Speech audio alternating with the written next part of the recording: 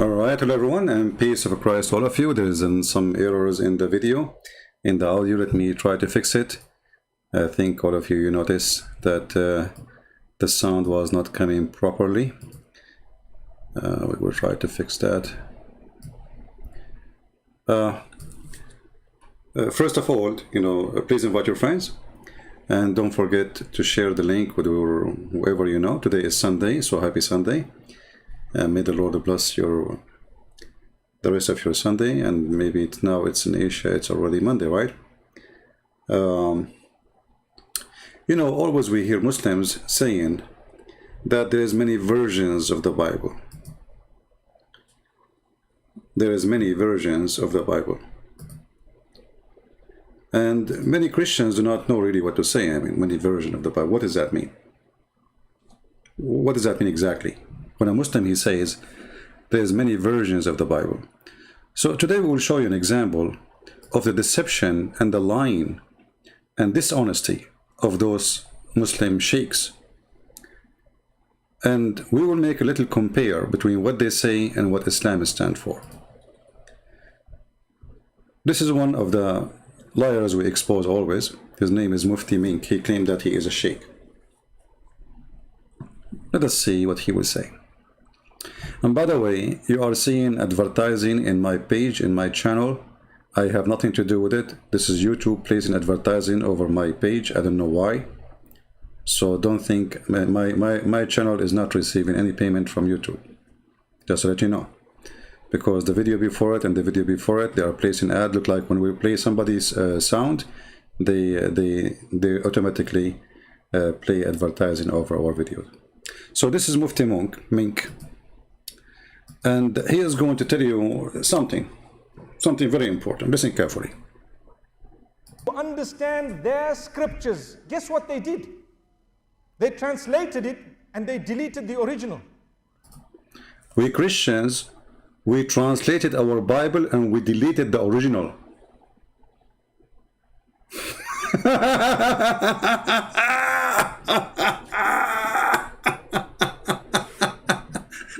Let me go back a little bit. Why does Salah have to be in Arabic? Oh, good question. Salah is not just a mere supplication. When you want to supplicate, you can call in any language. In fact, Allah knows your supplication before you've even called out. I once... You idiot, isn't it you who just yesterday we played your voice saying it is a destiny, which means even your supplication is a destiny? How stupid Islam is. Allah, He wrote for you what you will say. So how that can be supplication, you idiot? See how false those people are? If Muslims believe in a predestiny, and Allah, He wrote for you even the word you will say. So how that is a supplication? And He agreed. He wrote for you what you will say. Something and I don't know how to word it. And I say, oh Allah, okay, what's in my heart? Give it to me.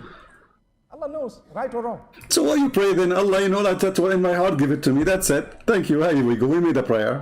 Allah, He knows. Allah, what's in my heart, fulfill it. Inshallah, may it be halal. Ameen. So, Allah subhanahu wa ta'ala, this is an amazing gift of Allah. If you take a look at the previous scriptures, the Torah, the Injil, and so on, let's take a look at the Bible.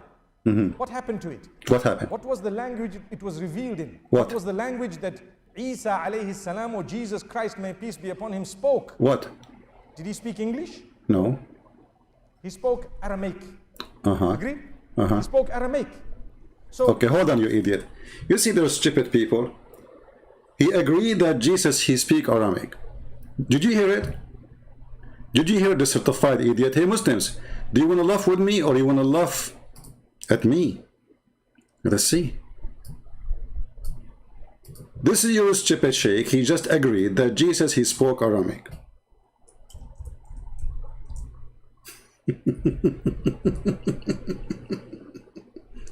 Chapter 14, verse number 4.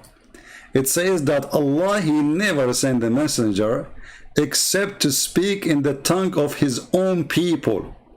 Is that the tongue of the Jews? The Aramaic? Secondly, you idiot, As long Jesus, he spoke Aramaic. So why the name of his book is Injil, which is a Greek word?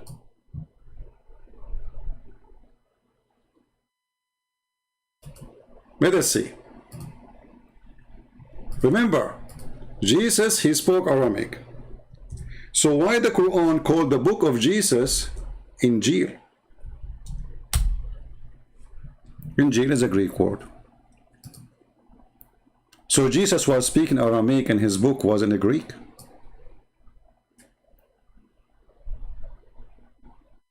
I write a book in Chinese and the title is in German.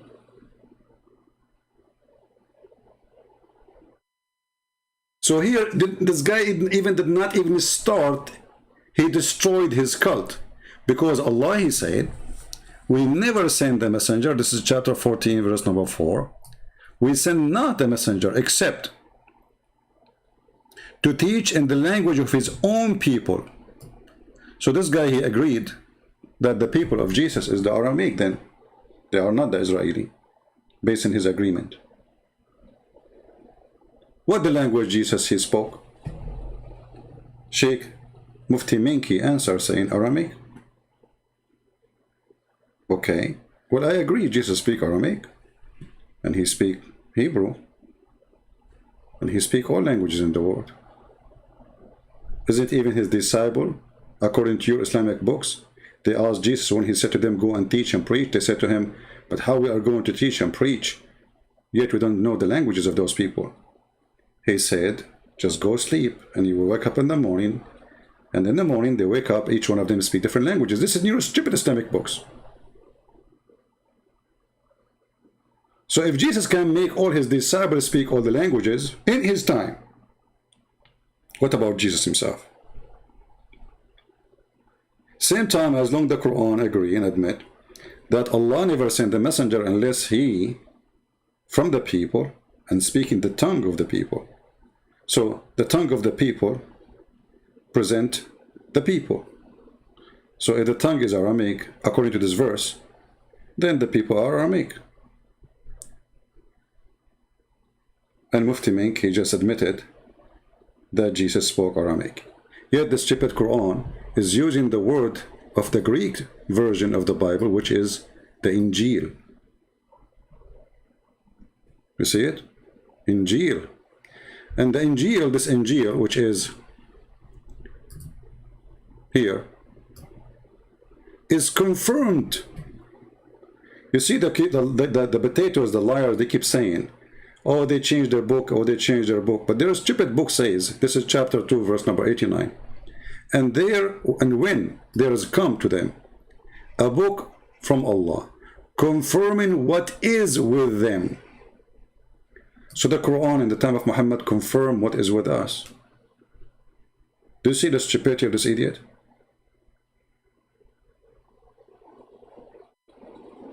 Do you see how false their argument is? So the Quran confirmed what is with us. Mufti Minki don't agree. Mufti Minki believe that this is a fabrication.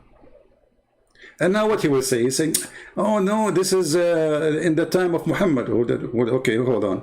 If this is in the time of Muhammad, that means the time of Muhammad book is the one should be approved.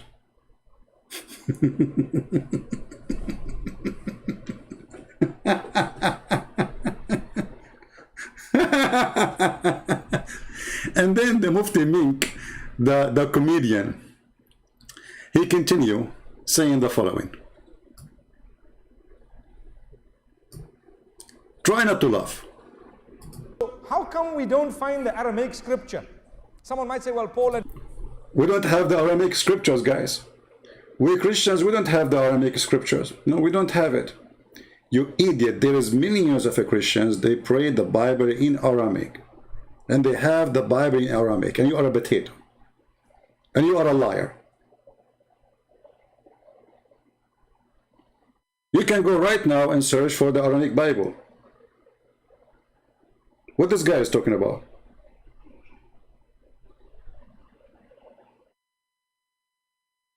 You see how they lie?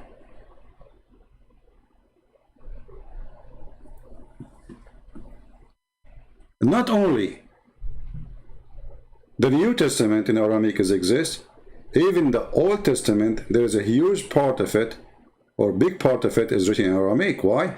Because the Jews, they've been enslaved by the Assyrian who spoke Aramaic. So we have the Aramaic language in both, in the New Testament, and we have the Aramaic language in the Old Testament. And again, they are lying to their followers, to their teeth.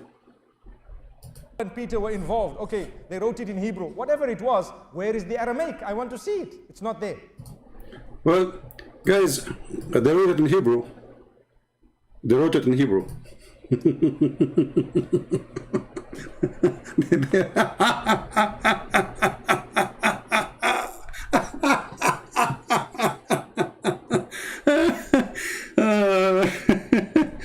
Oh boy. Oh boy.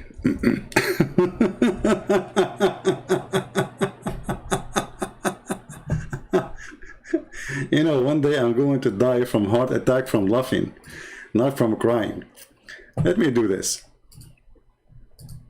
They wrote it in Hebrew, brother. They wrote it in Hebrew. That's okay, but isn't Jesus supposed to, he was sent to Israel?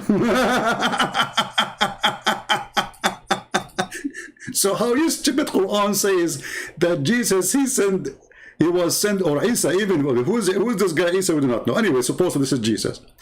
Isa was sent to the children of Israel, and now the children of Israel are Aramaic people. Okay. And they wrote it in Hebrew, brother. Wrote it in Hebrew. Let us do this. Hold on, give me a second.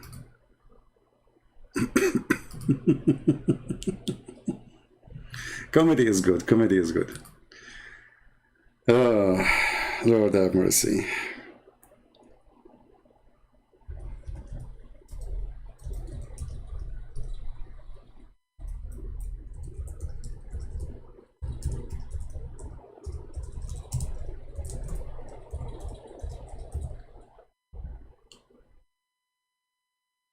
All right. We have every single word of Jesus documented. And this coward, this liar, is a liar. As an example here. And you can go right now, search for the Bible in Aramaic. What an idiot. This is one of the oldest churches. Even like in the Middle East for sure, because you know the Syriac is the language of the real Syrian, not the Arab Syrian. There's no Arab Syrian actually. So this is our Father out of heaven in Aramaic. And those people, they recite the whole Bible actually, singing it. And this is where Muhammad, he copy singing the Quran, and the Muslims after. My screen froze.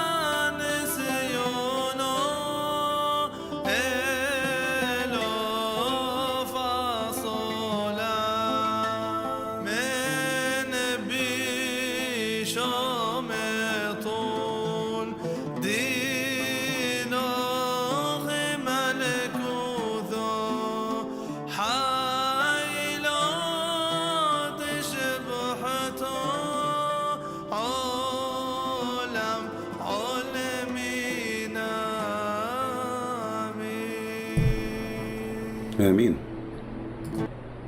So this is our Lord prayer, our Father out of heaven, in the Aramaic language, which means this is the original prayer. So when this liar, he says, okay, where is the Aramaic? We die laughing. Because right now, as we speak, there's millions of Christians, they pray in Aramaic. Not only they read the Bible in Aramaic, they pray in Aramaic. So this coward, this liar, not only an idiot, ignorant, he do not know what he's talking about, and he is hypocrite like he's a prophet.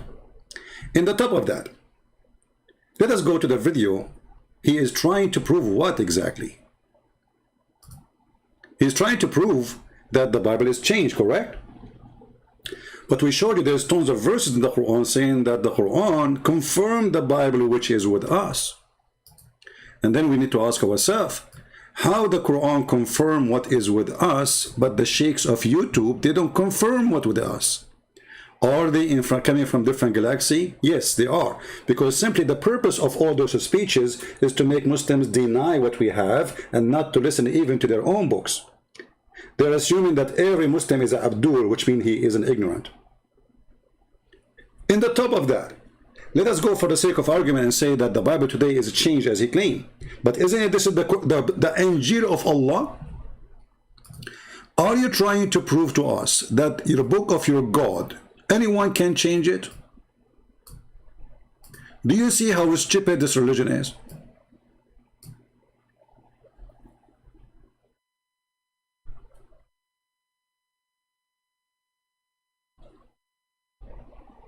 Huh? Do you see how stupid this religion is? Mufti Mink is not attacking your Bible Christians. He's attacking his own God. Because according to Islam, the Bible he is talking about is not our Bible. We don't believe in Allah. Who is this God, Allah, the black stone kisser? Allah is a pagan God. Somebody might get smarter and says to you, oh, don't you know that the Arabic Christian, they use the word Allah when they translate the Bible? This is true, but this is false translation. They are under the occupation of Taliban for the last 1400 years. Not one day. Look, Taliban, they enter Kabul. In one day, everybody is growing beard now. Women wearing burqa again. In one day, they changed religion. Yesterday, they have their hair open. The day after, they are wearing burqa. See how easy people change religion? Because terror. So when a terrorist, he tried to prove a point, he always shoot himself in the foot. For if the Quran is saying that the one who sent down the Injil is Allah, and then a Mufti Mink, he come and he says the book of Allah is a change. So what's my problem? Who is going to accept Allah to be God anymore after this? If you are saying to me, the Muslim, the funny by the way, they say that Allah, he sent 124,000 messenger. He sent what? 124,000 messenger. Okay. And each one of them, their books is gone, except one brother. His name is the Prophet Muhammad.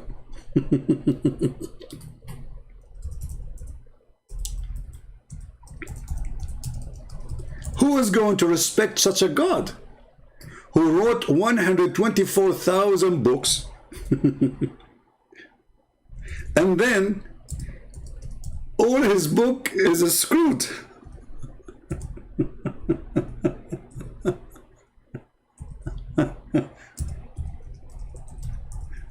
I mean, this is the biggest failure for anyone who claimed to be God. Brother,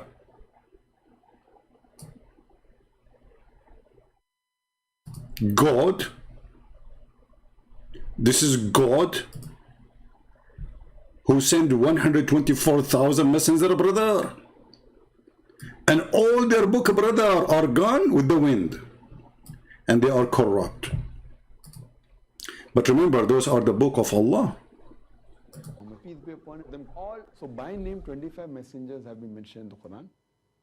But the Quran also says in Surah Fatir chapter 35 verse 24 that there is not a nation or a tribe to whom we have not sent a messenger or a warner. So every nation has been sent a warner. And our beloved Prophet Muhammad, peace be upon him, said there were 124,000 messengers sent on the face of the earth. The Prophet Muhammad, brother, he said 124 messengers, brother. So I'm going to go with you. 124,000 messenger, brother. Next time you're the guy sitting in front of Zakir Naik, don't forget to wear a mask, because he will spit at you as he speaks. Spitting machine. So Allah, he sent 124,000 messenger Sent on the face of the earth. By name, only 25 are mentioned in the Quran, but every nation has been sent a messenger. Messengers, the main role is to get them closer to the commandments of Almighty God. So the common thread is there in the Semitic religions. That's very well explained, yeah. Very Non-Semitic religions also there is, but it's not as clear as that. Here you see the stupidity of this cult. This guy is originally from India, right? So India alone have more than 400 languages. Based on this, there's more than 400 Muslim messenger at least, sent to India alone. Because he just said, he quoted the Quran, the same verse I was quoting. You see? The same verse I was quoting, that Allah never sent them messenger, not a single nation, Allah did not send them a messenger, and each one of those nations, Allah, he sent them a messenger who speak their tongue. So the common thread is there in the Semitic religions. That's very well explained, yeah. Non-Semitic religions also there is, but it's not as clear as that. There have been a lot of research done as far as Christianity, Judaism, Islam is concerned. As far as comparative religions are concerned, you will find many books on Islam and Christianity, many, hundreds and thousands. You will hardly find any book that does comparison between the Semitic and the Aryan religions. So one of the main...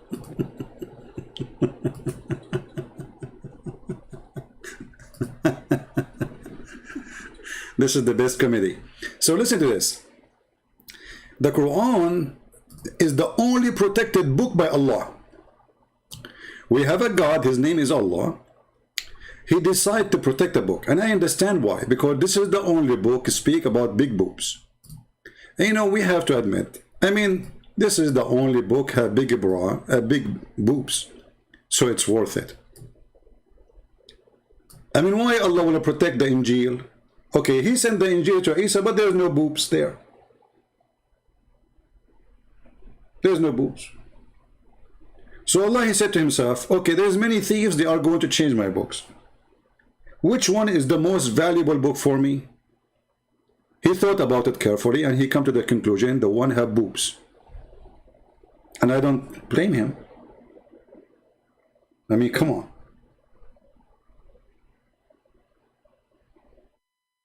Which one is worth more to save and protect? The one have boobs, or the one have description for vagina, which is the Quran too. So Allah, brother, he wrote all those books for nothing. What an idiot. And hold on, as long as the Muslim, they believe in destiny. That means it was a destiny for those books to be corrupt. So Allah, he destiny to corrupt his book. Can you believe it?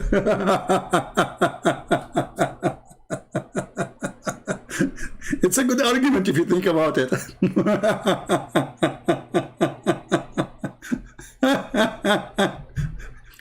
It's what? It's a good argument if you think about it, brother.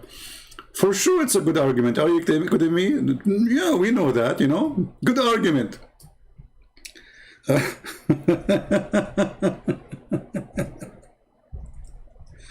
Oh boy. Oh. What a comedy. What a comedy. What a comedy.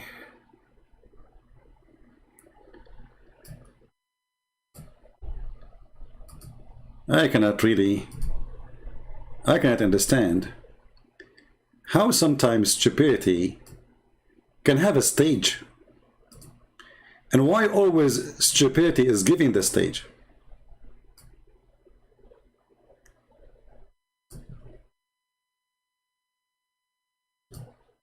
Always stupidity is giving the stage. he needed to be punished because he stole. So he comes to Umar ibn Khattab radiallahu anhu and he uses the same line. He says, "Oh Umar, oh Amirul Mu'mineen, how can you punish me for having stolen when it was predestined? My deeds were already written by Allah subhanahu wa ta'ala." Now that's quite a good argument if you were to look at it. That's a quite good argument if you were to look at it. Okay, let us look at it. So as long all the crimes is done as a predestiny, and he agreed. And not only he agreed, he says it's a quite good argument. He did not say this is a stupid argument. He said this is a quite good argument if you think. Abdul, and he's thinking. He said, did he say if you think about it? Since when, Abdul, he think? Is that an insult? So the guy, he is a thief. They brought him to the caliphate to be punished. The thief, he said to the caliphate, why you are going to punish me if this is a predestiny? Which means my theft, Allah, he wrote it for me. I did not choose it. The sheikh, he agreed that this is a pretty good argument if you think about it. Because this is, yes, this is what they believe. They believe everything you do, even when you have sex, or even when you have fornication, even now, right now, me, I open my live broadcast because Allah, he destined for me to go and say what I'm saying. This is Islam. This is how stupid this religion is. So they brought the guy to the caliphate to be punished. Okay, why will be punished, caliphate? Subhanahu wa ta'ala. Now that's quite a good argument if you were to look at it. Subhanahu wa ta'ala predestined my deed for having stolen when it was predestined my deed. Meaning, how can you punish me for having stolen when it was predestined my deeds were already written by Allah Subhanahu wa ta'ala. Now that's quite a good argument if you were to look at it. Right. Umar ibn Khattab radiallahu anhu was one ahead of this man. He says, well, let's punish this man because it was predestined that we were going to punish him as well.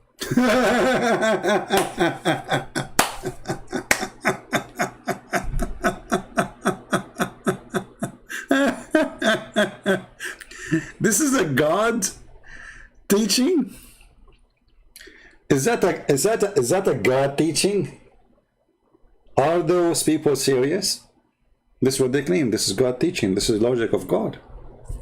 So everything is a predestiny, and then you will be punishing me for destiny? Saying now we go to the claim of this same person, the same idiot, who claimed that the Bible is corrupted. But based in your religion and your teaching and your agreement, that's mean Allah, he agreed that his book would be corrupt. That's mean Allah is a partner of the corruption. That's mean Allah is the devil.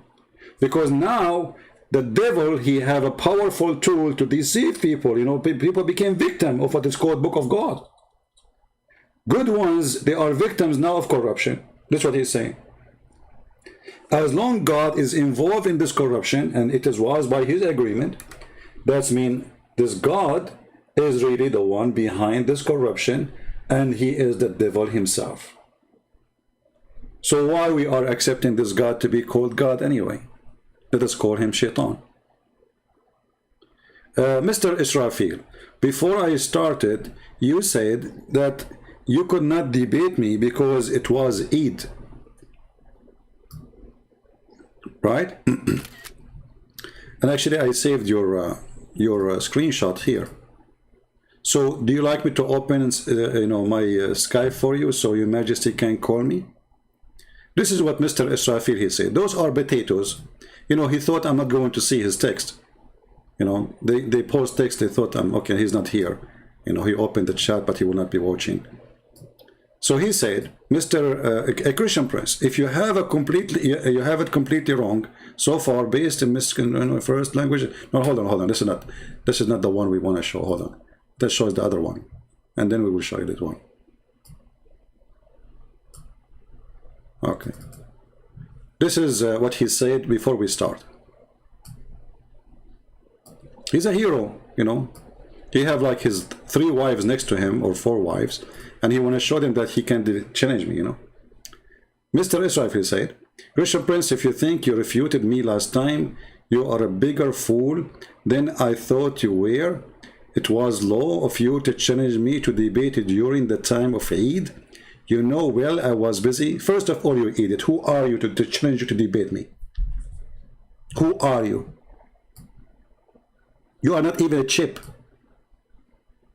in a snack. Prove me wrong. Is that fair, guys?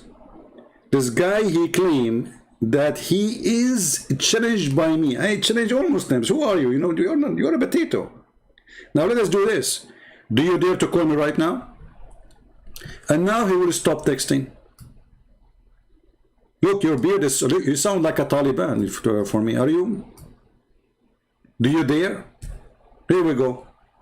Say yes, I will open Skype for you. You call me right now. Otherwise, everybody will know that you are just a potato saying things in the front of your wives to claim to be a man, but you are not. You are like your prophet. He imagined himself having sex with his wife. In fact, he did not. He go in the street, he told them, yesterday I was boom, boom, boom, all the wives. They asked the wives, did he do yesterday a lot of boom, boom? They said, he did not even touch us. You are the same. You are a boom, boom in the chat when Christian Prince is not here. Christian Prince, he show up, you put your panty on, and you flee. I don't even see you texting no more. Are you there? It's gone. Bye-bye. Bye-bye. Don't forget to ride Al-Burak. It was a fast speed donkey who go up to the seventh heaven and come back in 8 hours. And the Muslims, they claim that the angels, they go in the speed of light.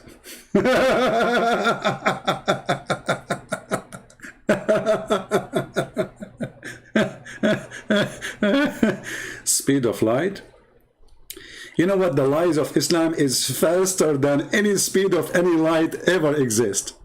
Now let us continue. As long as this kid, he's not even there. Like, he disappeared. Look at him. He was a hero before we start. Anyway, potato. Do you understand now why I call them potatoes? So this idiot here, he just confirmed that even a crime, when it's done, it is done by destiny. So is corrupting the book of God is a crime? For sure, this is the biggest crime. It's a predestiny too. You see the stupidity? You see how you can refute them? So when they lie, they say that our Bible is 50 versions. You liar. The King James Version, this is a translation, you idiot. This is just a translation in the language. The same when we go in the Quran, we have tons of a translation. But we don't go and say this is new Quran because we have dignity, not like you. In the same time, translation is translation. It can be mistaken, it can be good, it can be bad. And you Muslims, you ban Yusuf Ali translation from Malaysia. You ban many translation, you know, like this is named Dr. Gali. They banned him, I think, from Malaysia too. So any translation you don't like, you ban. Anyone can translate. Actually, me myself, I'm working in the Quran translation. Is that a new Quran? This is very silly argument. That is very stupid of you to say there's 50 versions of the Bible, you idiot. Same time, we have the Bible in Aramaic, we have the Bible in Hebrew, we have the Bible in Greek. In the top of that, our Bible translated to all languages since the beginning of Christianity. In the top of that, your stupid book confirmed the book which was between our hand at that time. What will they have? The Greek or the Aramaic? If we go to the Hadith, we will find that it was the Aramaic.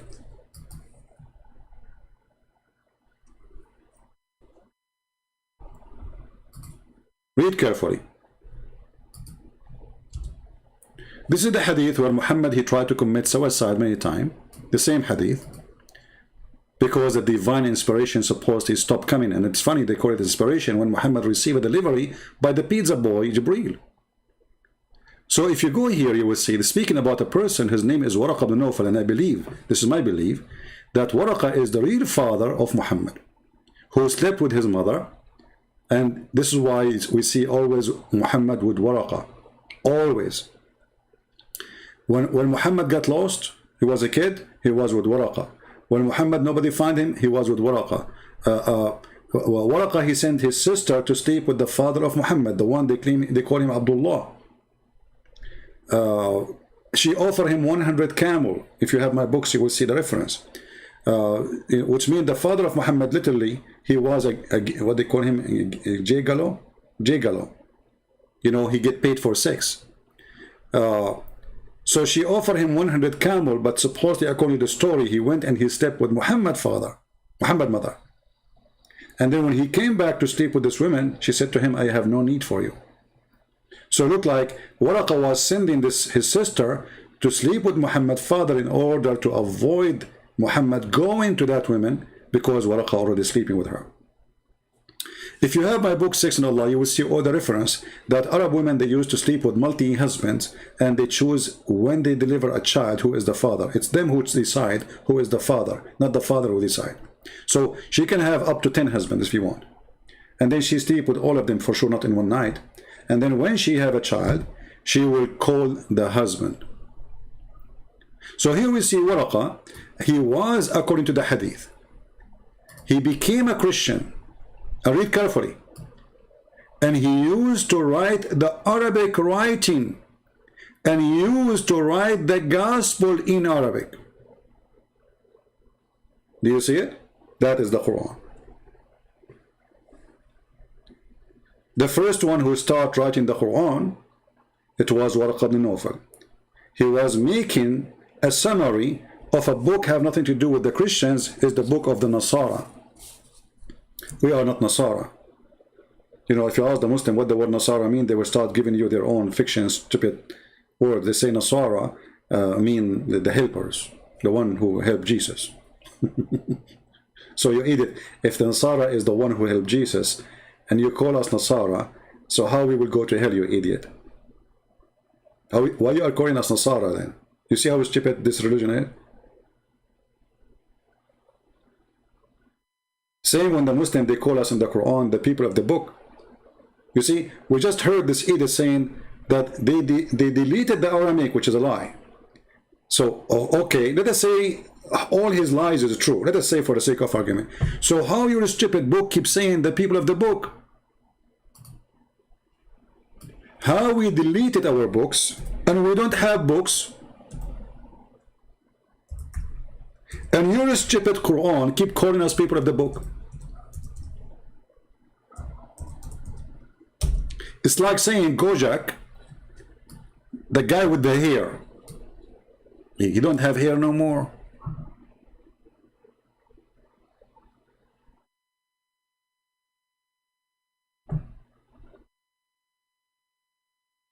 How we are the people of the book, and you are telling your followers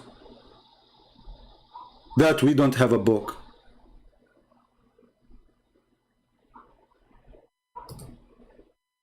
Do you see the stupidity, guys? If we don't have a book, and we deleted the book, and we don't have the book no more, and then your stupid Quran keep calling us the people of the book, that means your God is stupid. When Allah, he sent this verse in the 6th century to Muhammad, and he told him, tell the people of the book, okay, do they have a book at that time or no? If you say no, that means this verse is stupid.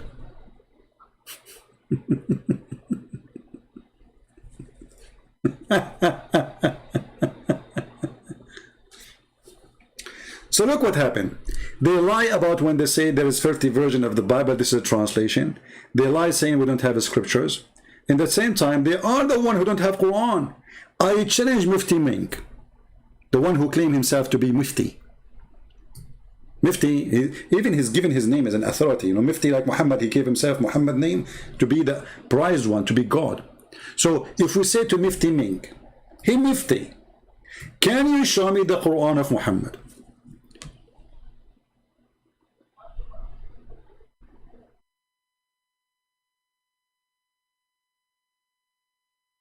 Hey Muslims, can you show me the Quran of Muhammad?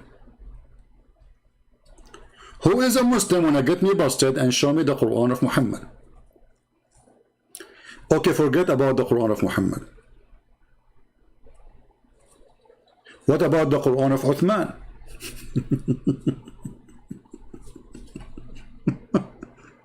Do you have the Quran of Uthman? They don't have the Quran of Uthman. Okay, do you have the Quran of Hafsa? They don't have the Quran. The Quran of Fatima, they don't have Quran. The Quran of Ali, they don't have. So what do you have? If you open the Arabic Quran today, which is the most popular version, it's called the book of according to Hafs. Hafs, according to Muslim Sunni, he is a liar and he is a fraud. And Hafs is a person who exists 200 years after Muhammad. So if you open the Quran, if you have an Arabic copy of it and you speak Arabic, be honest, go to page number A. I don't know, like maybe different printer, they would call it different name, A, B, whatever. It says that this is according to, starting from Hafs, Ibn Abi Asim, according to,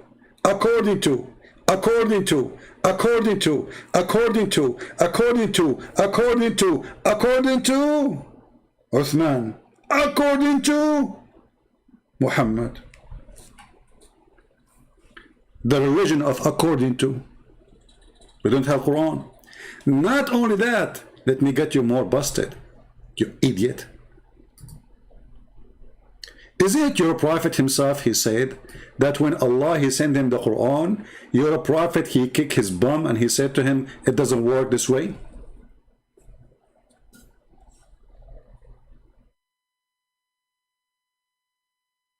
Read carefully. And by the way, even the Quran, according to Hafs, they don't have it, which means Hafs did not give them a written book. They claim that this is his recitation.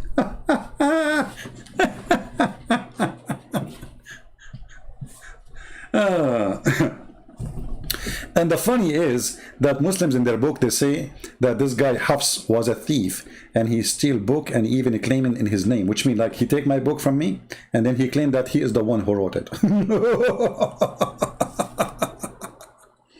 So listen to this. When Allah, he sent the Quran to Muhammad, Muhammad said to Allah, get lost. Are you stupid or what? One Quran? It doesn't work this way. Read carefully with me. This is not a weak hadith. They cannot say this is weak and this garbage, they come with us, you know. This is a very authentic story. As you see, it's all over their hadith books. So, according to Muhammad, look how many references, look. You see, all is Sahih. And this is Al-Bukhari, the most authentic one. I heard Hisham ibn Hakim, whatever, saying, flum, blah, flum, flum, flum, flum, flum, blah, blah, blah, blah, blah, blah. Okay, so Allah, you know, Allah Messenger had taught to me in different way. What? Two people, they are reciting Quran, the same verse, supposedly. But it's not the same. Each one of them, he said it differently. There's different words. So the guy saying here a story that he heard someone, his name is Hisham, that he was reciting the Quran of Al-Furqan in different way, which means adding different words or different lines, whatever, from that of mine, which the way Allah Messenger taught him. So I was going to fight with him, you know, because during the prayer, because he was saying it wrongly. But I waited till he finished, and then I tied his garment around his neck and seized him by it and brought him to Allah Messenger. Look, this guy is almost going to kill the guy. And he said, I have him reciting the Surah of Furqan in different way from the way you taught me, Prophet of Allah. So Prophet of Allah, he said to the guy, okay, let him, release him. So he asked Hisham to recite the verse. So when he recited, Allah Apostle said, it was revealed this way. Like what? And then he asked me to recite, and I recited, and he said, it was revealed this way. Hold on. This is the same chapter. Both of them, they have different Quran. Muhammad claimed that the two Quran, which is giving the same name of Al-Furqan, Both of them, they are revealed to him from Allah like that. Different. The Quran has been revealed into me in 7 different ways. So recite the way which is easier for you. And let me tell you what happened. The potato Muhammad, because he's a liar, he could not repeat the verse twice correctly. So he said it first time, and then he made it second time, and then third time, and each time he recited the verse, he added new words. So people start, like figuring out that this is not the same he said yesterday. So Muhammad, he had to come with a solution. He claimed that his God gave him the same verse in 7 ways. Hey Muslims, did Allah give the 10 commandments to Moses in 7 ways? Hey, by the way, the Muslims, they believe that Allah, he wrote the whole Torah for Moses, not the 10 commandments only. Just take a note of that. He wrote it by his hand, the whole Torah. So imagine how many trucks of rocks Moses have to carry. All the Torah. Do you know how big the Torah is? All the Torah is written by the hand of Allah in rocks.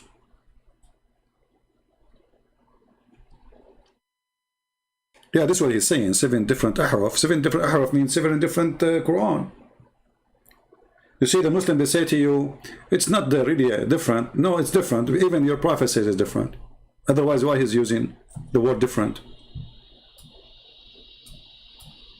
If it's the same. And why they are fighting if it's the same. Right? So here you will see that Muhammad explained that more. And this is again authentic hadith, supposedly. The Messenger of Allah, he was in a place, etc. And then Jibreel, the guy, pizza guy, came to him. And he said to him, Allah commanded you to teach your nation Quran in 1 recitation. This is the command of Allah. How many times we heard the Muslims saying that the best of us is the one who obey the command of God? Here we go. Muhammad, he is not obeying. Muhammad, he opposed the command of God, and he is correcting his God. He said to his God, I ask my Lord protection and forgiveness. My nation cannot bear that. So Allah, he made a mistake.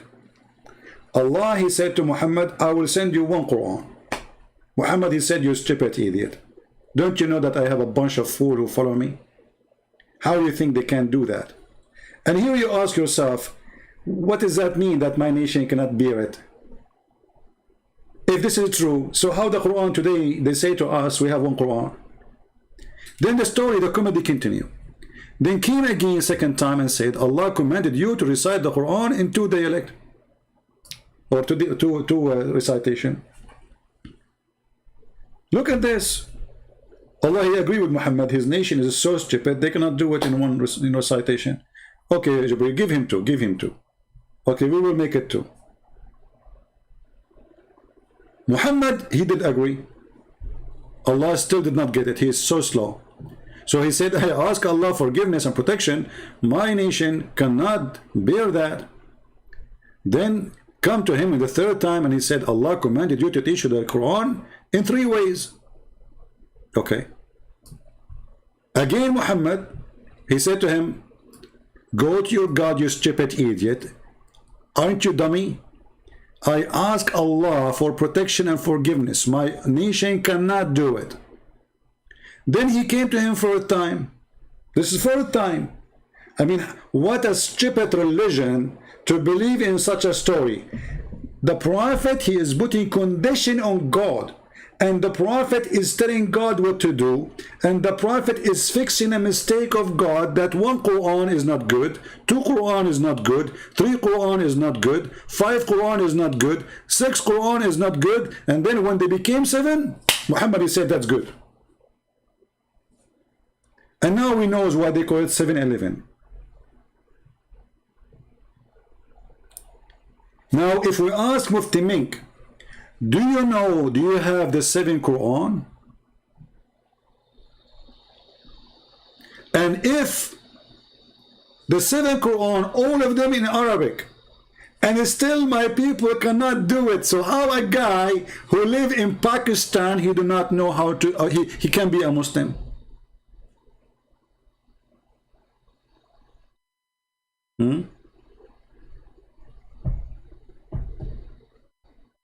Any Muslim can explain to us? And what kind of a prophet he changed the book of God, saying, I want one more book, because this God is stupid. He did not know what he is saying. This guy, he have no idea. He's sending the book to the Arab, and the Arab are not, we are not smart people, supposedly. This is an insult to the Arab. So how the Quran need to be sent by God himself in 7 languages, all of them they are Arabic. In 7 ways, all of them they are Arabic, in order the Arab to understand. But Allah will not send his book to India, who have 400 languages, to understand the Quran. Do you see the stupidity? Why Allah he made the Quran in Arabic? Any Muslim can tell me?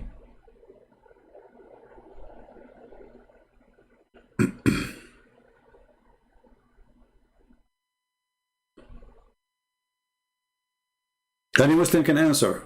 Who is a Muslim can answer? See, today we don't have too many people here because it's Sunday and people are not used to see me coming in this time. But it's okay, 700 is a blessing.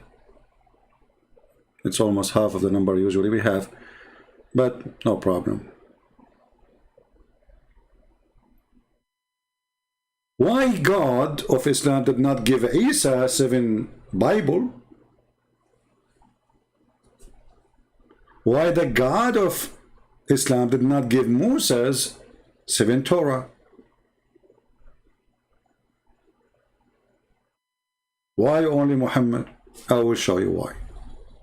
To make it more clear for the one who do not, maybe they are new here.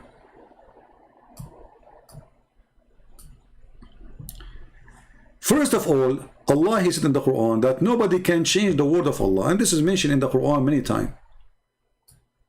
Chapter 6 verse number 34, chapter 6 115, chapter 10 64, chapter 10 27. So nobody can replace the word of Allah. Muslims, is the word of Allah is the Bible? They say yes. So how nobody can change it?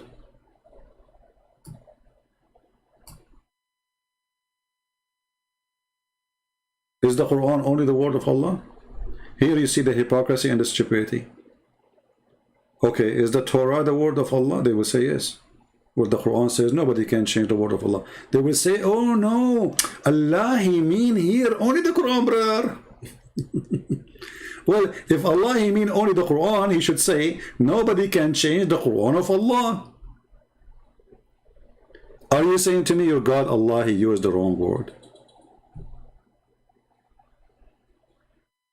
Right?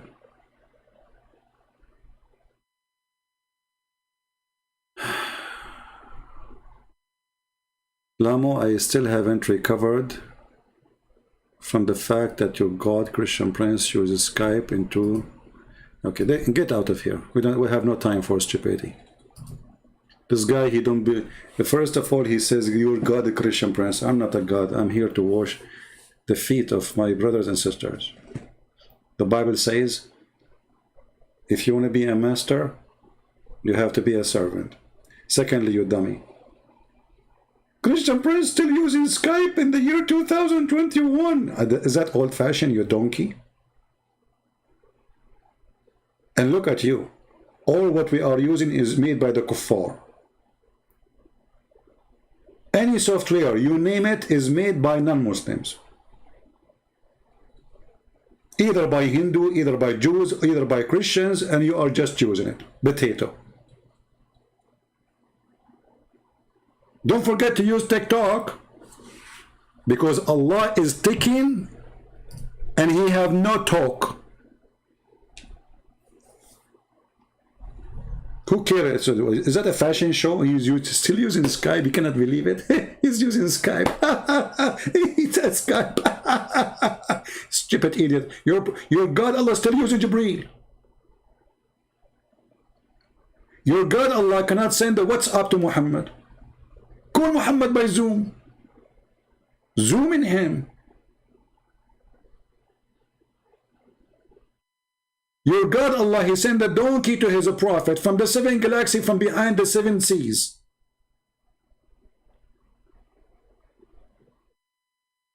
And you are complaining about me using Skype, you idiot. Anyway, by the way, this is true story. You know, I will tell you a story. Like, my grandfather, he used to have a flying carpet and can carry 600,000 chairs. Tell me it's a lie, tell me. Go ahead. It's your prophet who said this story.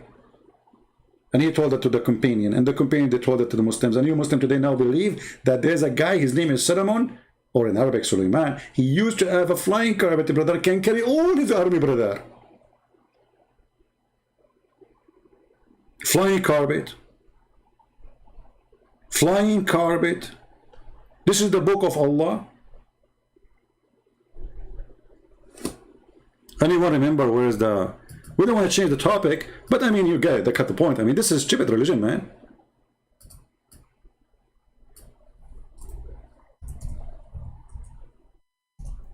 There's a guy, brother, his name is Solomon, brother, and he used to control the genie. And those genie, brother, they are very bad genie. And you know, I have my expertise with genie too. Okay? Like I remember once, you know, I was like doing, going, like I used to go, you know, if you, I don't know if you remember me, I was in the Pirate of the Caribbean, you know? Like the guy with the long beard, you know, the guy, his beard is moving. Yeah, and he's having like a stake in his hand. Anyway, brother, so I landed in a land, there's nothing but bowls. I opened the first bowl, I found a genie. I was thirsty. But there's no water. It was a genie. I opened the second bowl, it was a genie. The third bowl, there was a genie. Fifth bowl, it was a genie. I keep walking, like, you know, there's ball in my way.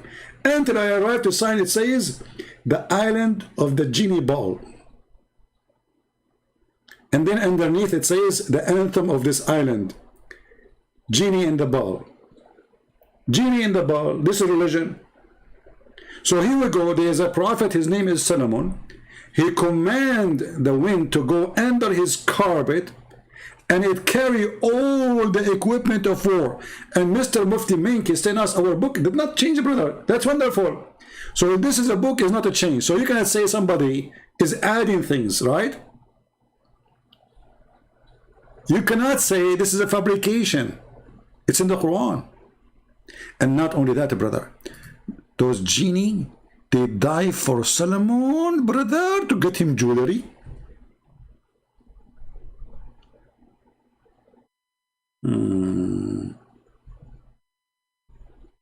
Don't use those words, otherwise I will block you. Don't say you are the God of Abdul. Don't say that.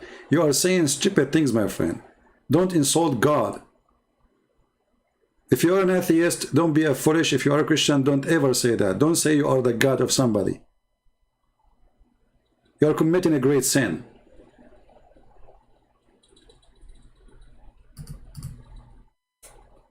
We are not pagan like them who kiss black stones. And we believe in one God. And we believe in one Master.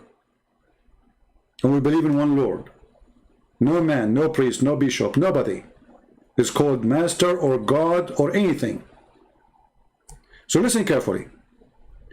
When a Muslim, they come to us and they speak about their book is preserved, the book is etc., we find that this is all is a garbage, because even their books, they claim that there's tons of verses are missing. Actually, even chapters are missing. As an example, Aisha, she said that the chapter of Al-Ahzab used to be equal to the chapter of Al-Baqarah. So there's at least 113 verses missing. Something, you can calculate the numbers. Ahzab equal to Al-Baqarah. What is the rest of the verses? When we asked the Muslims about the goat eating the Quran, if you remember the story, when Muhammad, he died. And then there's a bad goat. You know, goats are bad, what you can say. Yeah, sometime this letter is not working. I hit it, it's not working. Can you believe it? I need to get a new cardboard. Here we go, finally. Hey Muslims, the Quran is preserved by the goat belly. Aisha, she said, the verse of stoning and breastfeeding for adult 10 times was revealed. Have you ever heard of a book of God revealed verses about women she gave her breast 10 times to a man to suckle it? Brother, you see, I accuse actually the Muslims that they are the one who delete those verses because it's a very bad embarrassment. This is a lie. The goat did not eat it. It is you, Muslim, who ate it. And I will prove it to you in a second. So the goat entered the bedroom of Muhammad when he was dead. The goat, she jumped in the bed. Muhammad in the bed. The verses under the pillow of Muhammad. The goat flipped Muhammad from the bed because how she can get the Quran unless she flipped him down from the bed. Are you following with me, brother? Remember, the verses is under the pillow of Muhammad, or the Quran. The whole Quran is under the pillow of Muhammad. And now Muhammad is dead. Muhammad is literally dead. The goat entering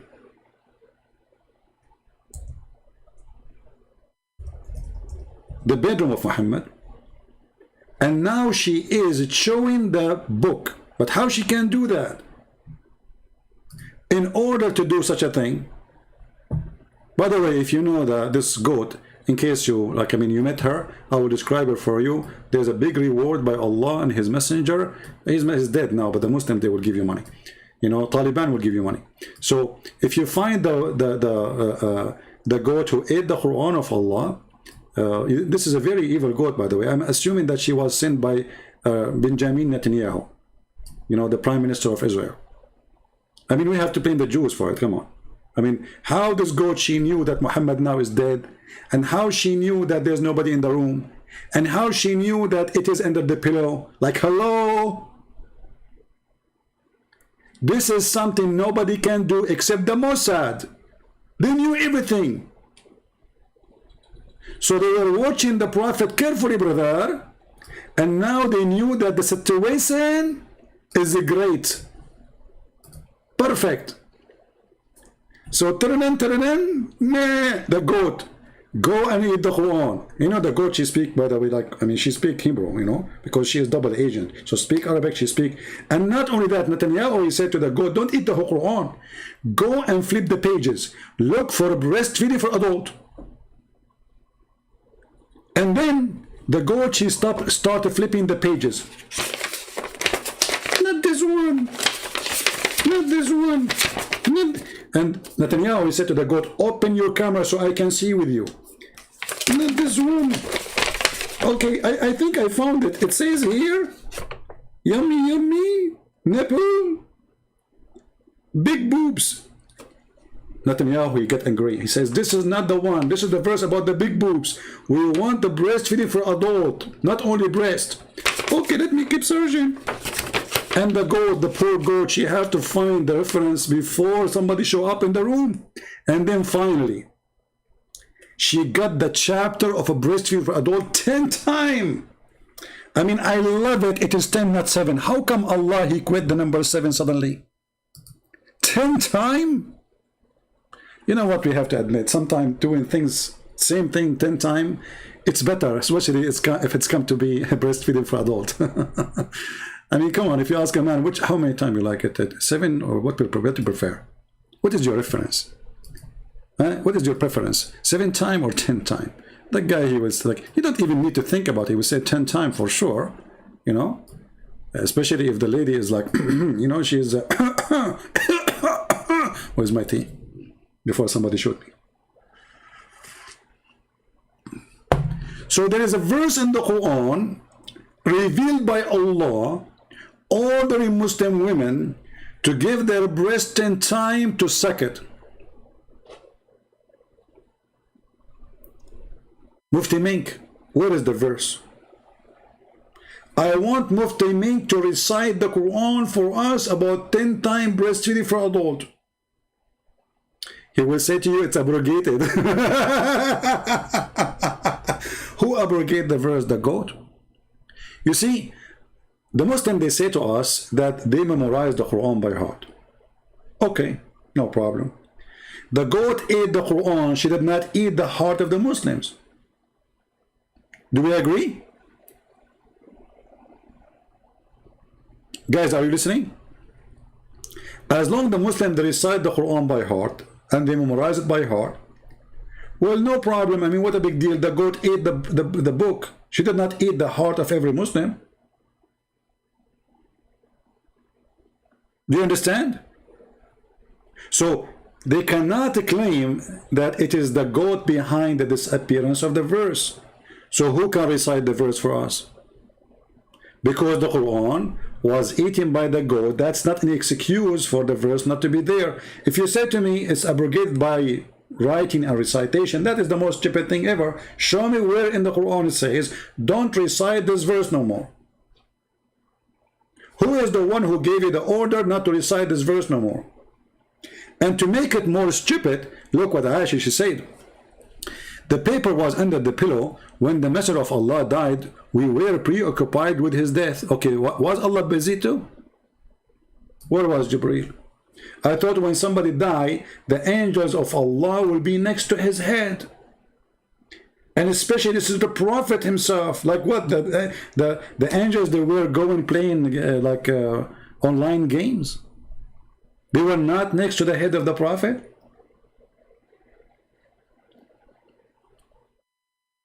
What the top 10 verses in Islam to challenge about it? Anything, all of it is stupid. I do not need 10 verses. The whole Quran is a joke.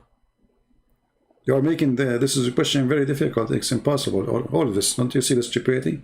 So, and time sheep came and ate it. And look here, look at this. Look at this, brother. Note, these verses, brother, were abrogated in recitation.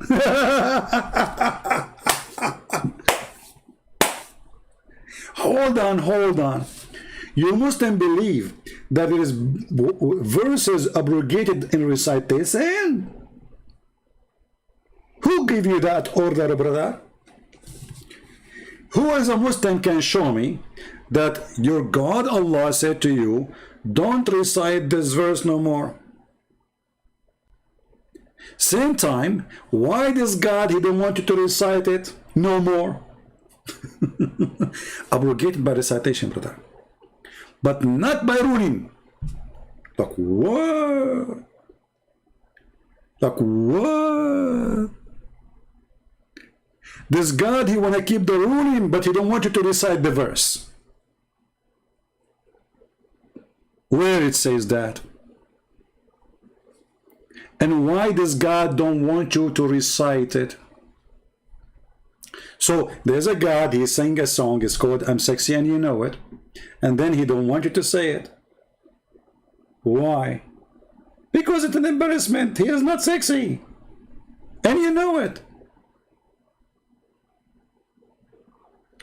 Do we have any Abdul? So when they lie, they speak against our Bible, they shoot themselves in the foot.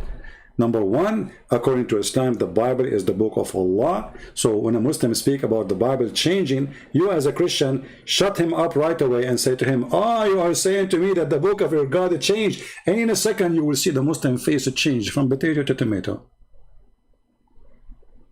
Don't start defending, says, no, this not happened. Don't. He's talking about his God, not your book. Remember, there's nothing called my book. This is the book of God, correct? My book is something I wrote. So like now, if you ask me how many books you have, I will say to you this book and this book and this book, and you can find them in Amazon, and we translate it to many languages, blah, blah, blah, blah. Those are my books. But when you speak about supposedly the Quran, it is the book of God, according to Muslims. According to Muslim too, the book of God is the Injil too, which means the Bible, and literally the New Testament. So when a Muslim, he says to you that the Injil is corrupted, he is saying to you that his God book is corrupted. So what's your business? Why do you want to defend that? Laugh at him. He says, I agree with you. The book of Allah is screwed. Allah got screwed. Explain to us more. Who is the one who screwed your God Allah? Because, you know, when I change the book of God, his name is Allah, that means the loser is Allah. Who is the one who lost? Allah. Who is the one whose book is changed? Allah. And the Muslim, they are trying, working hard to confirm to us that their God is not trustworthy and he cannot protect his book. In the top of that, in front of us here, if you see, it says that it's abrogated by 5 number of forstrage. Do you see the stupidity, guys? People, do you see the stupidity? What forstrage? Anyone notice the problem? Who want to help me here? Let us see who of you is focusing very good. Anyone notice what is the problem with the last line compared to the beginning?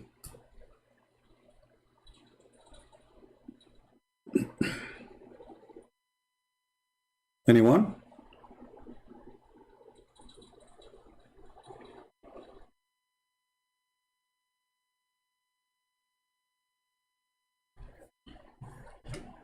Nobody notice?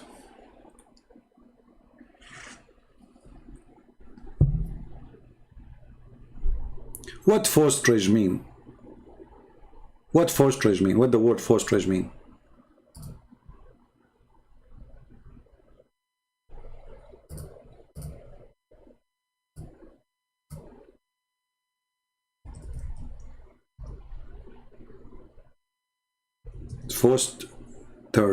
Forstrage. Excuse my English, English not my first language.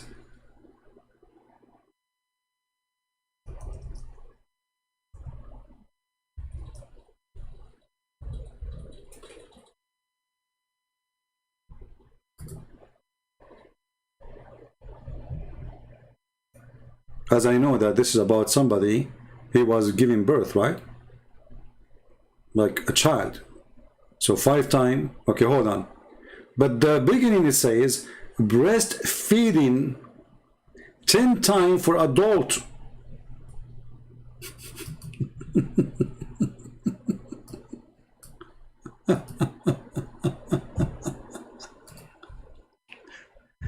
Like what? Like Abdul what? So how you upgrade the 10 time breastfeeding for adult to 5 times for an infant? What is the connection?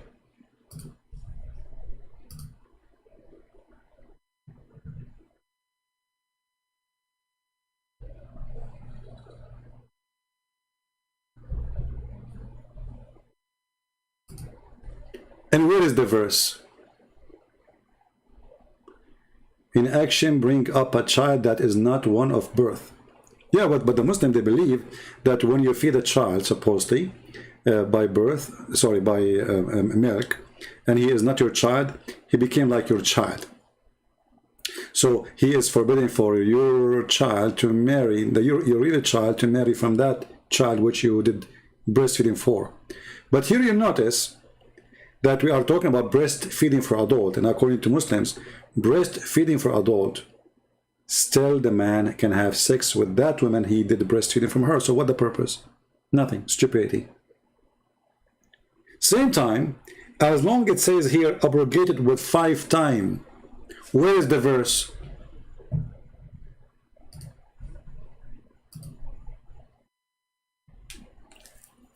Any Muslim can tell me? Additional to that, did Allah find himself wrong? So he decided that the breastfeeding for adult is not good. I will make it 5 times. 10 times wasn't. Did he find the number wrong? Why Allah downgrade the number from 10 to 5?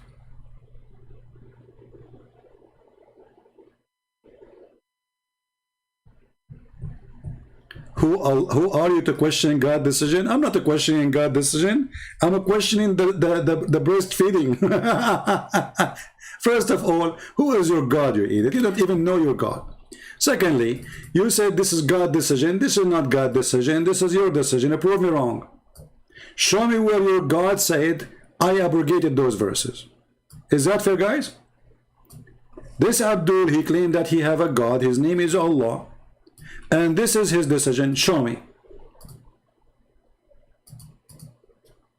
As you see, there was verses in the Quran saying you give a man, your wife, Mr. Israfil, she have, if I come to visit you, I go to the living room, you order your wife to give me her boobs, mashallah, she have a beautiful ones, and then alhamdulillah, I have to hold them and suck it 10 different times according to the Sharia law, and then, brother, what? Nothing. Still I can have sex with her. So what's the point? Stupid.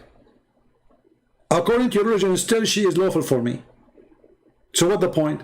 Secondly, as long as it is Allah's decision, can you show me the decision of Allah?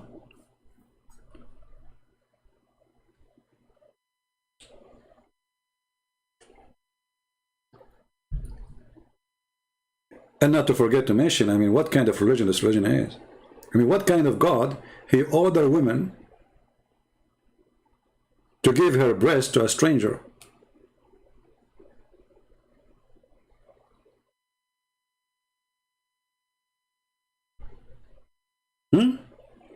To the point even Aisha, she used to order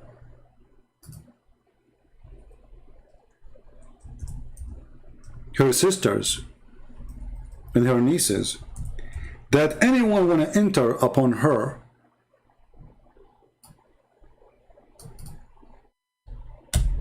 he have to go and get nursed by her sisters. Can you believe it?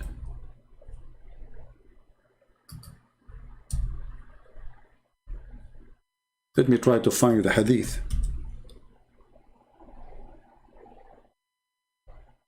Read carefully.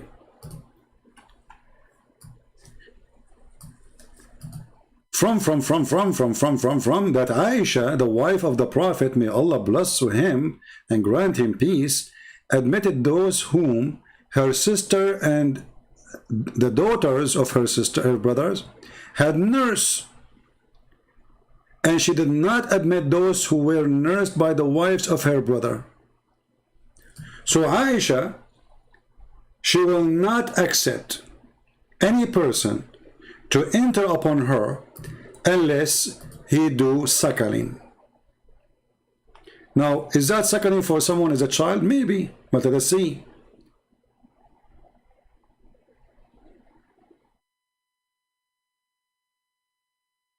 It will show you that this is for adult. This is not.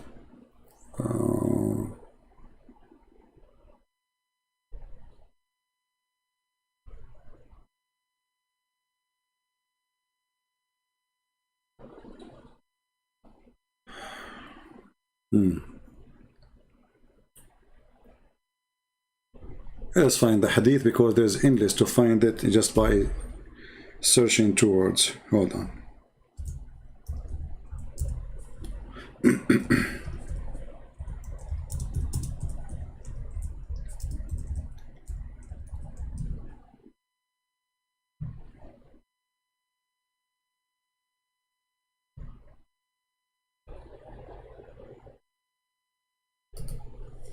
All right. Because we need to find the hadith only in English, so you guys you can see it.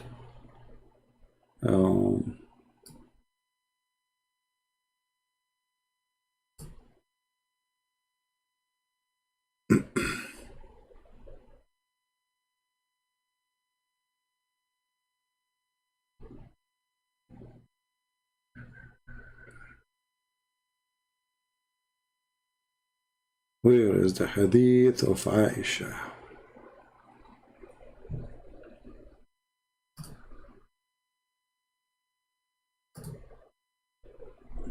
All right, let's see this one here.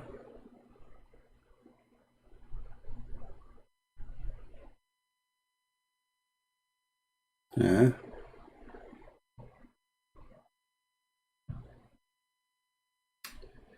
Okay. You see, I have the hadith in Arabic, but I want to find it in English. Let us see.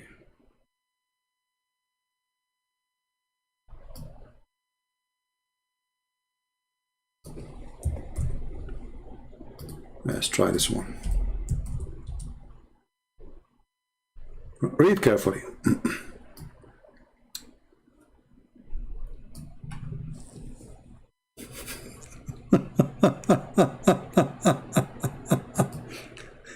There's a guy, he wanna enter to see Aisha. He's handsome, he's good looking, he's wearing nice jeans, expensive brand. He have necklace in his neck, 5 rings in his hand. He's 19 years old, Aisha, she is 18. And Aisha, she wants him to get into her room. But the believers are watching how she can make it halal. So look what happened.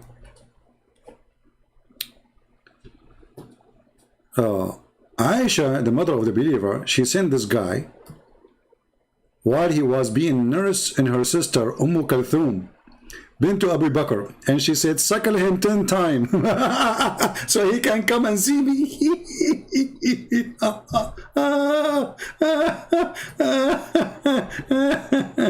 Sorry guys, I have to do some suckling because I'm going to meet Aisha today. So this is the Quran. You are telling me about the preservation, flying carpet, the guy dies standing, sunset in murky water, the sperm coming from the backbone, the sperm coming from the ribs. This is the Quran was not preserved, and here we go. Aisha now, the decent women of the Prophet, she is ordering anyone to enter upon her to go and suck the breast of her sisters. So, okay, now, based on this,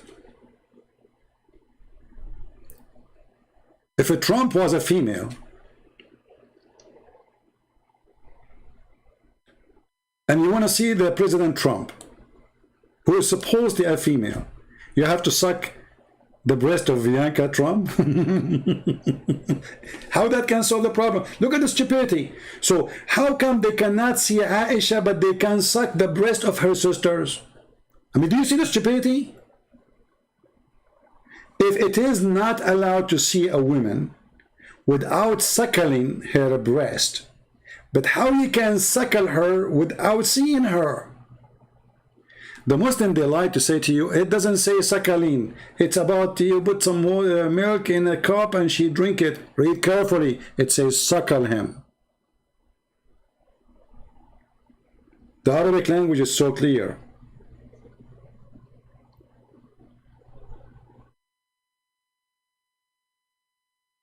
So I cannot see Aisha, but I can see Aisha's sister and suckle her breast. What kind of logic that logic is? What kind of religion this religion is? Anyway, we are going to keep this video long, just want to answer those lies. Somebody's asking about what do you think about Afghanistan. My friend, I'm glad that the Americans, they left because they were lying to themselves. You cannot fix a corrupt nation. This nation is full of corruption. Drug dealers, you know, the president is a drug dealer, the assistants, the prime minister, the ministers, all of them, they are warlord, drug dealers, and USA was using it for the last 20 years. And Taliban is the same. So why we want to spend our money in something we don't care for? And now you see Trump saying to Biden, shame on you. The fact Trump is the one who started this, not Biden. So both of them, they are hypocrite. The whole story is, have nothing to do with Trump or Biden.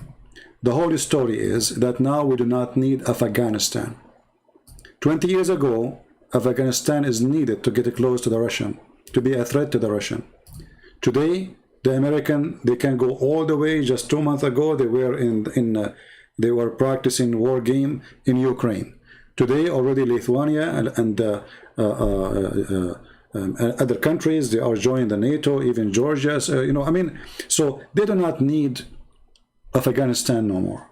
So they want to dump Afghanistan. So simply what the American did, they asked themselves why we are spending all this money in such a corrupt country, corrupt leadership, corrupt education, corrupt university, corrupt schools, corrupt, everything in this country is corrupt. It's just a waste of money. It was a stupid decision for them actually to be there from the beginning, because if you want to go after Osama bin Laden, you do not need to be in the ground. you can wipe the ground with your enemy without going in the ground. So they spend $1 trillion for no reason. Stupid American as usual. They support terrorists for no reason, because the money you put in the ground is going to go to Taliban anyway. And look at them now. The cars, they give it to the Afghani army. The weapon is going to go all to Taliban. So American always, they have a stupid leadership. They don't think really so far. And they think about the time now, what we need now.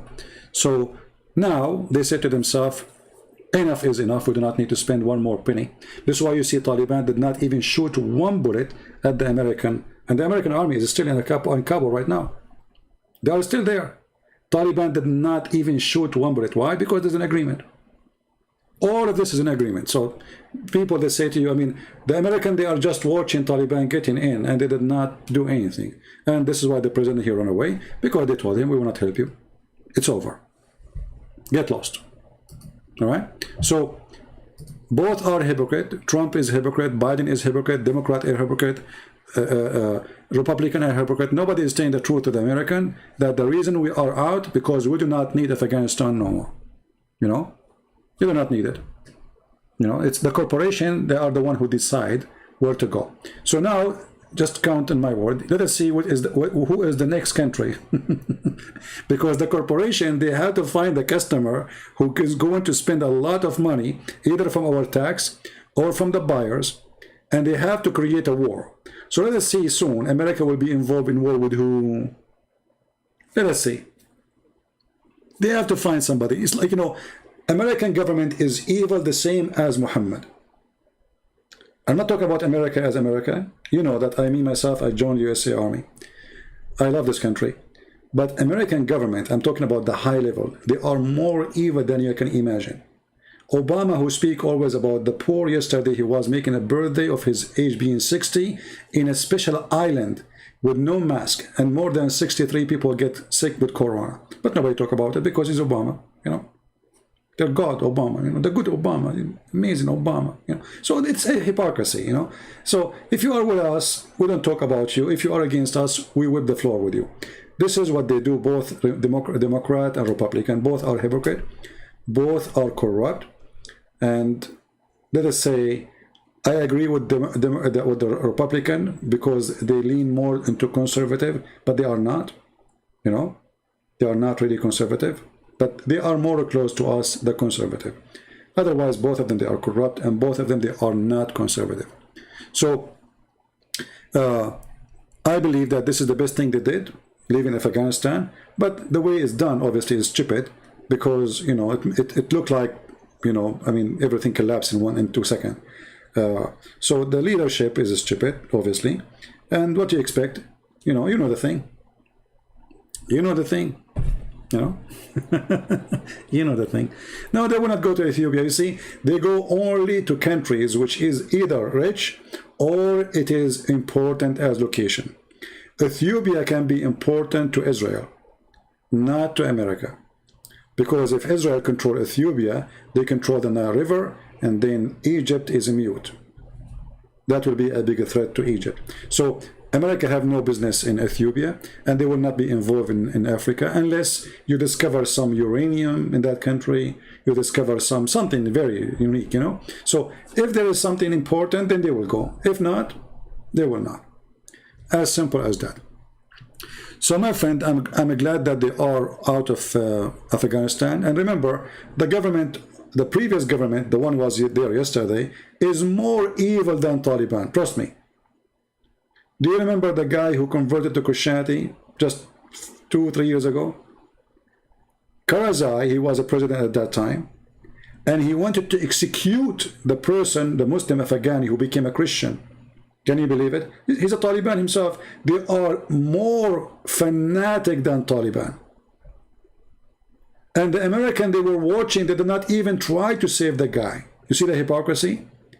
They claim they are going to bring a freedom for them, but they don't let a person choose his religion. So everything for sale, my friend. Right now, the good news is Iran will be in war with the Sunni with Shia. See, Iran was supporting Taliban to get rid of the American. You see the story of like bringing the mice to get rid of the elephant? Now it's going to be the opposite. So now America is going to go out, and now Iran will find themselves face to face with Taliban, because Taliban right now, they start taking the flags of the Shia down, stepping on it and pissing on it. And they start arresting Shia women and raping them.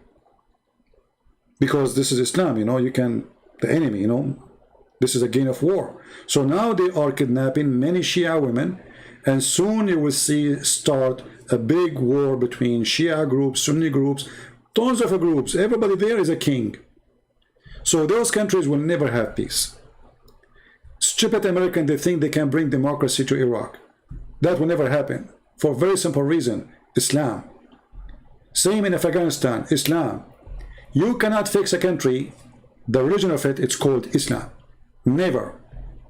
Anyone he think he can fix a country, the religion of it is Islam, without fixing the religion first, he is a fool. Did you ask yourself why Taliban is Taliban? Islam. I mean, why do you keep saying Taliban? Why do you say Islamic government? Did you ask yourself why Iran is Iran? Islam. Why Turkey is Turkey? Islam. But nobody wants to say the truth. The problem is not the person, is not even a group of people, it is the religion. Wherever this religion goes, you go back in the cave time. That is reality, and nobody wants to say the truth. They stayed 20 years in Afghanistan. They did not open a school to teach Islam is wrong. They were teaching them Islam is good. Can you believe it? So all Islamic schools, which is paid by American, our money, was teaching Islam in school. Do you see the stupidity of the American? Dummy. You know? Same mistakes in Iraq, same mistakes in everywhere. I mean, they will not learn. You know, they are dummy. What do you expect? Western leaders are dummy. Literally. This war is not against people. This is against ideology.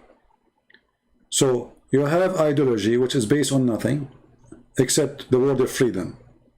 But this is very flexible word. And very hypocrisy word too. Because it's the freedom. As long you are our friend, we will close our eyes. Like, why didn't go in war with Saudi Arabia? Here we go. Saudi Arabia practice exactly what Taliban practice. Why the French embassy don't take their employee from Saudi Arabia? Why the British don't take their employee from Saudi Arabia? Why they don't do the same to Qatar or Bahrain? Why? Why we even sell them weapon? Is it really they care for freedom and human rights? Name for me one Islamic countries have a human rights. Even dogs' rights don't have. Still America, our best friend between two brackets, are Muslim countries. You see the hypocrisy? Trump, he bring the crown prince and he sit next to him and he hold the check as if he's winning. I mean, it's like a joker. Like he, I mean, you're a president, you idiot. What are you doing? $400 million, what is that?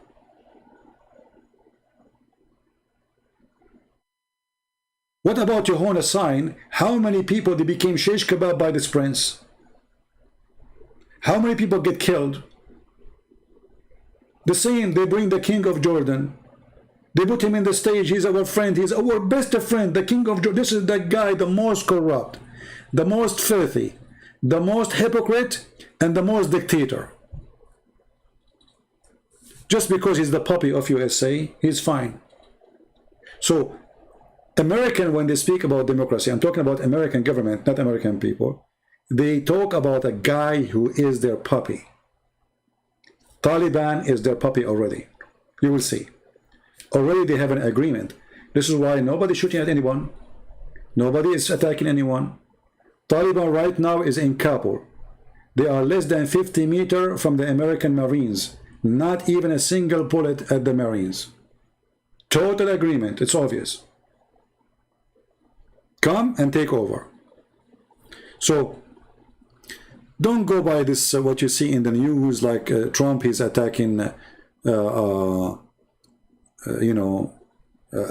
Biden, disgrace, what he did, and this garbage. I mean, he is the same. Isn't he the same guy, Trump, who he decided to take a USA army and let the Turkish come and kill the Kurdish? Isn't it the same? And then Erdogan, he enters cities and he occupy them, and he kill as many Kurdish as he can. They are, garbage. This is always garbage. So this is what they do. American people, American government, not people, as long you are like a tissue for them. As long they have a need for you to clean their hands with you, they keep you in their hand. When you get dirty, they throw you. As simple as that. Taliban is no better. Taliban, they are now the puppy. They are just changing. They say to themselves, why we are wasting our time spending money in this corrupt regime, which nobody really support. Let us bring Taliban. We make an agreement with them, and they will be our puppy. They will not dare to fight us. They will never dare to attack us. This is the agreement. Yeah. Because if America really they want to fight Al-Qaeda, Al-Qaeda right now is in Syria. Al-Qaeda right now are not in Afghanistan. They are in the north of Syria, protected by Erdogan, protected by USA specifically. So it is a lie that they are fighting Al-Qaeda in Afghanistan. Al-Qaeda is not in Afghanistan no more. But soon they will be all over. I mean, Daesh will be all over. I mean, and this is what will make this country collapse again. Taliban will never have control, they will control cities, but they will start killing each other, the garbage, same garbage. Remember one thing, garbage in, garbage out. All right? Trump, he was the best we can ask for. No, Trump, he was the best we have, because they bring us two donkeys, and you have to vote for one of them. So we look, this donkey and that donkey, which one is better? Trump is a better donkey than the other donkey. But both of them, they will hit you. Where was Trump when Erdogan, he attacked Armenia? Where was Trump when Erdogan, he took our holy church in Constantinople?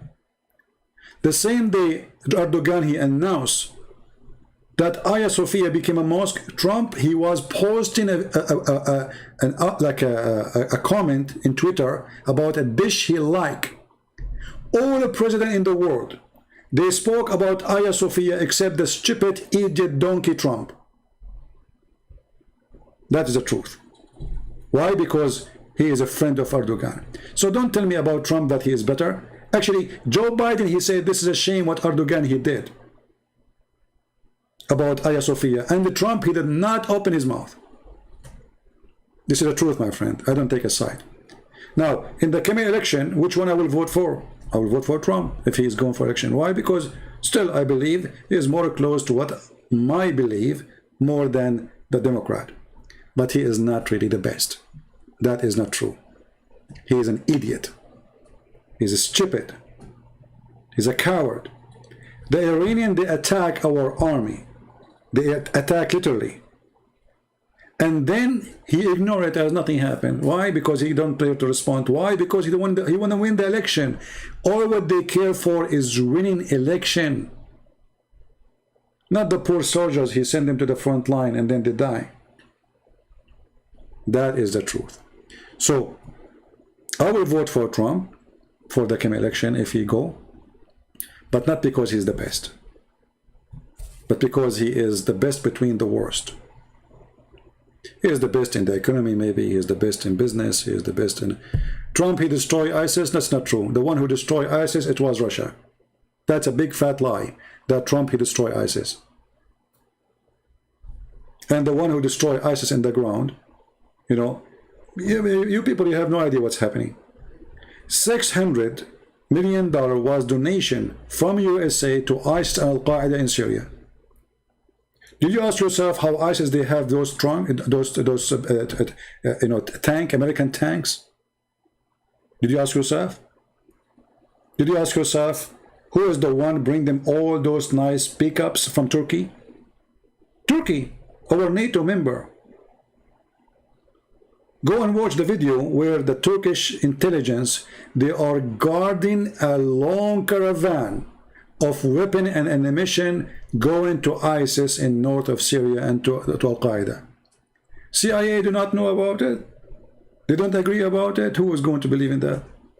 So all of this is a garbage. The real one who was really fighting against ISIS, it was the Russian. Go right now and search Russian helicopter shooting. You will not believe what you will see. You will not find one single videos of, like they will show you from high, Americans supposedly, you know, killing some ISIS. Yeah, they did. This is true. But they attack them only when they get so close to the American base. The real one who was really killing ISIS and Al-Qaeda, it was a Russian. That is the truth. So anyway, I saw in the videos that pickup trucks sold in auctions in Texas 2 weeks after they were in Syria in the hand of ISIS. How? You tell me how. They send them from Texas all the way to Turkey, from Turkey to Syria. There's a video of a guy, he is a plumber. He found his car because it have a logo, you know, he's a plumber, the plumber, the plumbing company from Texas. He saw his car in the video and with ISIS.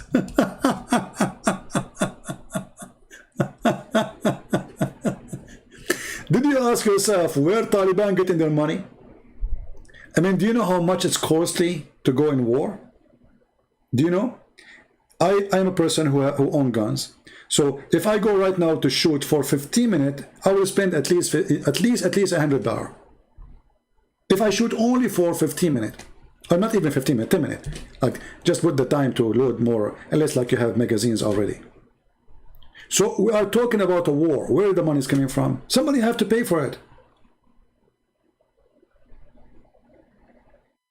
They do drugs, I know, but there's support. And now this is what will happen in Afghanistan. The Saudi, they will support their group. Emirati will support their group. Erdogan will support his group. Iranian will support their group. The Russian, they will support their group. The American, they will support their group. And this is how the country live, by support coming from other countries. It's a game of war, of chess, without making their hand dirty. And the poor Afghani, they will pay the price. Do you understand? Now, you don't have to agree with me, because you're always right. Maybe I'm always wrong. But this is what I know. Right? What I know, that everything you see in the news is false, and the opposite. When they were saying that the rebel, they called in the rebel, fighting the Assad regime. There's no rebel. Those are Al-Qaeda. While your Fox News and CNN praising those fighters. John McCain, he went all the way to Syria to meet the Al-Qaeda leaders, claiming that those are moderate Muslims. But all of us, we knew that's not true. Even Trump, the stupid Trump, he went in the White House and he said, Qatar have to stop supporting terrorism. Do you remember the video? 2 weeks after, he sold them I don't know how many airplanes. 3 weeks after, Qatar, they rented a building from his own son-in-law. And how much the rent? $1 billion. For how long? 99 years. So they say to you that Biden is corrupt and his son is corrupt. Okay, can Trump explain to us why Qatar, from all the buildings in New York, they could not find a building to rent except his son-in-law, who's going bankrupt? How are you listening, my friend? Have you ever heard of somebody renting a building for 99 years? Okay, I want to rent my house. Who want to rent it for 99 years and give me the rent for the coming 99 years?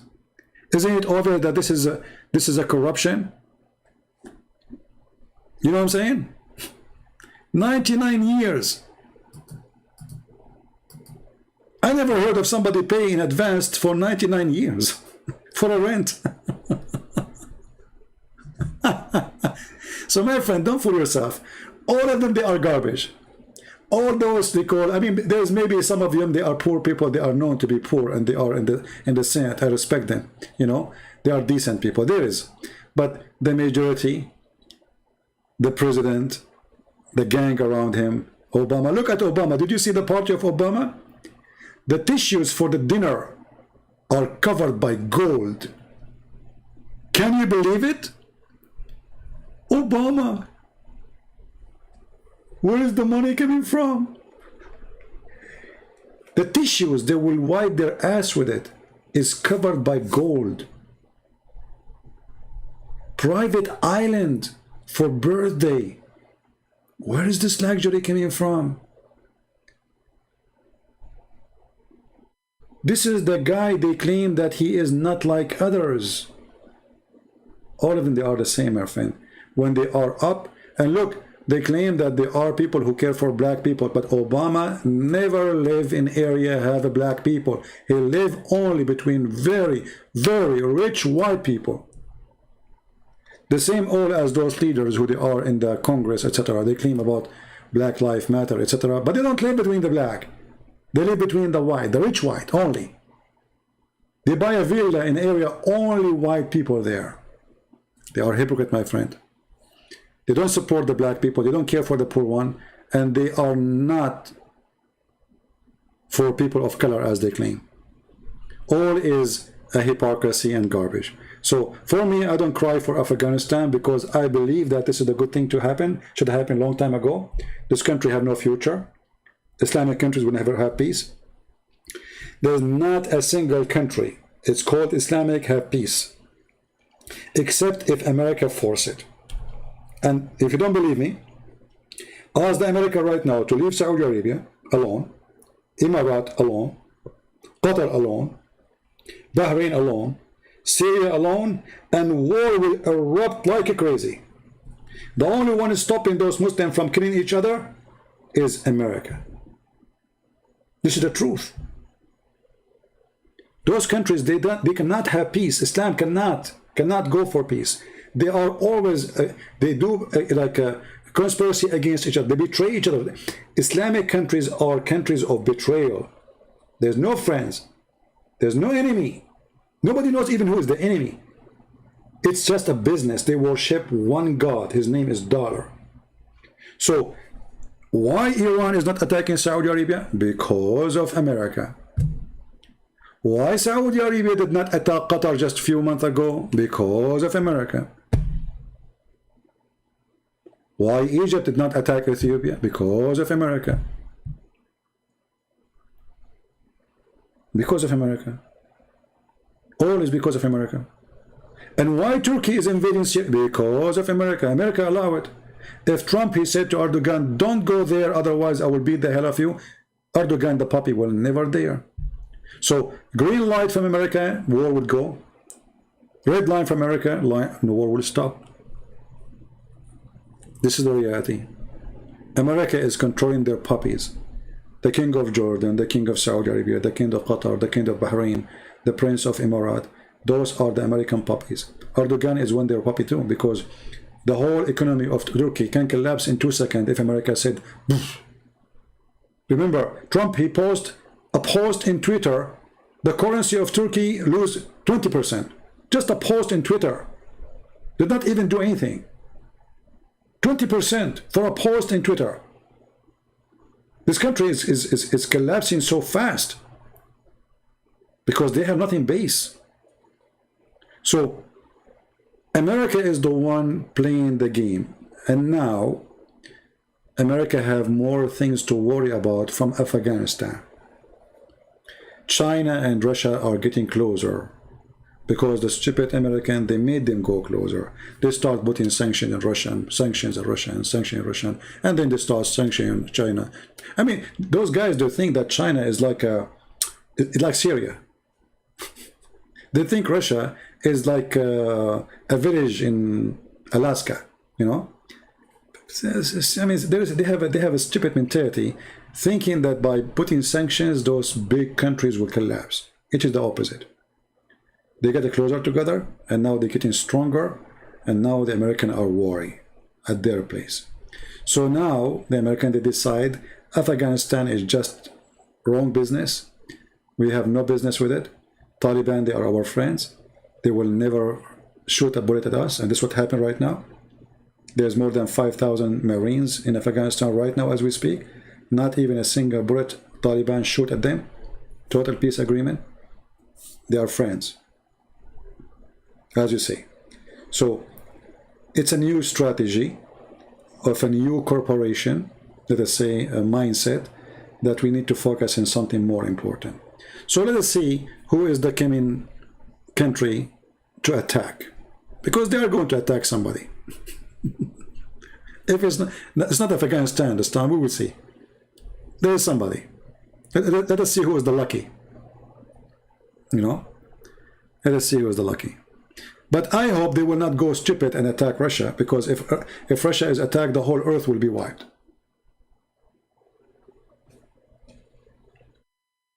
That will be the most stupid decision ever. The Russians, they are not only capable of destroying America, they can destroy the whole earth. And actually they will do. You see, many maybe Muslims, they say, oh, I hope America and Russia, they will fight. But if a fight like this happen, all the world, all the earth will collapse.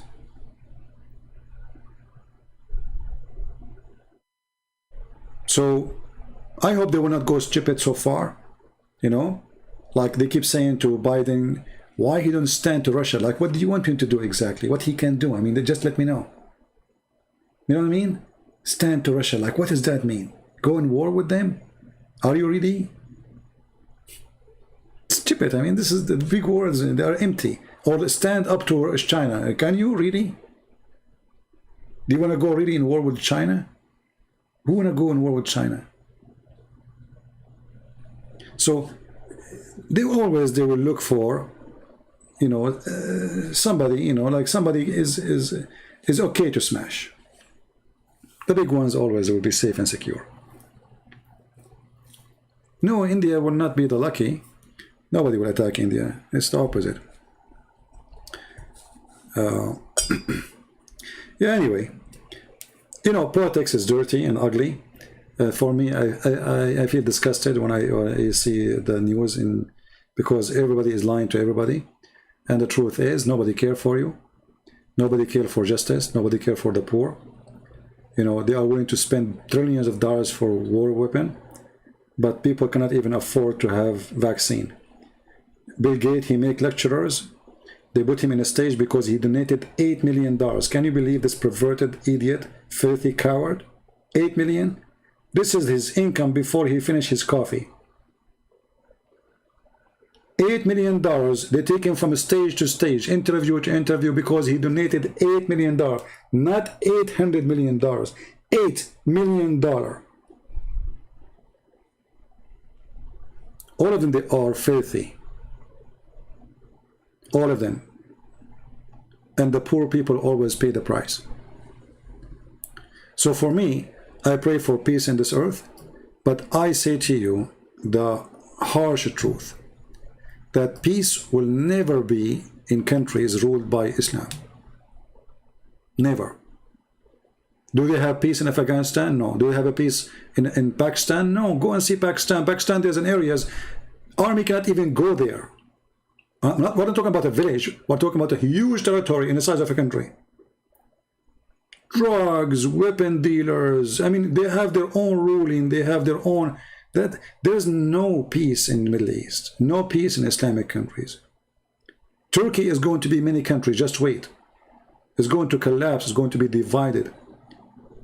Kurdistan, Afghanistan, Tajikistan, Uzbekistan, all those Stan countries, they will go crazy. The only one is holding them together is either the American or the Russian or the Chinese. If those three take their hand away, those countries will collapse. As simple as that. But in the same time, I am very sure that a huge war is going to erupt in the Middle East and in the territory of Lebanon and Syria soon. And I will tell you why we change our topic now, which is not really what I wanted to do. But I will tell you why. See, those nations, war for them is a necessity. It's like a bread and breakfast. All the regime in those countries, like as an example, the King of Jordan. The King of Jordan, he signed peace agreement with Israel. But by signing the peace agreement, he granted that his salary and the salary of his employees paid by the American. Again, the stupid American, they pay for peace. I mean, what's our business? If you don't like to sign peace, don't let him sign peace. Can he go in war? No, he cannot. So they buy him. They buy the whole country. His army, his police is paid by USA.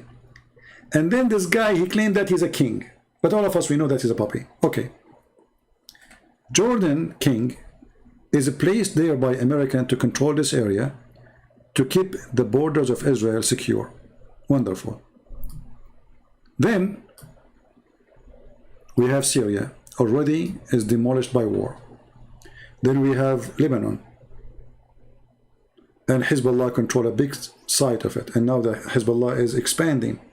They are in Syria, they are in Lebanon, they are in Iraq. So look what the stupid American did. As usual, stupid things. They wanted to surrender Hezbollah and Iran.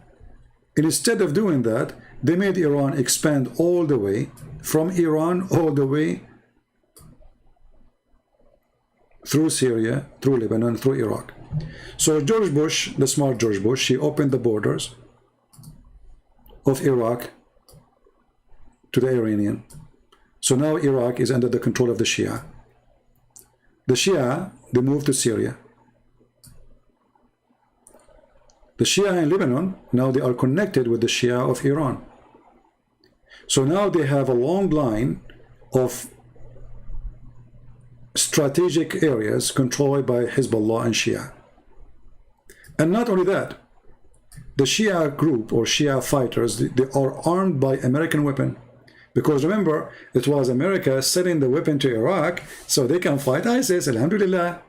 So now the Shia, they have American weapon, they have American missiles, they have tanks, and they are not little party of Shia no more.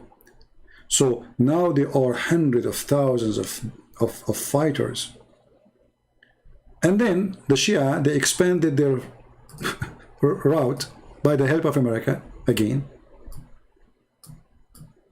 to Yemen. So now they are here.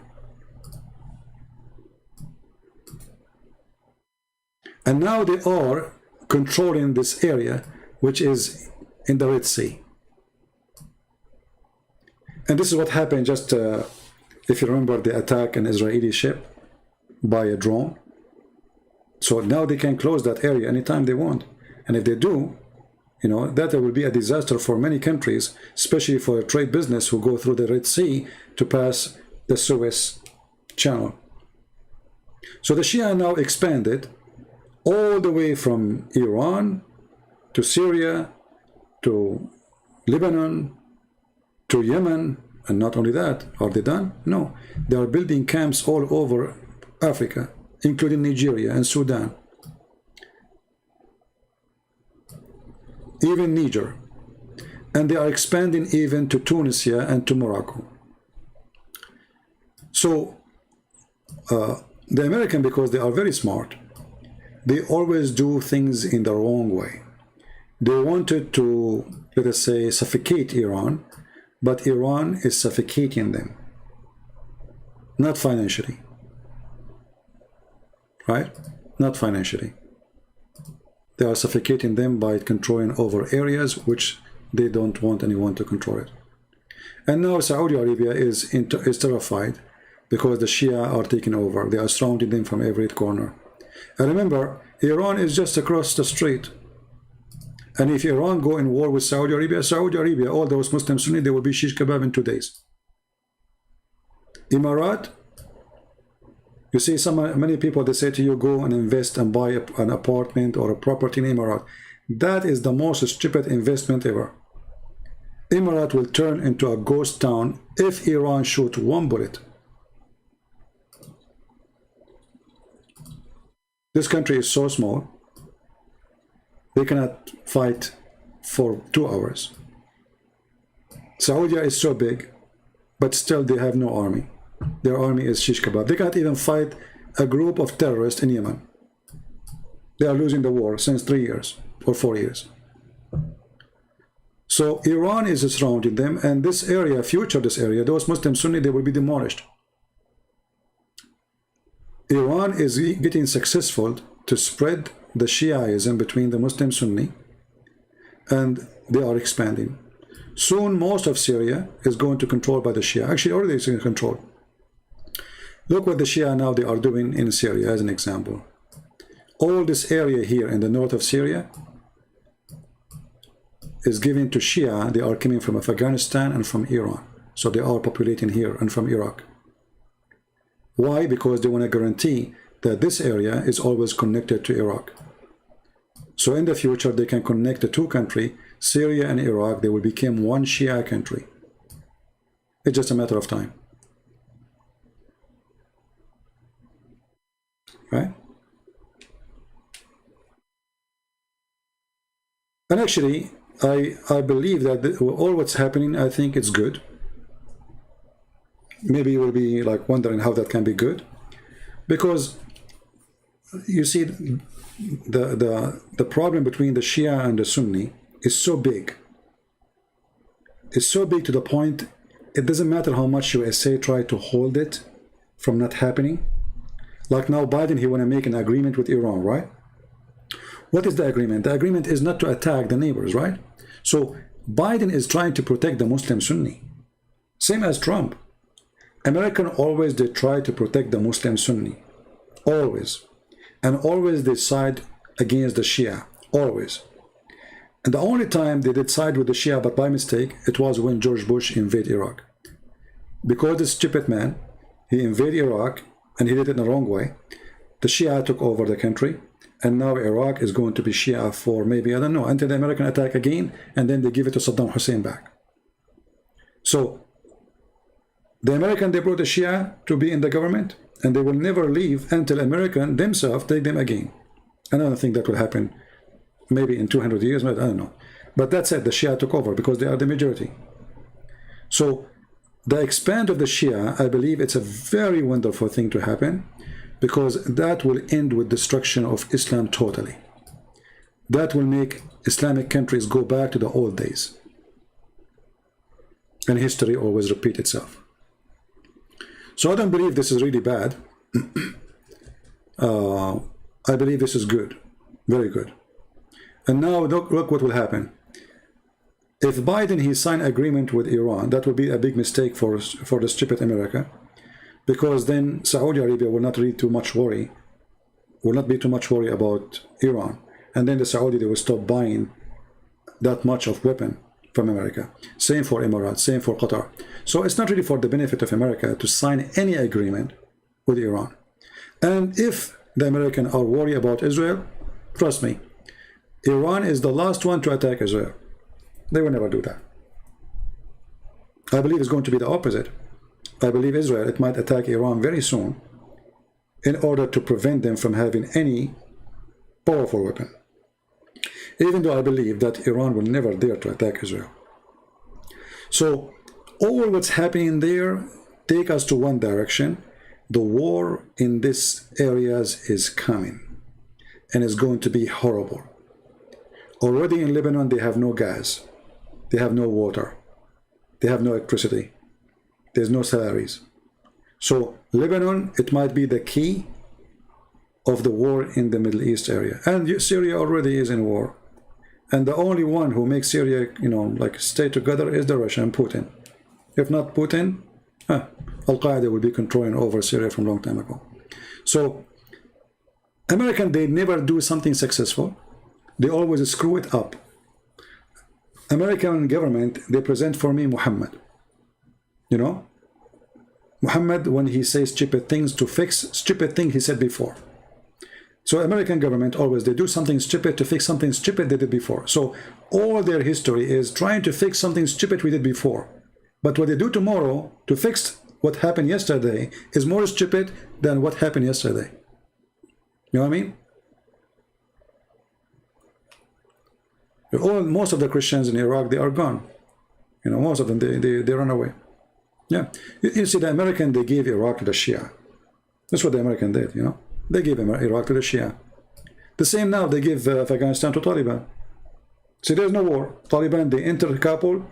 American army, the Marines, did not even shoot one bullet because obviously there's an agreement under the bushes. All this time, Taliban taking city after city, not a single USA American jet fighter bombed them because there's an agreement.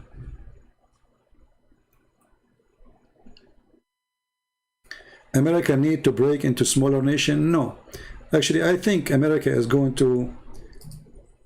not going to break into smaller nation. I think it's going to be the opposite. You see, many people do not understand that America is really I mean, Americans are lucky people, you know. They are very, I mean, this land is blessed. They have everything. So I believe America is going to grow and grow and grow for a very simple reason. They have a lot of resource and they control a lot of important things in this earth. Same time, nobody can really go in war with them and can win. But they are not the single power anymore. You know, there is other powers like China and Russia. However, America will never be weak. It doesn't matter how many stupid Biden we have, still America will be strong. Why? Because they are so advanced in technology and they are holding a lot of resource. As an example, America is one of the few countries in the world. They can close their borders. They will not need anybody. Food, gas, oil, anything. They have everything. They have the desert. They have the snow. They have the water. They have the rivers. They have things nobody have. Nobody have. Maybe the only one can be competing with them is the Russian. But most of Russia is a desert of ice. So the Russian, they have a lot of resource, but they are not, let us say, lucky as much as the American. Same time, the American, they have lands everywhere. I mean, we have borders with Russia. We have borders 50 meters away from Russia. We have borders close to Japan. We have borders close to China. We have borders close to everybody. So, American, they have many reasons to be powerful. And I believe, actually, in the future, even Canada is going to join a union with the American. You see, many of you do not know that most of the Canadian, immigrant Canadian, they go to Canada, they stay there for 3, 4, 5 years, and then they immigrate to USA. Even though Canada is a great country, I mean, as a resource, it have a small population, but America is way more beautiful. Let us say more, they're lucky. They have everything. They have a tropical weather, they have islands, they have, you know, Canada is just an ice country. So they have a lot of, let us say, power to play with. And this is what makes them unique. And on top of that, they are holding a lot of technology, which nobody really have. Nobody have. So I believe America is going to be a great nation as long there is people that believe in God and they worship the true God. And if you go to the churches in America on Sunday, you will not even find one space to park your car. And maybe some of you cannot believe it. Go check it out. In Sunday, you cannot find a place to park your car in any church in USA. So, country like this, the majority of it is believers. The majority of the USA Army are Christians. I can say more than 90, maybe 97% are Christians, believers. Because the atheists, they always teach their children that army is bad, etc., you know. So it's natural that only the believers, they go and join the army because they believe in their country and they believe in God. So this country will keep holding itself as long as there's believers. The day we don't have believers in this country, then this country will be destroyed. Same as Sodom and Gomorrah. When he said to God, what if there is 10 believers or 50 believers? Are you going to destroy it? He said no. So this country still is blessed with a lot of believers. And as long as we are blessed with the believers, not only the resource, this country will stay. If we depend only on resource, this country will be demolished, the same as happened to Soviet Union. Soviet Union was the biggest, actually Russia until now is the biggest country on earth. Imagine, after the Soviet Union collapsed, still Russia right now is the biggest country literally on this earth. But Soviet Union, which contained a lot of territories and land, maybe half of this earth, yet collapsed because they were fighting God, not because they are out of resource. It was a big failure. When you go against God, you lose. Doesn't matter how strong you are. Doesn't matter how big your army.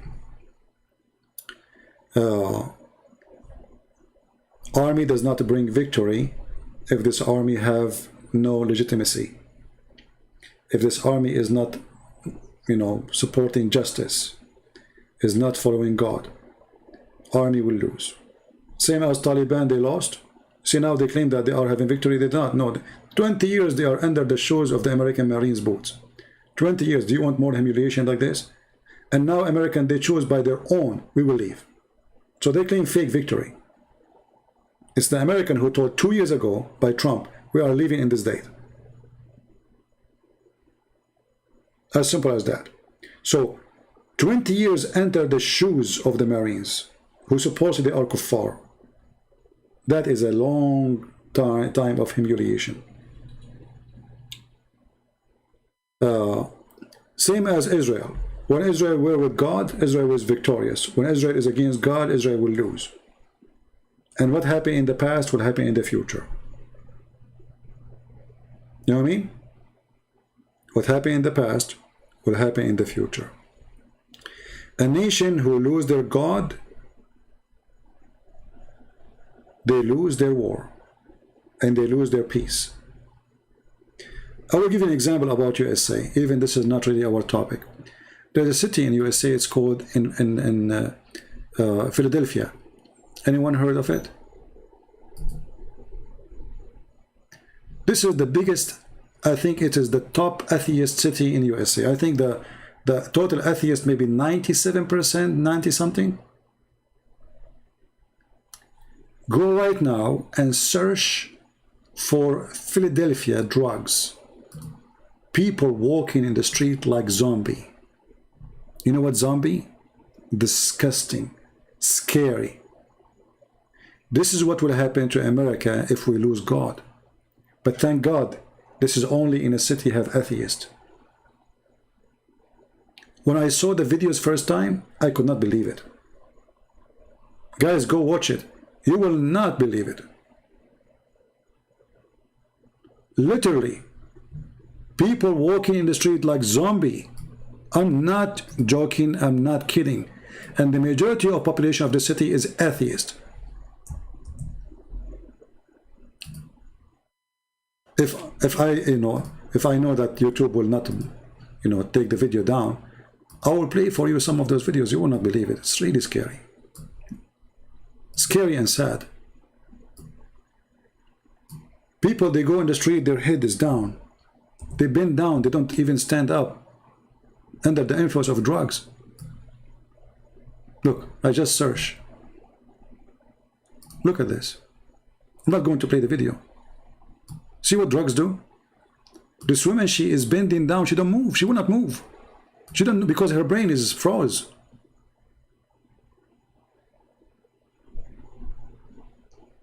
Thousands of young men and women under the influence of drugs. The whole city is drugs. And then they say to you that Biden is going to help the poor, and Biden and Obama will fix it too. Obama, he is 8 years there, and this is the end. Trump, he came after, but they vote against Trump. How he can help them? They hate him. If you play those videos, you will cry. This is what happened when cities, they go against God.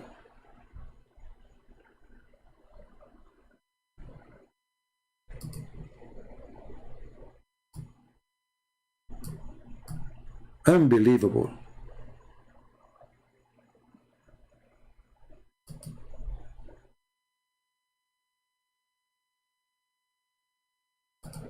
This is why I say, if you are a young person or old, never ever take drugs.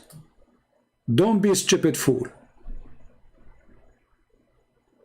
Do you see how they bend over? Because they freeze, they don't know, their brain doesn't function. So suddenly they bend down, and that's it. And look, the guy is, I don't know, this is a woman or man, I don't know. One socks, there is their panty, his panty is showing off his pant. I mean, scary.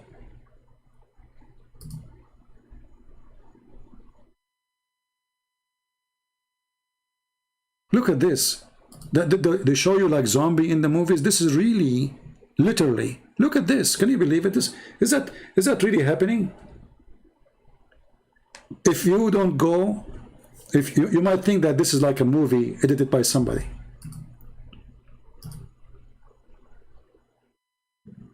And by the way, Afghanistan is #1 country producer, maybe they are #1 or #2 after Colombia, of drugs.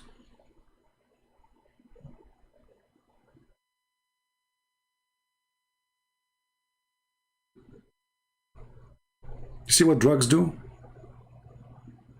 Do you see how this guy with the white t-shirt? Do you see that woman? What is this? This is the devil himself invading the mind of a human being.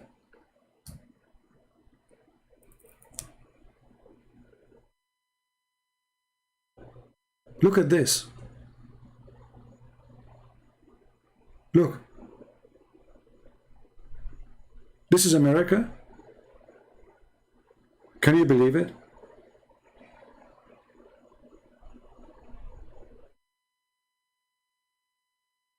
In the same time, I have to say that this is the one who come to this country is really lucky.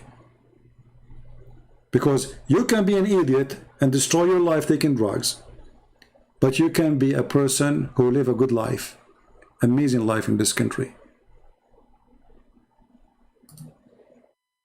I went around the world from place to place. I assure you that America is the most cheap country ever. Cheap in everything.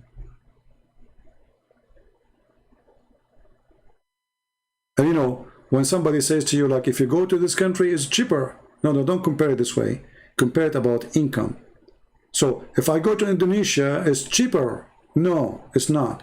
Because Indonesian person, he make $300 or $400 a month. That is not cheap for him when he go to do shopping. It's cheap for you. So you don't compare cheaper by saying how much you spend in a country you're visiting. You compare cheaper about how much money you make and how much money you spend. But if I say to you, this is USA, who's going to believe it? This is what happened to you when atheists rule, when communists rule.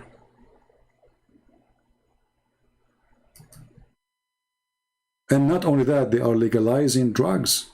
It's not enough what they have, they legalize it, you know, they make it legal. And there's one unique about this drugs. You see, people, they go down. Do you see how they bend over? Do you see how they bend over? I saw one when I was in Romania. The guy, he was walking and then he bent in the front of me. And then I thought maybe he needed help or something, you know. But he was he froze. He froze. He's taking drugs. So now the drugs did something to his head. So they bend down. And they don't leave their head up for a while, for maybe 5 minutes, 10 minutes, 15 minutes. They stay like this.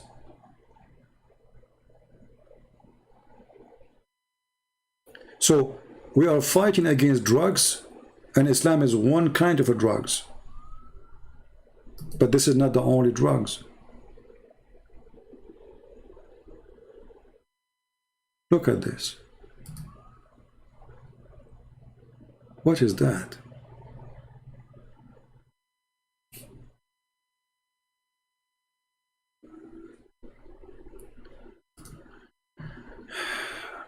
So anyway, you know, instead of going and spending money in Afghanistan to fight ghost, you know, okay, come here and help those people who are on drugs, find them jobs, take them to correction school, the hospitals, find somebody to care for them and to fix their mind, to help them to understand that this is wrong. And instead of spending our money for wars have nothing to do with us. Osama bin Laden, we killed him long time ago and we fed him to the sardine. Long time ago. There's no need for us to be in Afghanistan. And if terrorists, they will attack us, we can wipe the ground with them without even sending one soldier. We have the most advanced technology in the world. We do not need even soldiers. Soon you will see that America replacing the Marines with machines. Even soldiers will not be needed no more. This is the coming war. The coming war is not going to be soldiers no more. And the American and the Russian, they will be the first to establish an army of machines. So things is going beyond your imagination. And war is going to be different. But we cannot ignore the war against drugs, because this is international war for everybody. Look at this. Do you see this guy? He's not falling apart now. You know, he's down. He do not know why. He go down, and his brain, he stopped. That's it. He stopped there. I don't know what this drug he does to them, but that's it. He lose caution, you know, cautious of anything, and he's down. What I think about coronavirus, my friend, as you see, we have the million of viruses, and they are more scary than corona. You know, don't you see? There's death in every corner. There's death in the highway. There's death in disease. There's death in, you know, I mean, there's death. Be with God, and then you fear nothing. Look at this. Look at this. Do you notice what I'm talking about? Do you see how their head is down? Look at this. I mean, this guy who made these drugs, he should be punished. I don't know if I am in charge. I don't know what I would do to him. Whoever the one who is selling those drugs. Do you see how his head? Look his hands. I don't know if you notice with me what's happening. And you can tell all of them, they are young. Those are not old people.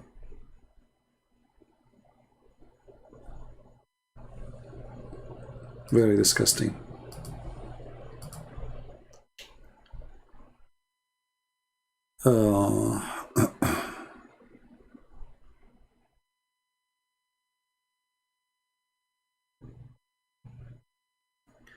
Who is bully?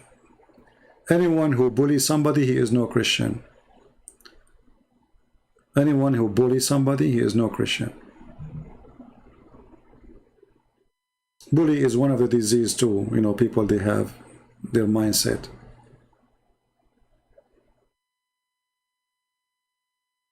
And you know, and by the way, there's people, they copy my videos and they download them and they use my name in their channel. I am not responsible for those videos and what people they do there. They might post stupid videos, have nothing to do with me. Like there's somebody sent me a video of somebody discovering that Sinai is in Saudi Arabia, etc. This is a stupid video, you know. It's against the Bible. The Bible says clearly where it's located. So don't go by stupid things like this. What is bigger a threat to humanity, Islam or drugs? I think both of them are drugs. You see, there's a brain drugs, and there is brain drugs. What does that mean? There's somebody control your brain without giving you medicine. That is Islam. And there's somebody control your brain by giving you medicine. So both are drugs. Because both of them, they are imagining things. Taliban, he want to die for the sake of Allah or ISIS or Al-Qaeda so he can get the versions. So now his head is under the influence of a drug, sex. Those here, they are taking literally a chemical drugs. Both is the same. Both is drugs. When a human being, he kill a human being and he dance for killing a human being. What you call that? Worse than drugs. When the human being hatred, you know, become in that level that I dance for the death of somebody or shout praising God for the death of somebody. How far is my drugs went? No.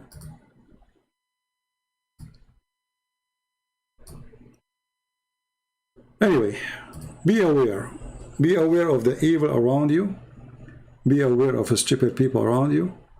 They can destroy you. They can destroy your life. Where are the anti-Taliban Afghanistan mere fighting? No, they are exist there. But you say when fear come, they run, and then they will, and then later, those who, the same as Taliban first time, they conquer and they took over, but still there is a group fighting them. They will, you know, now they will relax. 20 years of luxury, getting paid by the American. Now they will find themselves alone, they will gather themselves again and they will start fighting. Just wait. Those my friend, those countries cannot live in peace. They cannot. And the war there will never stop. The American, they took over in Iraq. They replaced Saddam Hussein. They told them we will do election. They did election. Okay, now in Iraq there is election. Do you see any peace in Iraq anytime soon? No.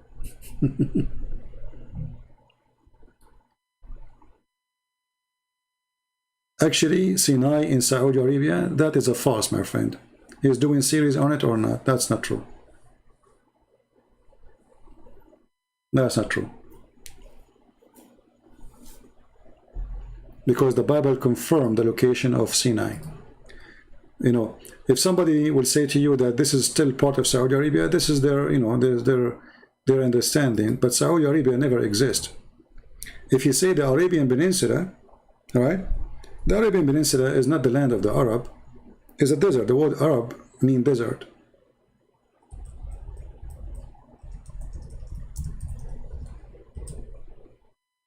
Let us go to the map again. Maybe we can make a video just about it. Actually, I did many times before. So, if we go...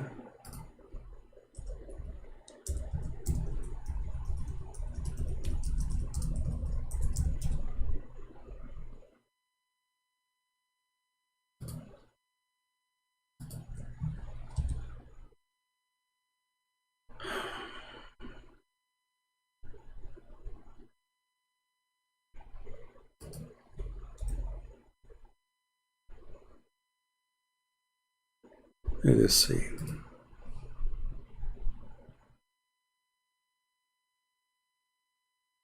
Don't support a person because he is an ex-Muslim or because he's a Christian, because he's a good person. If he says something wrong, it is wrong. No matter who said it. How many times of you, all of you heard the priest saying that Muhammad is from Ishmael? That's against the Bible teaching. It's even against Islam teaching. Because even Muslims themselves, they agree that Ishmael, he learned Arabic, according to them, when he was 13 years old, or 14, depending in the book.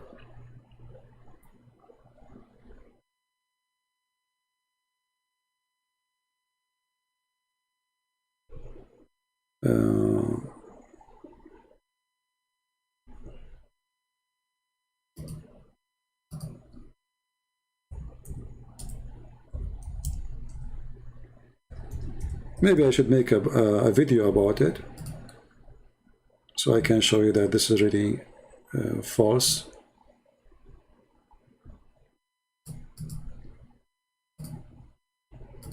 Actually, always, you know, even since I was a kid, you go to the church, you will see a priest saying to you that Muhammad is Ishmaelist. He's from Ishmael. Okay, where do you get this from? Nobody want to ask the guy where he's from.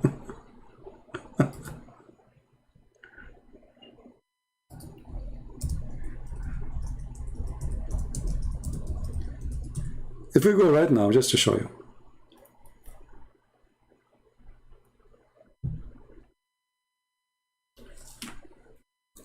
You know, Moses was going from where to where?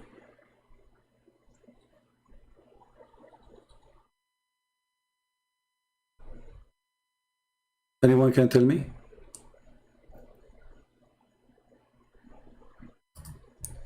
Moses was going from where to where?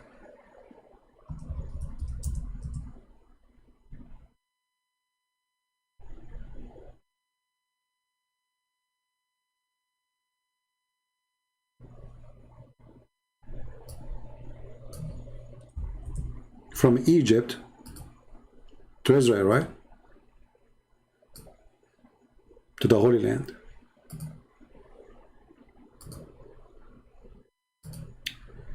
Just to show you how silly sometimes a human being can be. Okay, so this is Egypt.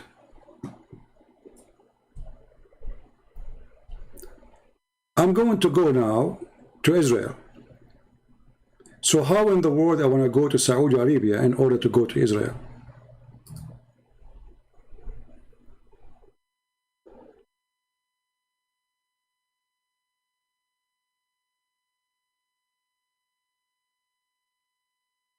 He was in Egypt, right? He's not going to Egypt. He was in Egypt. He is leaving Egypt. All right. So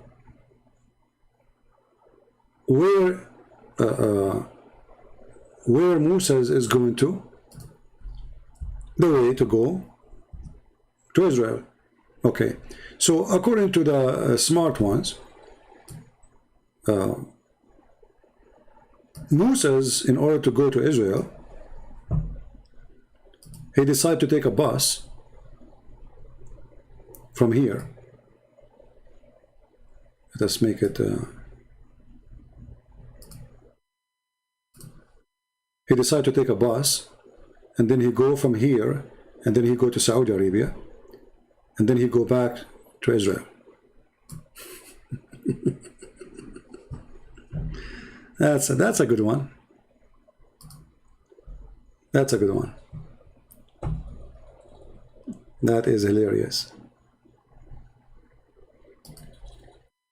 Just use your common sense, even if you are illiterate in the Bible.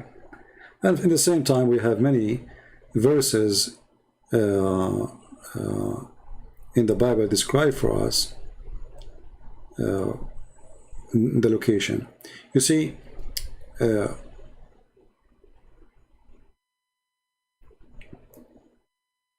when somebody says something to you, like now, or about Ishmael or anything, and he tried to prove it to you, there's a very simple method to understand if this is true or not. If it is not biblical, that is his fiction. If it is biblical, if the Bible says that, it is what it is. So anyone come with his own fiction, he is not giving you anything to tell you the truth. All right?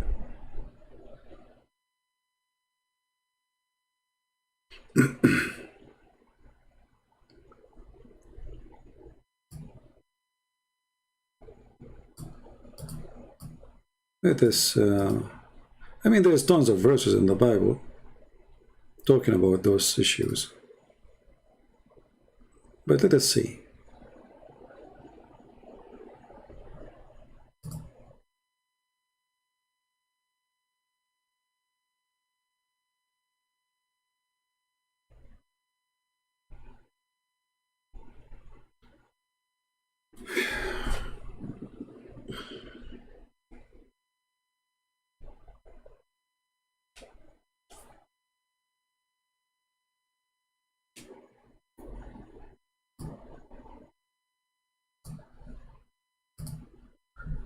I will make it more simple.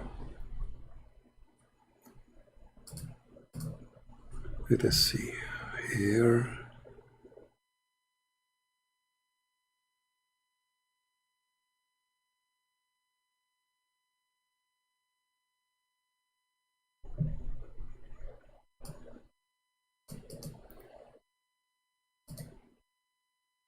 See, there's an old map for the Bible. I'm trying to find it.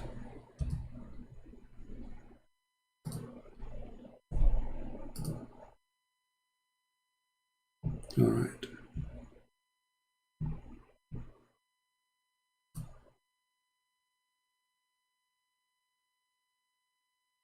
Okay, have you ever heard of something, the Mount of Paran? The Mount of Paran?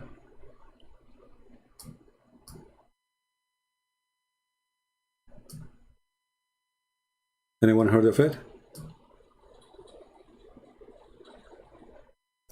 So based on the map, you know,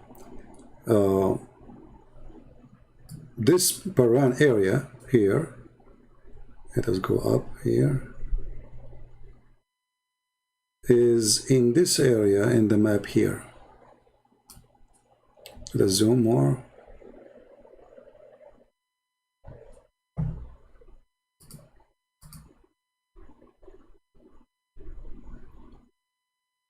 Let's make an arrow. I think it's like here, maybe here. in this area. And this is what the Bible mentioned. If we go and read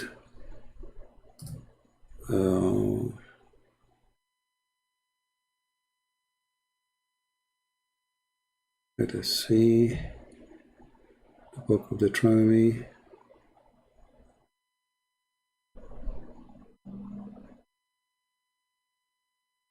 Yeah, 32:2.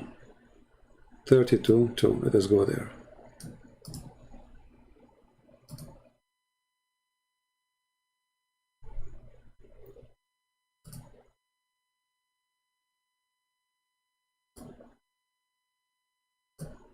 All right. Now, international version translation, I don't accept it. This is very bad translation. You know, you can choose another translation, but it doesn't matter really, as long as they are not unknown. And he said, the Lord come from Sinai and rose up from Sinai, and into them he shined forth from the Mount of Paran. And this is the Mount of Paran. Right? Very easy, very simple. There is no need to discover it and find it and look for it. And anyone who says something else is making things up. Correct?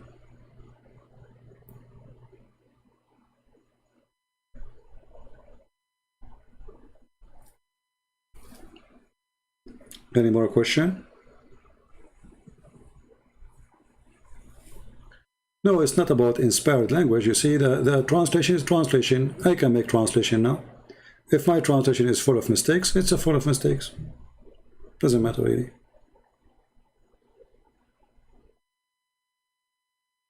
Right?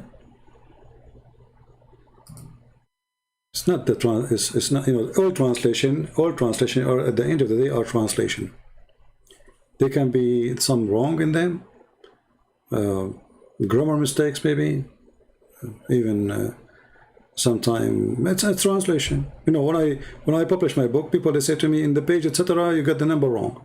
I fix it. Error always is possible, right? And, you know, always I ask myself, those who come with behind a theory, what is behind the theory? You know what I mean? I mean, what's the point? Let us say, for the sake of argument, Musa, he went to Afghanistan, and you know what I mean? Sometimes I ask myself, why people they make too much noise about something is not really important. Do you understand what I'm saying? Is it important where it is, or it's important that what happened?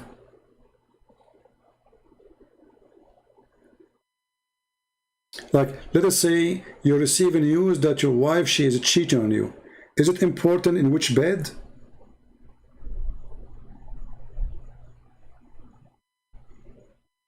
Or with who?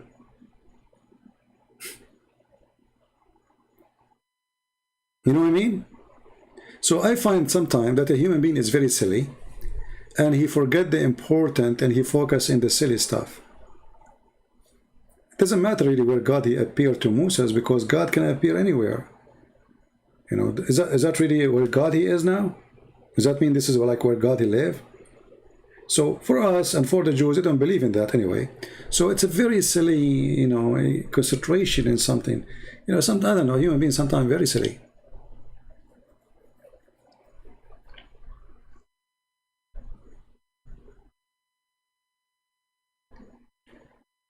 Moses and Israeli walk around for 40 years. It doesn't matter. The verse is so clear about the Lord. And the Lord came from Sinai and rose up from Syria into them. He shined forth from the Mount of Paran. So obviously it's there. That's it. Same time, even if, let us say, Sinai was here, let us say it was here. This is not Saudi Arabia. if you mean today it's Saudi Arabia, this is not really true. This is how the British, they decide, you know, the corporations, the French and the British and the one who won the war, they decide to make a country. It's called Saudi Arabia. Arabia is not a name of a country. Arabia is a word mean desert. This is Arabia too. Arizona is Arabia. Las Vegas is Arabia. And the naives don't want to learn. Arab is not a name of ethnic. Arab is anyone who live in the desert. They call him Arab.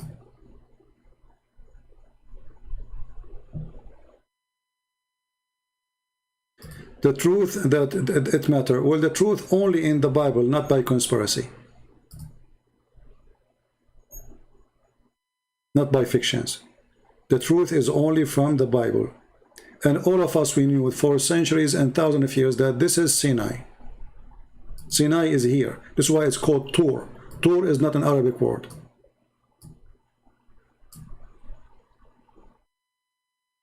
Tur is not an Arabic word. It's like now you say the delta, you know, like a certain shape. A place is isolated.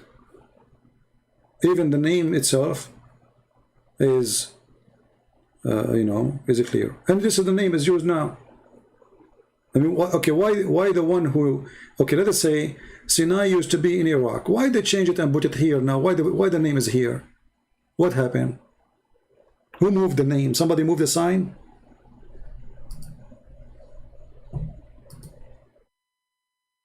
You know what I mean? That's very silly.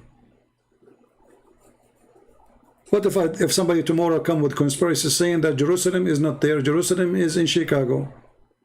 Trust me, somebody will come with it, like the Hebrew Israelist. According to the Hebrew Israelist, Jesus is an African, and he was a black man. Have fun.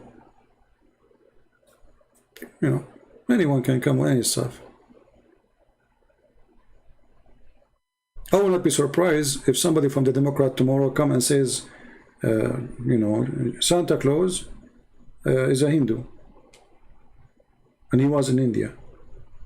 Just spread it in internet, people will believe it. Just say anything. Anything. These days, anything can work, you know.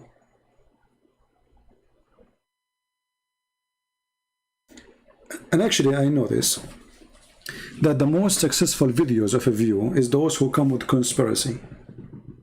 You know what I mean? Just come with conspiracy, like, and they put Photoshop and the, you know, amazing breaking news, like breaking. There is a guy, he's a Christian guy. He always make a video saying prophecy, and then like 10,000 are watching right away. Prophecy, that's it, prophecy. I mean, what prophecy? End of time. Okay, what happened? There's an earthquake in Haiti. Like, what happened? Come on, earthquake happened in Haiti always. So there's an art of driving the crowd. And if the crowd are a bunch of goats, what you can do about it? So I'm asking the one who come with this stuff, what is the point of order? Let us say Sinai was in Damascus, but it doesn't say that in the Bible. So why you are making things up and start searching here and doing there? Okay, I can understand that this is for the sake of study and research, but this can be done only by people who they are really, you know, like scientists, who really they have a lot of knowledge of history and location of tribes and people where they used to be. But for us as a believer, it doesn't matter really where. What matter is that God come to Moses. You know what I mean? When you are going to debate your opinion in real life, well, this is real life, my friend, unless you think that you are not real now. Look like you think yourself you are fiction right now, just because you are in YouTube. And this is a, you know, a clear evidence of shallow thinking, you know, just to show you how this gentleman here.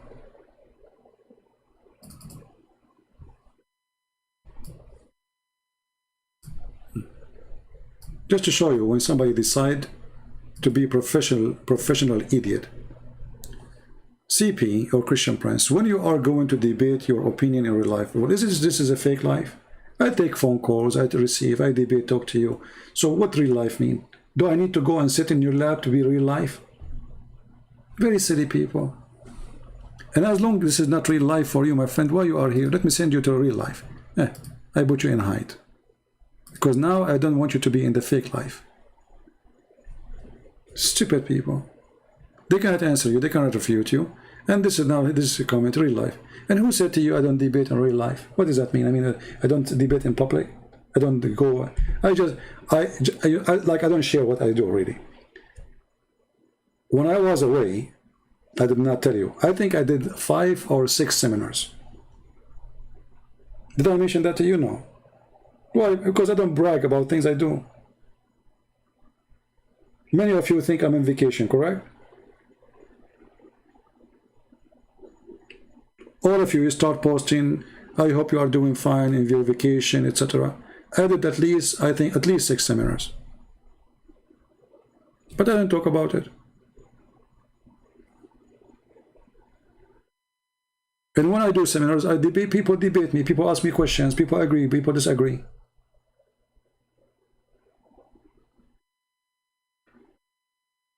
Same time, I am here in the internet. I can get 800, 700, 1,000, 2,000 people in short time. If I want to do a seminar or go in a place, it takes them forever, and I have to spend money to fly, to go, to come, etc. And all of this maybe to meet, I don't know, maybe 5, maybe 500, maybe 10 people. Yeah, here we go. I'm sitting wearing my short. I have my tea in front of me, became cold. I'm laughing at your comment.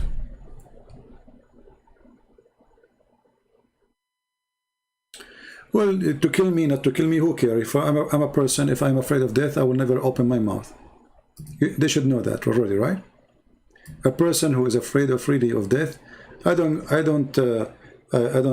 speak about myself, etc. Because I don't really, I'm not here for myself. I don't want people to praise me. You know how you don't know me. My blessing will be from the Lord. As much as I can, I will keep it this way.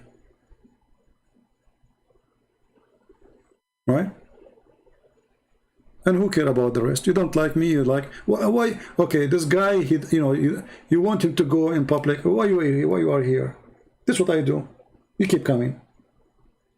Stupid people. If I'm not going in public, as they say, and people all the way in the end of the world, they are hearing about me. So what if I go in public? What will happen? As they call it public. Name one Islamic countries, just one country in the world, don't watch my videos. Just name one.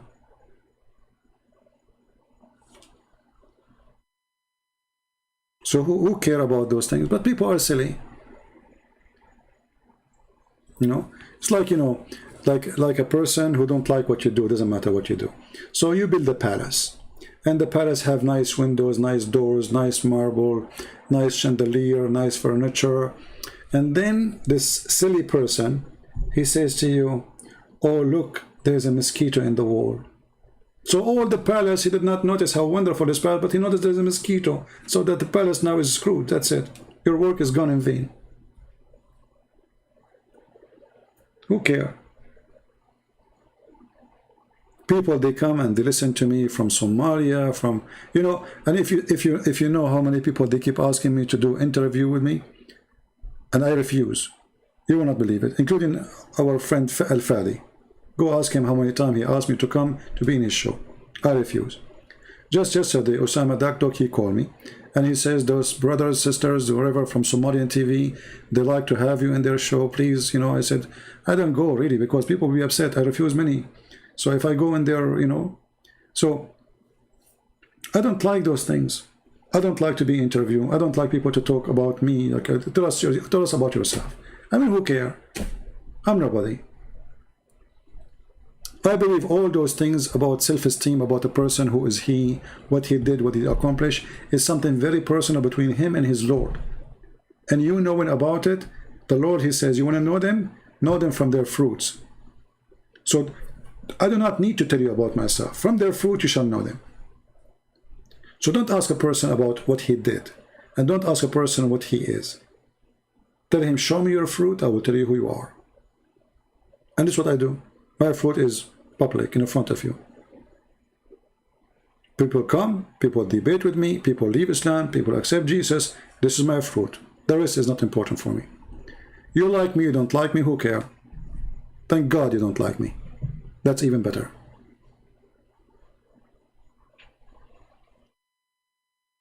Right? And you know, always actually, this is one of the reasons I cannot even have a friends, because I cannot find somebody. He understands what I'm trying to say to him. You go, if you meet a friend, if you have a friends, let us say you met some friends, you go outside to drink some coffee. What they will talk about? Oh, this is a woman, she walked by, look how short her skirt. Look at this guy. I mean, people are silly and people are stupid. I prefer, this is my coffee shop, where I spend my time in a very valuable thing according to what I believe. So if you don't like my coffee shop, my friend, don't come here. You see, this is my channel. If you don't like what I do, why you are coming to complain? That means you're a fool. Go watch cartoon. You know?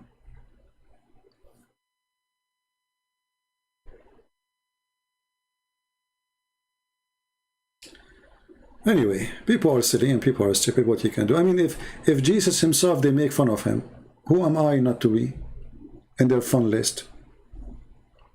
You know what I mean? What about we say to God, why you don't show us your face, God, in real life? You're God. Here we go. You want us to worship you? Show us yourself. Say that to God too.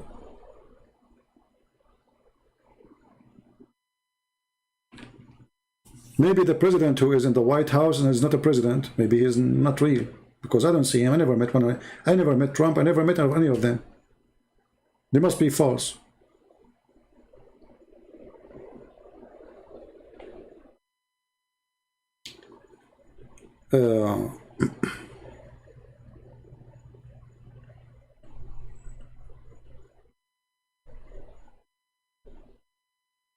Yeah, you know, always if you want to know a person, and this goes for all your life, you see, all those people you meet in your life, regardless what is the purpose, regardless what is the reason, from their fruits, this is the wise, the amazing, absolute wisdom of our Lord. From their fruit you shall know them. Don't practice any other rules. This is the only way to know. You see, there's a person, he claimed to be your friend. How you know that he is your friend really? Only when you need him. He is your friend when you go to out eat barbecue. He come. He's your friend when he come to borrow money from you. Okay, he come to borrow money. He is a friend when you have a nice life, you are rich. The second you are poor, the friends are not the friends. The cousins are not cousins. Even the wife might leave you. Because the wife, she marries somebody have money. You don't have money. From their fruits, my friend. When the Roman soldiers, they come to arrest Jesus, even the disciple of Jesus, they denied him. Very ugly fruit. Imagine, they are his disciples who walk with him all the time, who believe in him. He told them, you will deny me. They denied him. If they deny Jesus and they are a disciple, why we will not be denied by people? See, this earth is the earth of betrayal. People betray each other. But always you will find somebody is different. Somebody he will not or she will not betray you. And how you know? From their fruits. Not from their promises.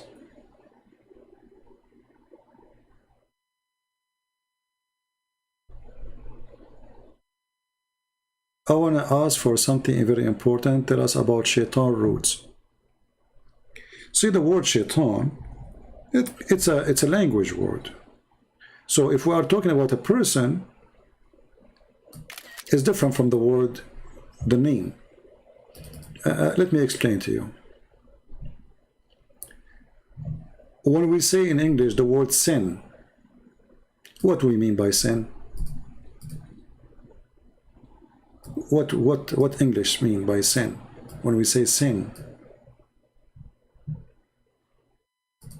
can you tell me, Mr. Baba, what the word sin mean? Is it wrong? Is it a word mean bad? What the word sin mean?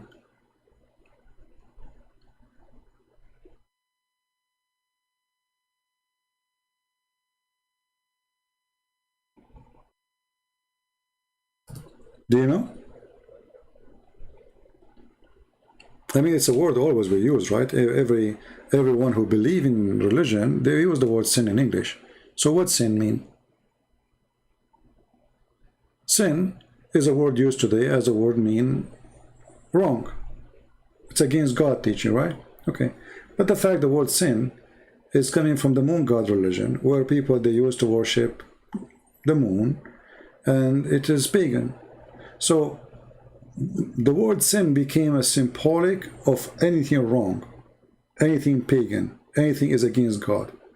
And by language today, everybody use it, even those who don't, I mean, Muslim they use it, Christian use it, Hindu they use it. Anyone speaks language, he says sin.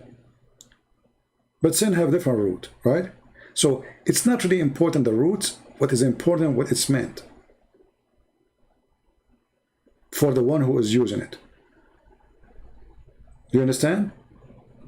So if I say to you the word dish, dish is coming from somewhere, but what is important what I meant by it, not what it's coming from. So when we say Satan, we are talking about the father of all lies, which means the first one, the first person who started lying and promoting lies. According to the Bible, that is an angel who is fallen angel, and he is the one who deceived Adam and Eve. The name is not important.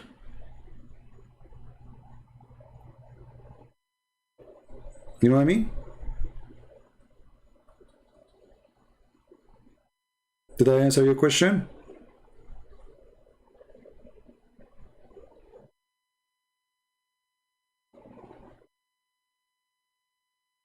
So don't focus, I mean, you can focus in the origin of the word if you are a person who want to study languages and history.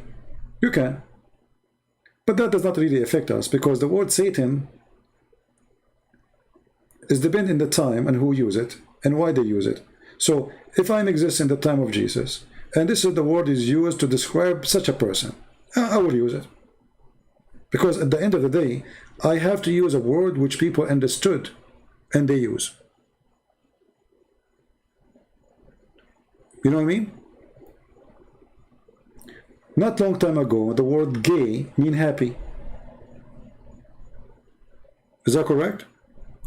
But today I cannot use it to say that, oh, I describe myself to be happy. I cannot use it. It's very embarrassing for me to say it. Right? But not long time ago, the word gay was a word mean happy.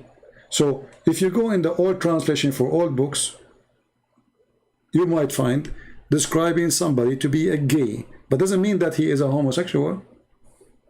They are just saying he's happy. So what is important is what the word meant by the one who is saying it, not what it's meant by the language today or yesterday or centuries ago.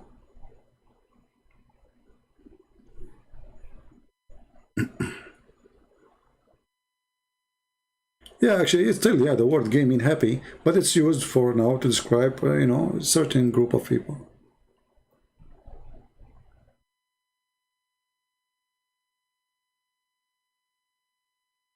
The word shaitan is coming from, etc. Okay. Coming from Sumerian Khan language, and languages called Satan. And so, what you prove to us? Still, that's very silly.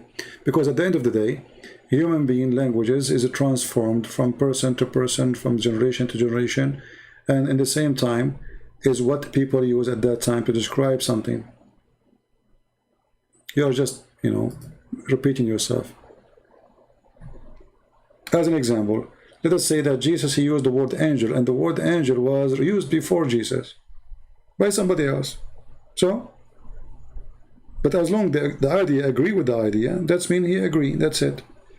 So the word is used. So in English today we use the word God. So let us say Jesus, he speak the word, he speak English. The word God is coming from blah blah blah blah blah blah.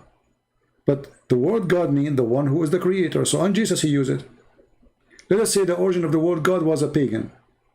Was from the Hindus. Who care? So if you want to be silly, you can be silly, you know.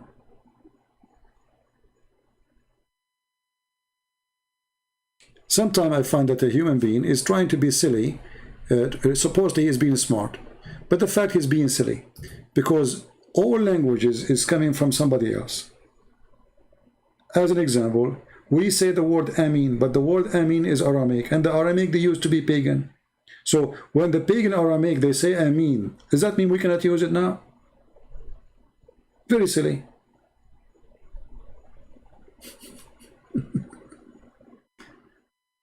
You know what I mean?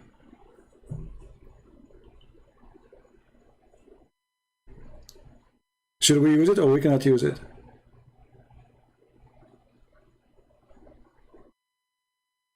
No, it's not dangerous for the Christian doctrine. It's dangerous for the fool only. If you are a fool, you will see it dangerous. For me, I laugh at it. For me, I laugh at it, my friend. That the one who will see it dangerous, he have a weakness in his brain. For me, so if Jesus is speaking to people in his time, they speak a language, and this is the word they use for evil, and he said to them, this is the word. And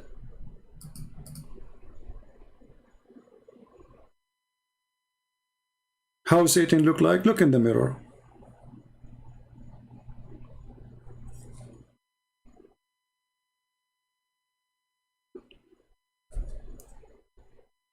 Is language invented or given by God? Well, I don't think there's something called given by God as language. I think languages they develop through history, through time. But I believe that God, he created a form of communication for a human being since the beginning. And this is what the Bible talk about. But the Bible, you know, trying to give us a simple story about what happened to Adam, what happened to Eve. But doesn't mean that the word is really, this is exactly what Adam said. You know, like, do you think really God, he cared for an apple, as an example? Is the story really about an apple? No. The story is about that you commit sin against God's order, and the story of sin is presented to you by the story of the apple. But do you think really God, he cared for an apple? I mean, all this drama for an apple? No. The one who steals an apple is no different from the one who steals billions. A thief is a thief. The one who breaks the order of God is the one who breaks the order of God.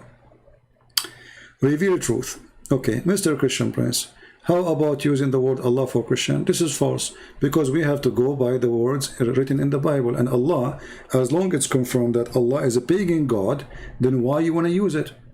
You see, if Allah is a word mean God, and then I use it, then I will say there's no problem. Because it's just a word in the language. The same as in English, we say God. But in the Aramaic, in the Hebrew, in the Greek, there's nowhere the word God in English appear, right? But still we use it because it's meant what we agree upon. But if the word Allah is a word mean God only, then there's no problem for us to use it. But if Allah is a name of a fake God, false God, and then we use it, that's mean now we are committing sin. Do you understand me?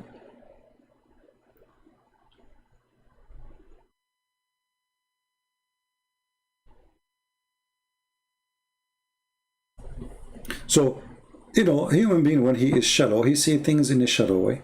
The Bible is a very deep book. never meant about apple and tree. It's not about that. It's about disobeying God. But remember, the book is written and given to people to believe thousands of years ago. The story have to be simple for simple people.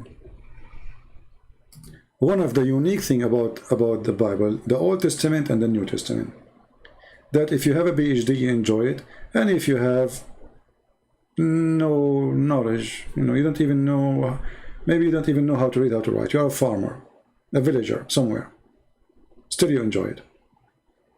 So this was not a book of science as much as a book to present God to you. As an example, when you say to me, like the Bible says that God created the earth, first day he did this, second day he did that, third day. Imagine if God want to tell us how he created the eye for a human being alone. If you go to an office of an eye doctor, you will find he's okay. He have a, now he study, his specialty is eye, just eye. Okay, how many books he did read? How many books written about how the eye is? So imagine if God want to write for us how he made the eye. Then we will not end with a Bible, we will end with library just for the eye alone. You know what I mean?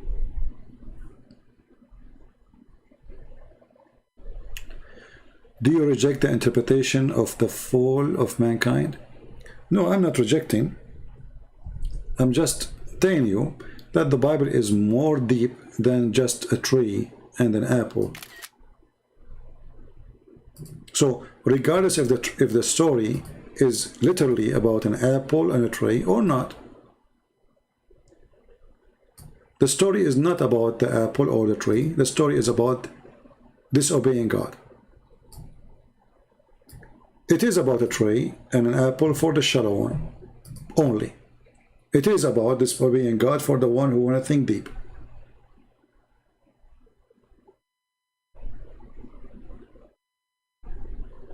Do you understand me?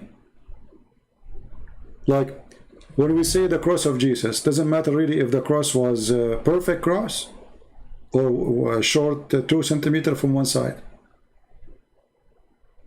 You know what I mean? So if you are a shallow person, you will focus on the cross as a shape, not as what happened in the cross. What Jesus said in the cross, who died in the cross. Doesn't matter really if it is 2 pieces or it was, let us say, 2 trees hang together in opposite direction. It's a cross. So a person who want to be shallow, he will focus in details have nothing to do with the topic.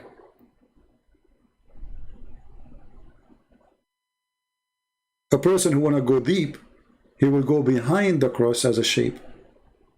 The cross is not the shape. The cross is what happened in the cross and who was there and why he is there.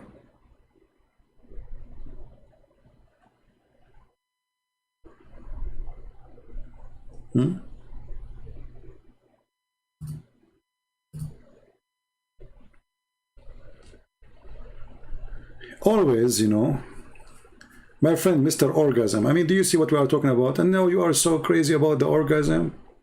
Is that the time? You know, what you notice here, that sometime, I don't know, everybody, like, he come to me as if I am like a guy in a store, and there's like 50 customers. Hey, can you give me this from the shelf? Can you give me that from the shelf? I mean, what's wrong with you? I'm not your shelf. When we mention it, ask me for the reference next time. How many times I said the 70-year orgasm, 70-year orgasm, 7. So now you, then when I say it, you don't mention it. Now you mention it.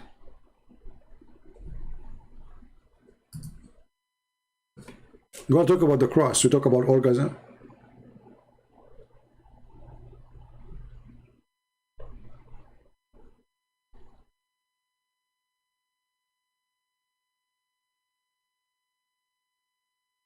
In USA, we have people going deep who basically rewrite the Bible. My friend, in USA there's no such a thing. In USA there's crazy people, there's smart people, and the majority are Christians. Who care what people say? Jesus, if he is racist, then he should not say that for God he loved the world, he sent his only begotten son. For God he loved the world, he sent his only begotten son. So people are stupid. You want to be stupid like them, go. Don't post those stupid things. How Jesus can be racist? When Jesus, he sent his disciples to teach everybody around the world. How Jesus can be racist, and the first disciples, they went to Africa. How Jesus can be racist and he is born in the Middle East? Like, is the Middle East is a place where redhead are exist? But as you said, you know, when people want to say stupid things, they can come with a stupid thing. Who cares what people say, my friend? What do you think about fall of Afghanistan? Afghanistan fall from long time, not now. Afghanistan is a failing country. 90% of the population, they take drugs. Now Afghanistan fall. Afghanistan under Islam is fall always. So why people are worried about Afghanistan? I'm so glad that they are out. It was stupid of the American to be in the ground for one day. You do not need to fight Afghanistan in the ground, you know, to fight Osama bin Laden in the ground. You have airplanes, you can destroy them as much as you want without sacrificing one blood and without even wasting money and time. Americans are stupid. What we have to do with Afghanistan?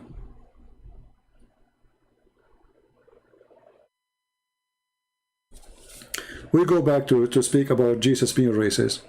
You know, you see, Jesus is so racist to the point I'm an Arab, I believe in him. And Jesus is so racist to the point African, they believe in him. And Jesus is so racist that the point that the Ethiopian church is one of the oldest church in the world, they believe in him. I mean, do you see how racist he is? Yeah. You know, in China they say he lived as a donkey, never came back as a horse.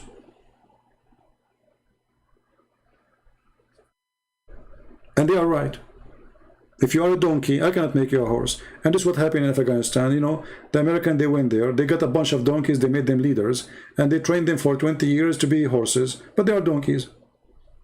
You cannot train them. Train them for what? They run, because they are just getting wages, they are employees.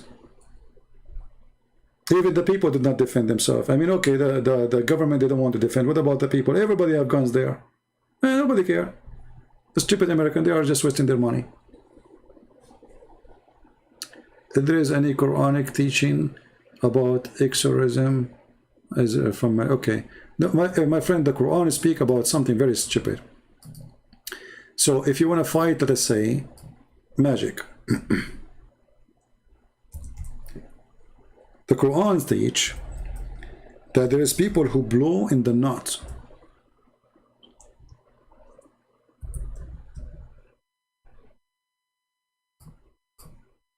How you can fight those who blow in the knot?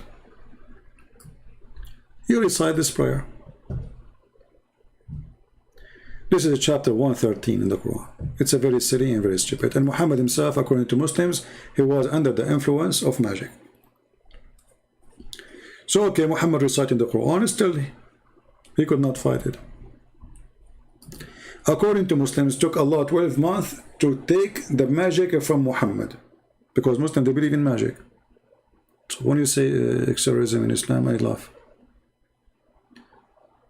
Muslim, they bring a Muslim woman that say she have a genie inside her. They start beating her until she die. Actually, they just arrested a guy. He is a doctor, Egyptian doctor in England. His wife, she is a British woman. She converted to Islam to marry him. He was beating her, and he was giving her medicine for the last 15 years, I think. And now, suddenly, I don't know what happened. They got videos. He recorded her.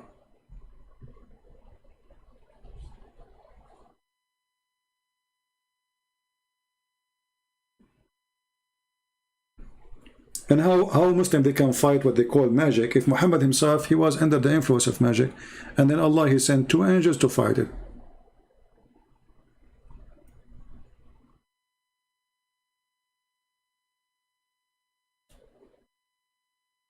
You know, sometimes I find comments, they come in the comment section, and a person who is anti-Christianity, he claimed that he is not the person who is anti-Christianity. So he make a comment, and supposedly what a bunch of fool, and we did not get it, that he is making the comment himself, and he is the one who is saying it. So what he said to us, oh, there is some people, they say Jesus was an atheist. Oh, sorry, he's a racist. There's, you know, so where is the word Satan come from?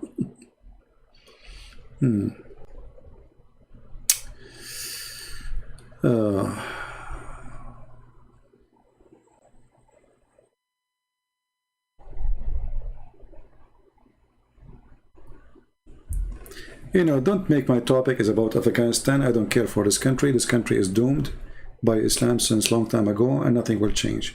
If, you know, in the Middle East, they say, you cannot straight the dog tail. You cannot straight up the dog tail.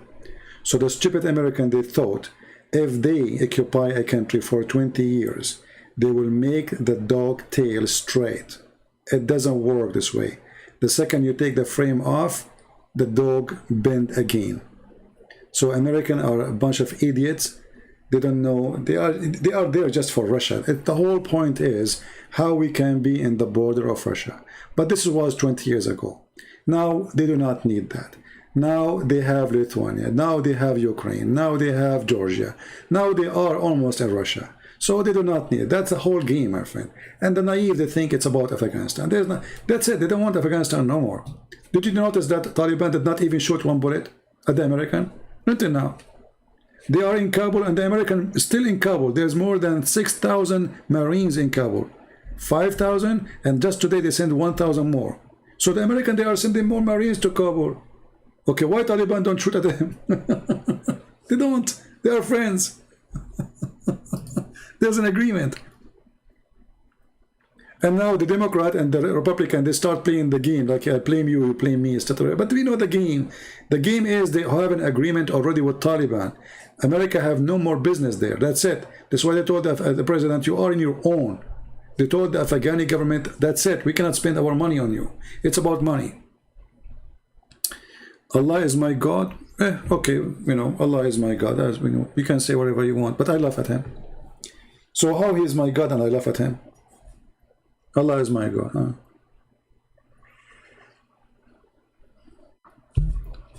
We lost many lives for what? That's a question you ask, but who care? Nobody care. No, nobody care, my friend. Who care? Nobody. You know, when I joined the USA Army, I said to myself, that's the greatest army in the world, right? And then the first thing I did, I remember, they sent us to barber shop to cut our hair. Can you believe it? They charged me $8 to cut my hair.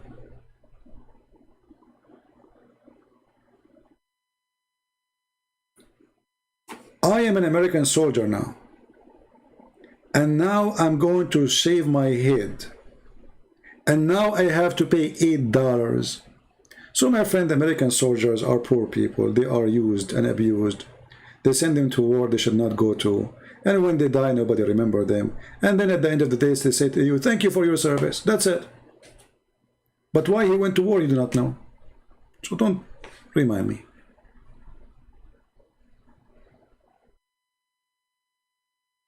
I know what I say is not, you know, many people don't like it, but this is the truth. At the end of the month, I get like the salary, you know, they give you a salary, and now it says $10 for socks. I pay for socks. I mean, this is the American army. Those who serve in Baghdad, they don't pay for their socks. In Saddam Hussein army, nobody pay for anything when you are in the army. I mean, this is the clothes of the army. Why I want to pay for socks? You believe it or not, the jacket they give you, you pay for it. The pant they give you, they pay for it. The breakfast you eat, you pay for it from your salary. If you don't believe me, ask any soldier.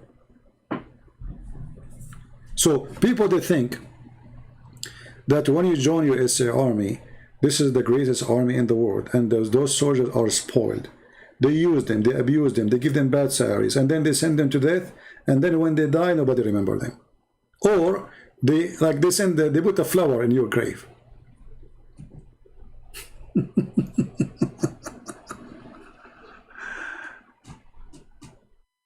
Yeah, exactly. You have to pay for everything. I mean, I received the salary. There's a list. You know, food, jacket, socks, shoes, sport shoes. They charge me for everything. So where's my salary? It's gone.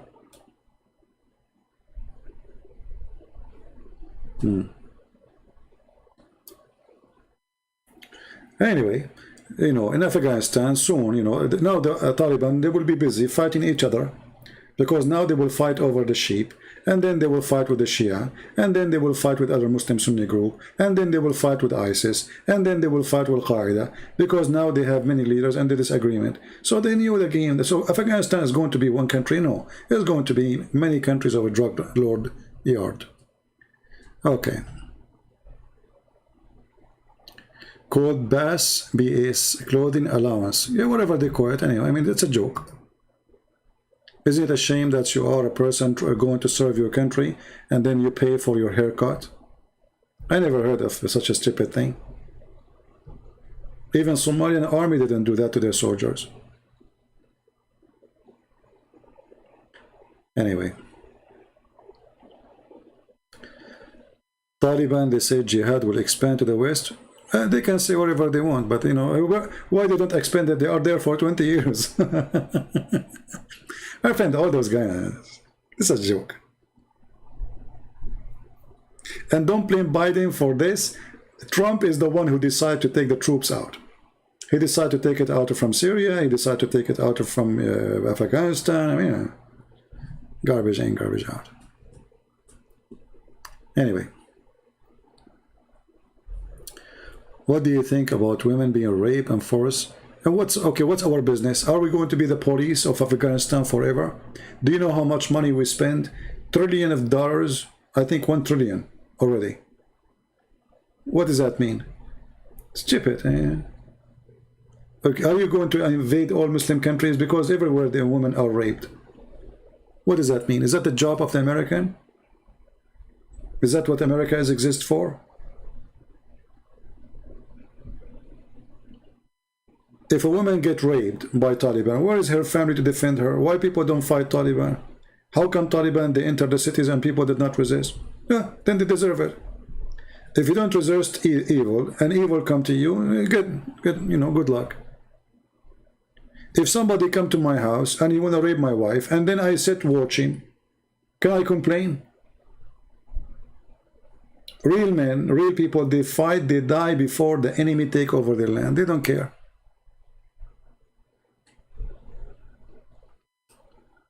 Well, there's no war, actually. The war does not really exist. I mean, they are there just spending money. What the war? Osama bin Laden, we feed him to the fish long time ago, and that's it. The story is over. If they want to fight Al-Qaeda, Al-Qaeda is in Syria. It's not in Afghanistan. There's more than 80,000 fighters of Al-Qaeda in the north of Syria. They can bomb them all in one day, and they don't. Not only that, they don't even allow the Russian to kill them. America don't allow the Russian to kill them. That's the truth. All that territory is Al-Qaeda territory.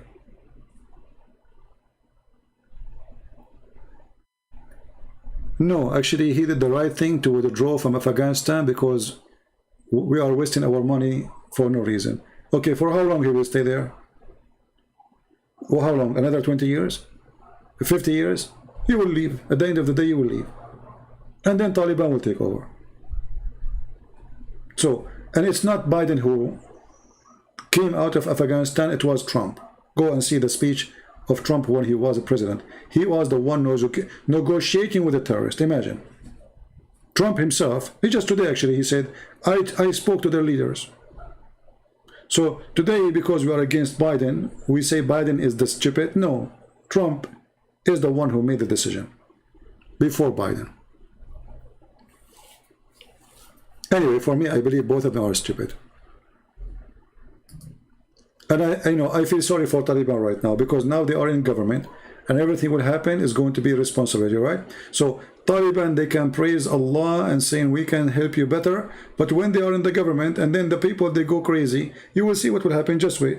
War will erupt crazy there again, because people, they will see Taliban are just another scam.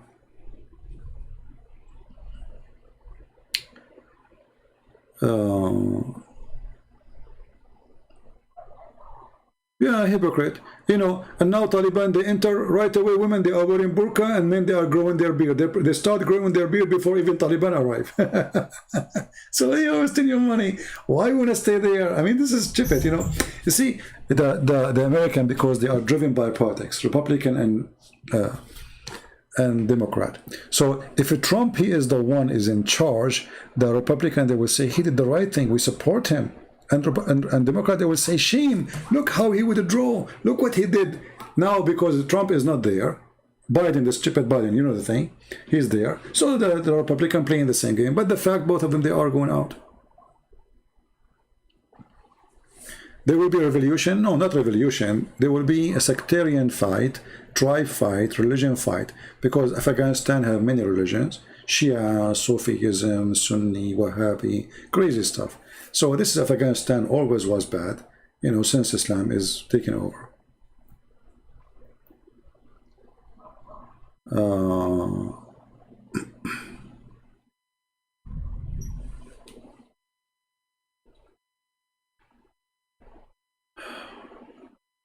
Bro, I am linked with serious historian, as we discovered basically Yathrib, Medina, Quran talks in the north of Iraq, not in Saudi Arabia. Okay. My friend, I have an advice for you. I have an advice for you. And I want people to listen carefully. Let us say what you are saying in this comment is true. And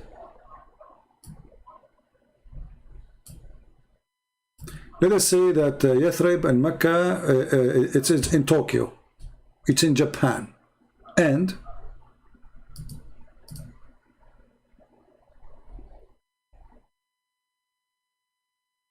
are you listening? What does that mean? See, this is all the silly, stupid stuff. I don't believe in it and I don't care for it. Because if it's true or not will not change anything. I fight a believer in what he believes, not what you believe. Do you understand? So, if an atheist comes to me and says, Jesus is not God. Okay. But I believe he is God. So, in order to fight my belief, he have to have something against my belief, what I believe. Somebody says to me, Jesus doesn't exist. I will laugh. Historian says there's no Jesus. I will laugh. So, if you have a serious stuff, you know, try to focus in the belief itself, not your fiction. Because this is all is fiction. Historian. I mean, the second you say historian, I laugh, really. Because historians, they discover things and then they change the discovery. They went in the time. And who's sponsoring their mission? So, if Trump now, he hire a historian, he will find in history that Joe Biden's son was a scam. But if the historians are hired by Biden, they will find that the son-in-law of Trump is a scam. So historians, they always have agenda. If the historian is a Christian, he will say something. If the historian is an atheist, he will say something else. If the historian is a Muslim, he will come with different agenda. So in order to get to talk about history, you have to find somebody is not holding agenda. And that is impossible. Do you understand me? Like now, when we talk about history, if I'm writing a book of history about what happened today in Afghanistan, if I'm supporting Trump, I will say the history different. Trump, he was right, blah, blah, blah, blah, but I'm a historian. So always people, they call it history, is based on the writer and the author, not on the truth. Because you cannot find a person who is really a historian without agenda.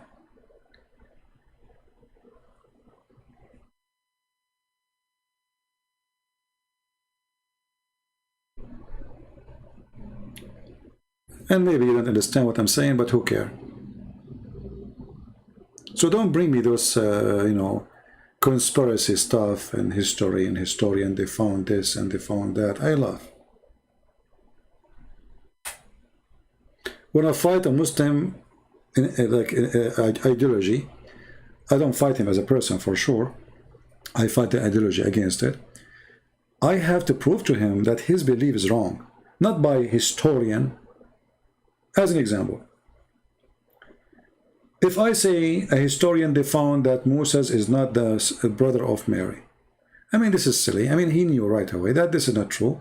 It cannot be true. Moses is not Mary is not the sister of Moses, right? I do not need a historian to prove it. But if his Quran saying, and he believed that this is true, there's no historian can prove him wrong because you don't believe in it anyway. So what do you do then? You make your argument, but still he did not lose yet, because in his religion he believed that you are wrong and your history is wrong, his history is right. So in order to fight somebody, you have to get something extremely clear, agreed upon by everybody, including your enemy. As an example, if I want to debate about where the sperm coming from, and then a Muslim, he says to me, I believe in science. So now we believe that what is science is the just between me and him. So okay, let's see what science says about sperm, where is sperm coming from and how long sperm live. Then when the science he agree upon prove that his Quran is wrong, then he is in trouble. So he is in trouble as long he don't refuse to share an agreement in something. So if you agree about the terms on, like let's say a terms of agreement, and then we discover that those terms of agreement is against his belief, then he is in trouble.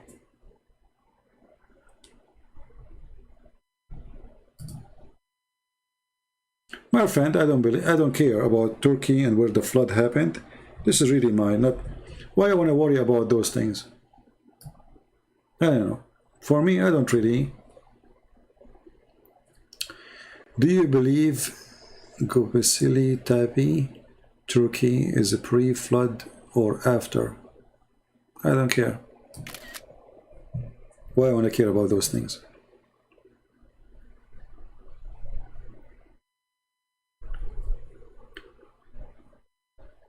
You know, if you are a person who is going to believe in something because, let us say,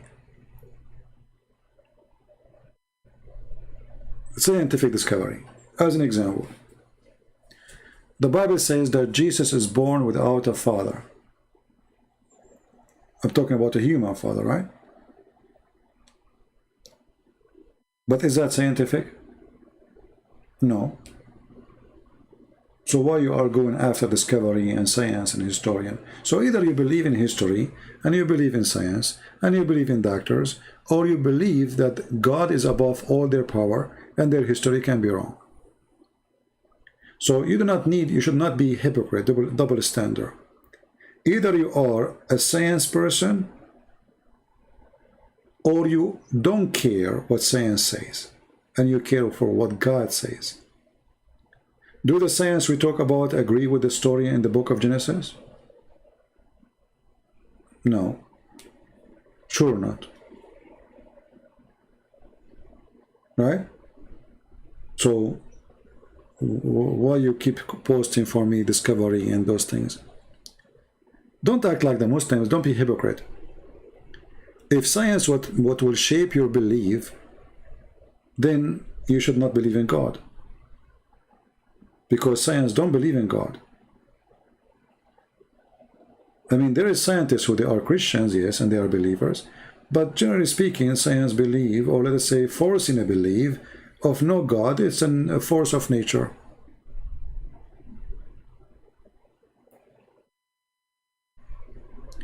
Well, my friend, because science cannot explain miracles. That's why we use the word miracle. So when you say why the Bible cannot be the book of miracles and book of science at the same time, that is impossible. And the explanation is anything science cannot explain is a miracle. So if I go by science, that means I go by rules. And the rules is a man sleep with the women, regardless if it's his wife or not. They might have a child. That is a pure science. But you say to me that there's a person, he is born of a woman, and this woman, she never met a man. That is not science. So either you believe in the miracle, which is no science can explain and it's not scientific, or you believe in science. And you know, for me, my experience with the word science, that the word science is very flexible. As an example, the scientist is the one who said the earth is flat, and then they changed their mind to something else. So the first scientists, the Greek scientists, in the beginning, they start saying the earth is flat. And they are the scientists at that time. And then they draw pictures of images of planets, and they have the center, and they have the Titan, whatever, blah, blah, blah, blah, and philosophy and mythology. And those are scientists, by the way. At their time, they are the highest of science. So science is very flexible thing. What is science today, it might be fiction tomorrow. As an example, Newton, a theory of Newton, theory of Einstein, theory of etc. They come to be true and they are wrong in the same time. Okay, the orange will fall down on the ground because the big object will grab down the small object. They discover now that this is not always true. If the object is so small, then there is no impact or gravity of the big object in that small object. Because it's so tiny small, so there's no impact on in its weight. So it doesn't grab it. So what is scientist, or let us say what is science today, tomorrow it might be proven to be wrong. Science is the practice of trying, not the science of not making up. Let us say, sorry, not in the making. It is a trial. As an example, did we create electricity? No, we did not. We learned how to generate it. Which generate what? Something is already exists, electron, right? So electricity is always exist. Science did not really made electricity. Science discovered it. We have lighting since the beginning of time. It's true. And lighting is nothing but electricity. So science is a trial. We try something, it works. It doesn't work, we refuse it. So after trying through centuries and centuries, our experience of trying is increasing. Like now, Corona. So they try this and try that and try that, and this one worked, this not that work. So now we call it science, but the fact is that it is not really science. It is a science of trying.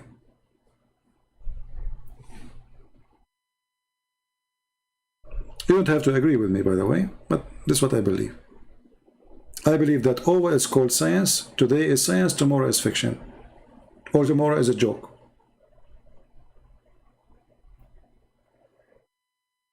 Like now, every school in the world, they teach the Big Bang Theory. It's a theory. So why they teach it? Stupid, it's stupidity.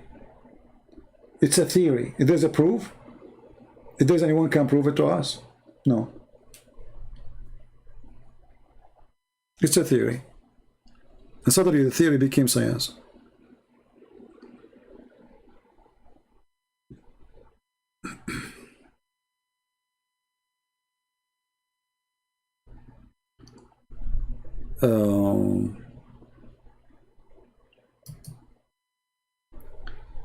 For me, if the science which will prove to me who is God, I don't want to believe in such a thing.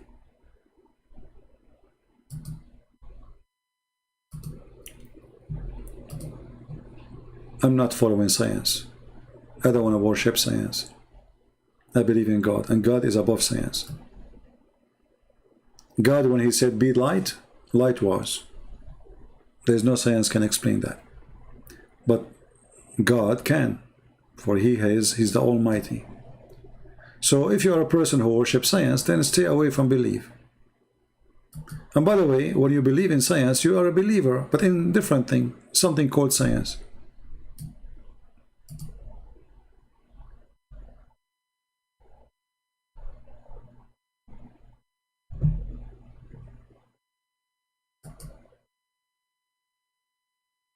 Like now, people are dying because of a virus, right? The whole world is collapsing. They don't know what to do. It's just a stupid virus.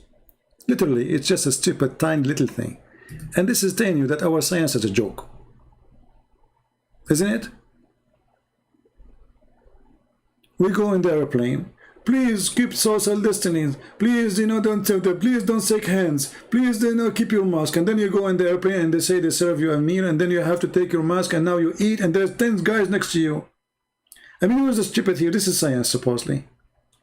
Social distance, right? Okay, but you go in the airplane and they put you like a sardine inside the airplane, and there's 300, 400 people, and now all of them, they have no mask, and now they are eating. Okay, after we eat and we finish eating, okay, put the mask up. Okay, but too late. You just told 400 people to take the mask off. But this is what scientists told them. You have to put your mask, right? But do you see the stupidity? You put us in a box called airplane. And now 400 people are going to eat.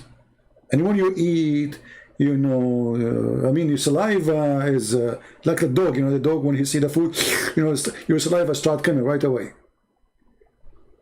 This is the worst time, actually, to let people eat. So either we have to keep the mask all the time, or don't tell us to take it for 15 minutes until we finish eating. It's too late. Like what? In those 15 minutes when we are eating, the virus will not come out. Stupid. So hypocrisy, stupidity, and then they call it science, and they put rules, and then the guy in the airplane, they come to you, sir, please put the mask, because this is regulation. If you don't agree with us, we will report you to the authority as if you're committed. So okay, suddenly you became a criminal. But a second ago, I have the mask off. It's amazing. And then we go to the bathroom. All of us, we share one bathroom, and the bathroom is in the size of a matchbox. And people there, not only they breathe, they fart. It's just stupidity. And supposedly they will fight, they will fight. I mean, it's a madness, The whole world is human being is the most silly, stupid creature ever. I never saw. You see, dogs, they do what dogs do. Dogs, they do what dogs do. All dogs, they do the same. You take him out, straight away he start pissing around. He mark his territory. He sniff the ass of the other dog. Human being, he do piss all over the place. And he don't even know why. He piss from his brain. He piss from his nose. He piss from his words. He piss from his ideas. I mean, a human being is a pissing machine. In the same time, he think he is the most genius. He can solve all the problem.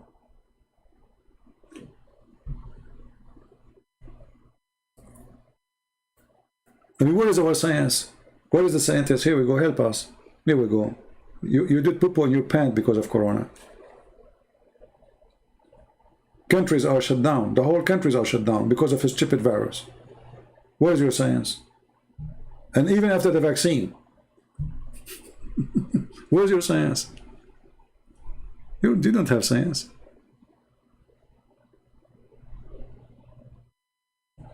Anyway, science. In the year 2010, I think, suddenly I lost my voice. And I don't know what happened. I could not even talk, So I hate hospital. I hate doctors. I hate laboratories. I hate, but this is what I use for my mission, for all the work I do, I mean, this is how I can bring Muslims out of Islam. So this is not like my arm is hurting me or my foot is hurting me. I need to talk. So I went to the doctor, even though I hate to do so. How the cow, they milk the cow. This is what they did. They start taking money, and everything you do, $200, $300, $50, $70. Take this medicine. Try this medicine. I tried, nothing worked. And then I notice that when I'm drinking too much coffee, like if I stop drinking coffee little, my voice is getting better. So I decided to stop drinking coffee for 6 months, which is really a mission impossible for me. I love coffee. My voice come wonderfully, fine. So all the problem was too much coffee. Not a single stupid doctor who have a PhD in whatever, potato, tomato, chest, x-ray, blood, pressure. I mean, they did everything so they can charge me as much as they can. And all of it, nobody asked me, did you eat something? What do you drink? Simple question. It was just a coffee. That's it. So I spend all that money because my ignorance and their ignorance.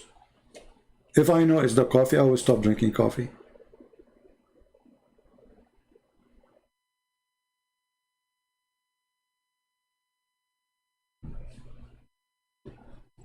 And then I will start saying to myself, who in the world will believe in those donkeys anymore?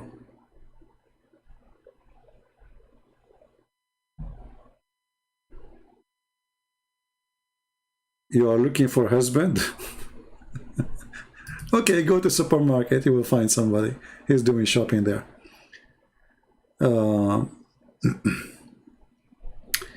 Looking for my translation. Okay. Well, when it's done, we will let you know. I'm not saying that doctors cannot help you. I'm not saying that. I'm saying they try things on you. You see, it's all science of experience of trying. Not, they are not really scientists. And people are not listening. As an example, antibiotic, it was discovered by mistake. It worked. They give it to everybody. That's it. But doctors are not really, I mean, today the real doctor is the machine, the one who do blood test, the computer who do DNA. It's not the doctor. The machine can give you the true result, not the doctor really. Doctor just learned how to read it.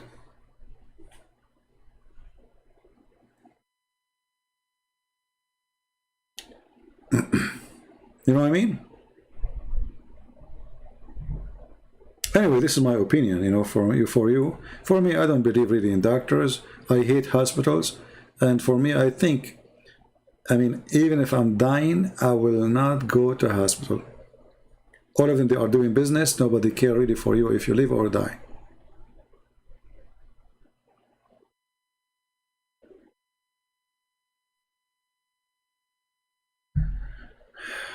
Brother, what? DCC, you claim they are professional. My friend, I told you I don't care for those things, and you're repeating yourself. Don't force me to block you. Here, remember something. Here, I debate Muslims about what they believe. Don't bring me garbage of conspiracy. I don't want to hear it. I don't want to see it. None of my business.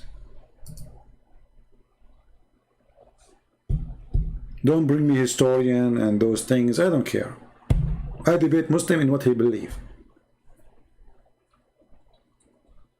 I don't waste my time. Actually, Muslim, they will wish that I will speak about those things and I will leave Muhammad alone, because now, okay, we're Muslim, that will not affect Muslims. You see, what Islam fear is you hitting the heart of the belief, not where is Mecca located. They say, who cares? They will laugh at you. It hurts if you prove to them that Quran is wrong. If Muhammad is a liar, it hurt to show them the contradiction. But what is the location of this person or this city? Who cares?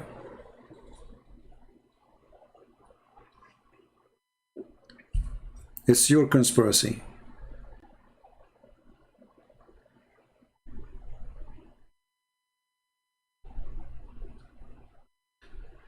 Hey, David, why you want to teach your daughter and your, about Islam, my friend?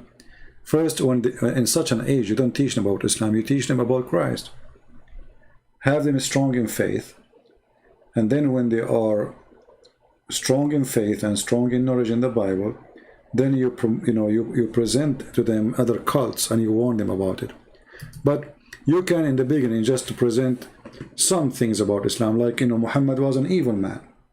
He target children because they are children. I tell them about child molestation, to be worried about the predator because they can be a target too, right? So you have to speak to a child based on his age, not based on the religion itself. His age will decide where you go. But the first thing, if I have a child, I will teach him the Bible. I will teach him who is Jesus. I will teach him why we believe in him. And I will make him think with me and give me ideas what you think about Jesus. So if you want to teach somebody the Bible, don't teach them like adult. Let them read a page in the Bible and tell them, what do you think about it? What do you see? What do you understand here? So try to have a conversation with a child and let him use his brain. And for sure, every child is different.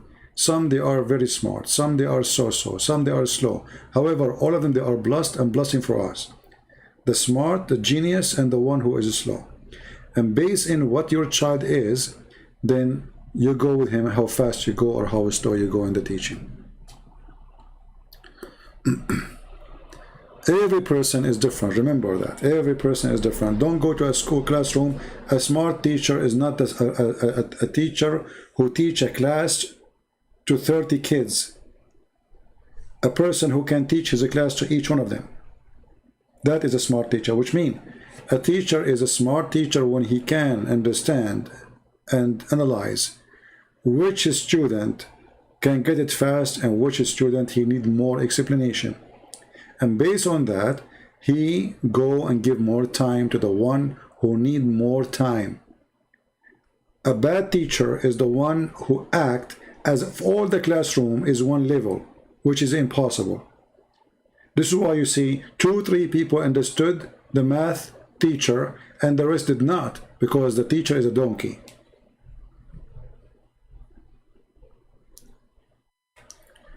Can you get Abdul busted using the Bible? You can, but why you want to waste your time?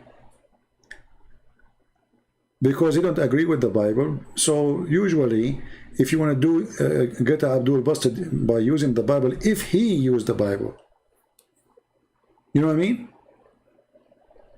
So if he say, I agree with this verse, as an example, they say that Isaiah speak about Muhammad. You say, okay, do you agree with it? He say yes. Then you get him busted. By showing him what this verse saying, but not before that.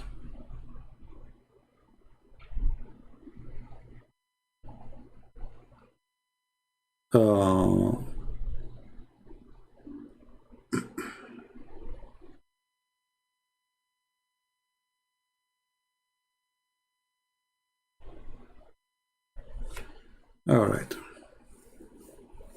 And by the way, you don't have to agree with me. I mean, I'm just telling you what my ideas. And maybe you are smarter, maybe I'm slow. You know, as we said, we agree that all of us, we have different level of understanding, of logic. We have different background. Remember, that will play a big role in things we do. You know, sometimes because of what you are, where you are coming from, your thinking is different. So that play a big role in many things. You know, like if a person grow in the desert, he is concerned about water. A person who is growing in, you know, in Vietnam, he is concerned about water flooding, not about less water. You know what I mean? So the concern change based in your background. A person who lives in the desert, he is worried about the sun, about the heat, about the sand, about the dry weather, about no water, how to feed his animals. A person who lives in Vietnam, he's worried about snakes, worried about a flood, worried about too much rain. You know, both of them, they live in the same earth. So each one of them, he have his own, let us say, I don't know what the word to use in English, precaution. I don't know if I'm saying the word correctly, because of his background. So your background always play a huge part of things you do and things you understand.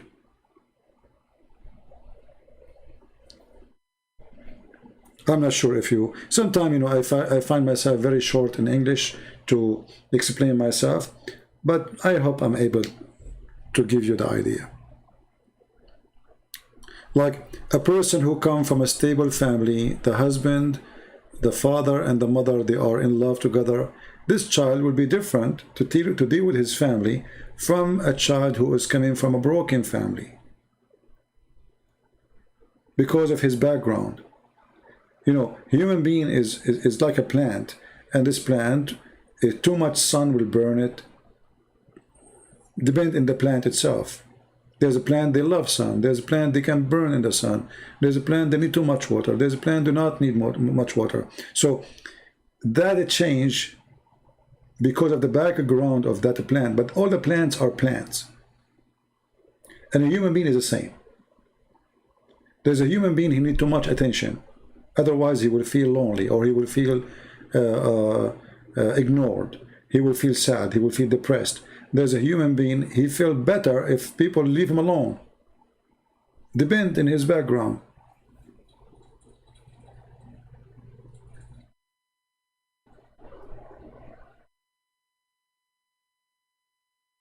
All right, Baba.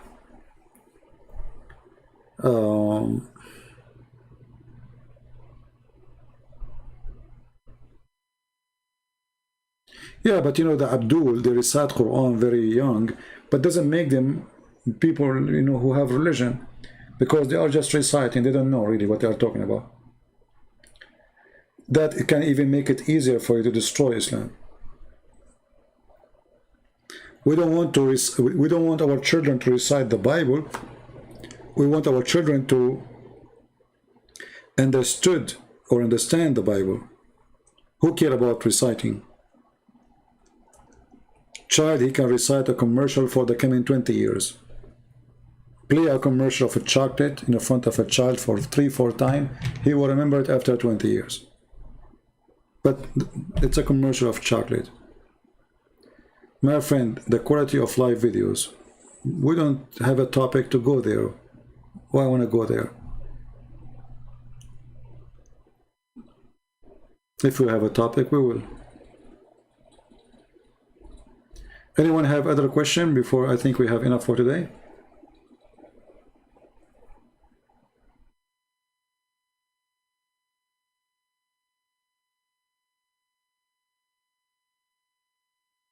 And you know, sometimes if you come from a broken family, that can make you even better to your family, not necessarily the opposite. Because you are coming from a broken family, so now you have pain in your heart. You don't want that to happen to your family. So you need to learn, or maybe you learned already, that because of that causes pain to children. So now because you learn that a broken family is not something healthy and good for children, then you should avoid yourself to get into the same situation with your children. So, you know, sometime bad time can be the best in your life for the future, because it makes you a person with experience, even if this experience it can be sad. You know, like if I don't go in hunger, I do not know what hunger is. If I never suffer from cold, I don't know what cold is. I can give you a speech about it, but as long I never been, let us say, like in a certain year, my air conditioner is broke, I don't have money to fix it. Sorry, my heater broke, I don't have money to fix it. It needs thousands of dollars to fix, and I don't have money. I spent the whole winter without any heat. And it reached, I mean, if you go in the centigrade, it reached -26, imagine. I remember I'm going live on air, and I cannot feel my fingers. And people, they say to me, your voice is like cutting. They think it's the internet. It's like I have difficulty even to talk. But if I don't go through that time, I will not know really what it's mean to be a person who don't have money to get a warm house. So you learn from the bad days. The bad days not necessarily are bad. It can be you know, it can be for good. It can make you a better person. It can make you a strong person.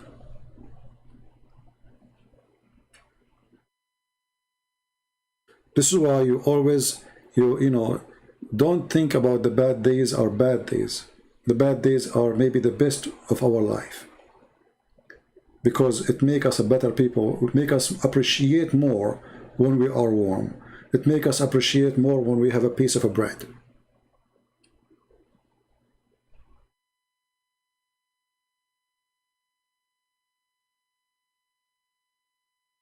No, I don't get COVID, and thank God I don't get sick. You know, I don't know. I mean, if I get sick, maybe once every 2 or 3 years, something like that.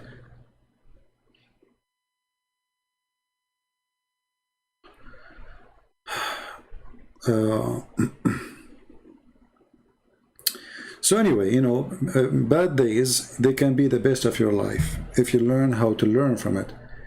If those bad days turn you to a stronger person, not to a person who is greedy and filthy, and then you start worshiping money, because now bad days made you believe that the problem was money. So you start following money and worshiping money.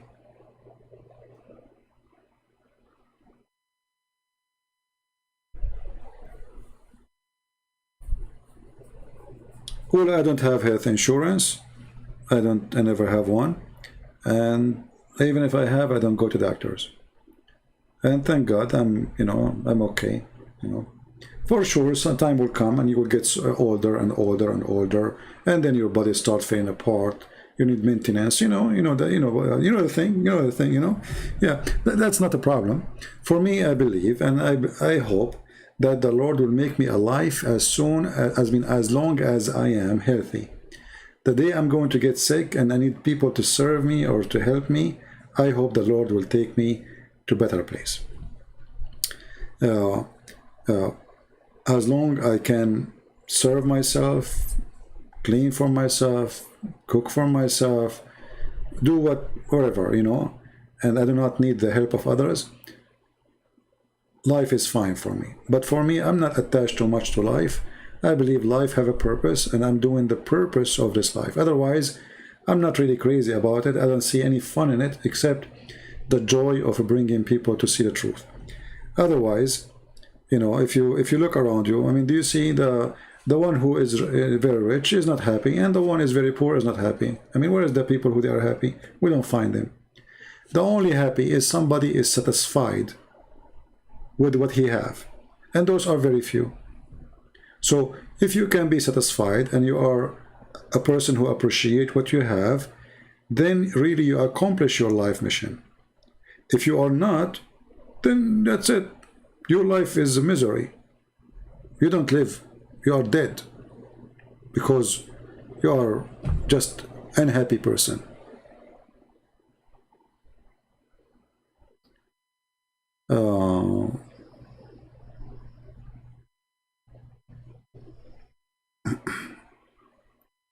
Well, in order to get the benefit of army retired, you have to serve. You have to serve for certain years, right?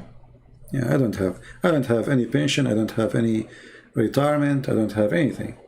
So even now, like, you know, if I don't like now, you know, I give my books for free, and few of you really support us in Patreon. Most of people who they are subscribing there, they are just names. You know, they don't really donate. So I don't have a retirement. I don't have you know, I mean, fixed income. So there's always risk, you know, to lose. I give my books, most of it for free. I don't have health insurance because simply it's very expensive for me too. Not only I don't like the doctors, it's very costly, you know, it's extremely expensive. So anyway, and you know, and people, they like to come here and they supposedly support us, but the reality, the people who support us are very few, extremely few. And you know, not only this, if somebody give you a donation $1 and you say something you don't like it, he go and send you email and says, I want my money back, I wish I did not donate for you. Okay, you defend the Catholic. I say, okay, get lost. What I can do? I mean, stupid people, what you can say? So for me, I don't really care for what people think about me, and people support or not. I don't ask people to go and support, but very few, they think about this person, okay, how we can support him, how we can, very few. But the majority, they are here just for fun, and the majority, they are here just to, you know, to give you commands about what to do, what not to do. Like you receive email from a Christian who is supposed to be a good Christian, telling you how to speak to a Muslim. You should not speak like this. You should not talk like that.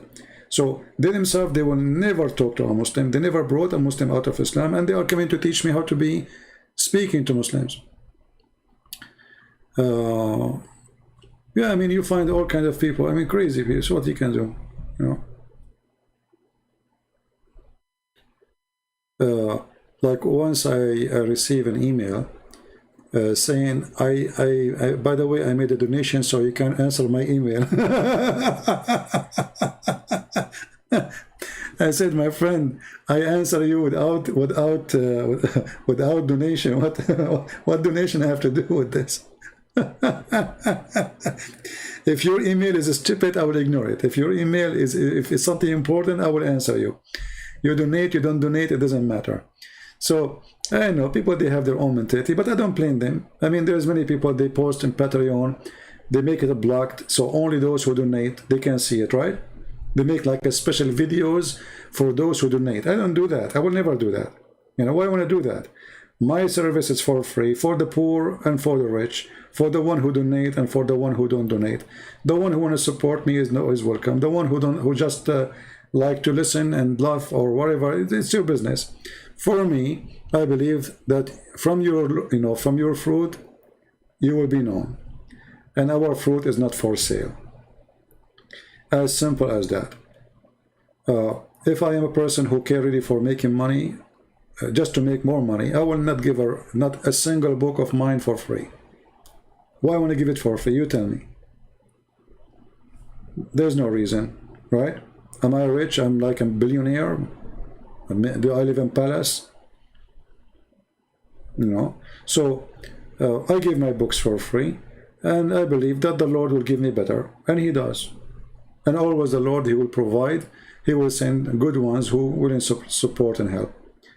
But there is some people there, they think maybe he is the same as the rest. If you go to my Patreon page now, you will not see blocked post. Everything is open, which means you donate or you don't donate, you can watch it. I'm here actually on YouTube. I mean, what doing? Patreon is just to inform people I'm going to go live, and those who like to donate, they can help us. It's not, my videos is not for people who they are in Patreon. But people who they are in Patreon, they are people, good people who are trying to support, and they understand that in this world there's nothing for free.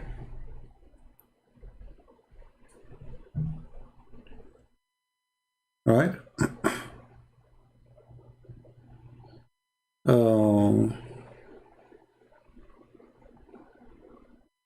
Yeah, it doesn't matter. Wherever you go, they will take a cut. YouTube, they take even way more than Patreon. And Patreon, YouTube don't allow me to collect donation no more, because supposedly I'm speaking against their guideline. Yeah. Arrival of Imam Mahdi and Jesus standing. My friend, the Imam Mahdi, even Muslims themselves, they do not even know who is this Mahdi person. It's a joke.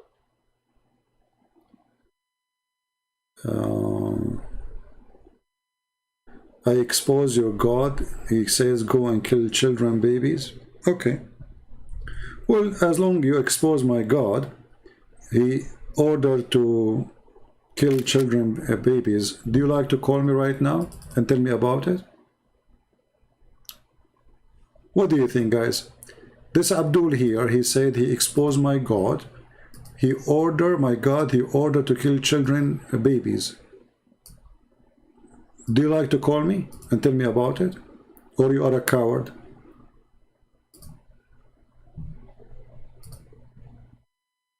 Do you dare to call me and tell me about it, or you are a coward? Just to show you how stupid you are. Your prophet, when they said to him, we are killing the babies of the infidels, he said, وَهُمْ مِنْهُمْ. So you are a stupid son of Muta. You have a big mouth, you do not know your book. This is your stupid prophet. He approved the killing of the babies. Do you see it, you stupid donkey? Principle of killing women and children. Do you see it? Here we go. They said to him, when we are attacking them, we are killing their babies. He said, and they are from them, which means kill them. So the stupid you have a big mouth, and you keep saying things you do not know, because you are a donkey like your prophet. Secondly, you idiot, don't you Muslims believe in the flood of Noah? Did your God kill the babies too? Don't you Muslims believe in Sodom and Gomorrah? Did your God kill the babies too? So now you learn how we get them busted without using the Bible. Did you learn? Stupid people, you know. Stupid. As the Chinese, they said, he left as a donkey, never came back as a horse. And this is why they didn't dare to call me. Because why other Christians, they will start defending from the Bible. I don't do that.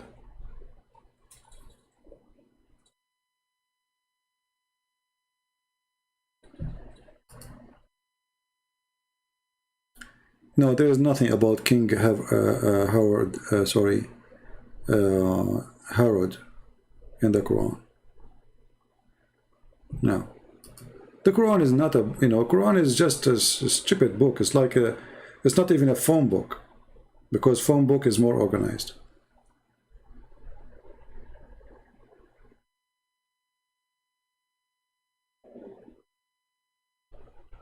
You see, if a Muslim want to debate me, and he have, let us say, a little knowledge, I can debate him even without, I can debate him when I'm taking a shower, when I'm doing my laundry. Actually, there's a debate with two Muslim sheikh, if you remember it, Dr. Imam Nabil Barikli and Imam Malik Sar.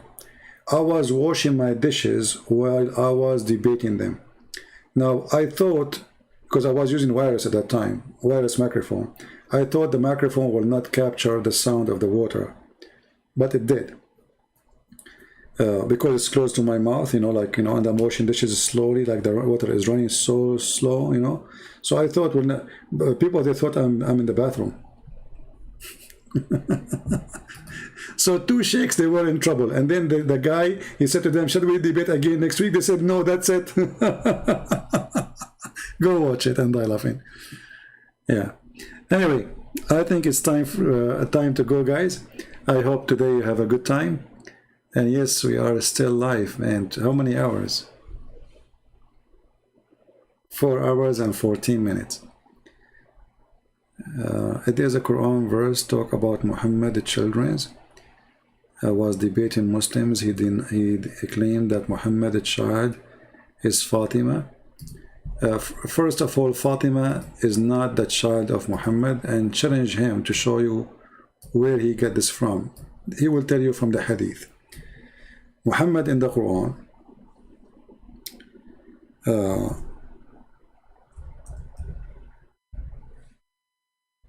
there's a chapter 108, verse number 3, or the whole chapter. It's the whole chapter is 3 verses. It's about a person who was making fun of Muhammad because he cannot have children. So how he cannot have children in the Quran, he can have children in the hadith.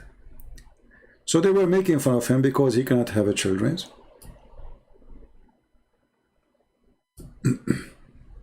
Obviously, he cannot have children. And obviously, Muhammad, he had sex with many women, and he had many wives. So how come only Khadija, who is 15 years older or maybe more than him, he have a child from her? She is old woman. Those are the children of Khadija from previous marriage. Khadija, she married 3 husbands. The last one was Muhammad. All right? So Fatima is not really his daughter. None of them is his daughter. Muhammad cannot have kids. All right? Anyway, guys, I think we have enough for today. I wish we did not speak about many topics at the end, but what we can do. So for those who want to download the video, maybe just cut it until we stop talking about religion, about Islam and the Bible and etc., refuting those dummies, and the rest maybe it's up to you to keep or to leave it. All right? So I want to say thank you very much, and again, thank you for those who support us, which is very few of you, but still we appreciate all kind of support, those who download the videos. those who add subtitle, and those who make donation, and those who do translation, which is very important. So I really appreciate you all, and I pray that the Lord will arm you with knowledge, which I'm providing for free. But the best knowledge is to get from the Lord himself. For a person who he thinks he is wise, he is a fool. The wisdom of a human being is always short. The wisdom of a human being is always missing something very important. If you depend on yourself and you think you are wise, this is the beginning of you being deceiving yourself. So education is not to make you believe that you are the best of the best, or to make you think that you are very knowledgeable, but to make you able to recognize the bad fruit from the good fruit. This is the best knowledge a human being he can reach, or he can have. For the Lord, he said, from their fruits you shall know them. And a nation and a people and the church and whoever they are, a family, a husband, a wife, who cannot recognize the good fruit from the bad fruit, they will suffer from big failure in their life. Search for the fruits, my friend. Don't search for names. Don't search for look. Don't search for your own glory, because all will go and the fruit will stay. And people will remember you after you die, or in your lifetime, by your fruits, not by your name. So the one who is an idiot, he will be called an idiot. And the one who is a liar will be called a liar. And the one who was good will be called good. But remember, only God is good. And with this I say, God bless you, and see you soon again. Christ is Lord, and Islam is false. Take care. Bye-bye.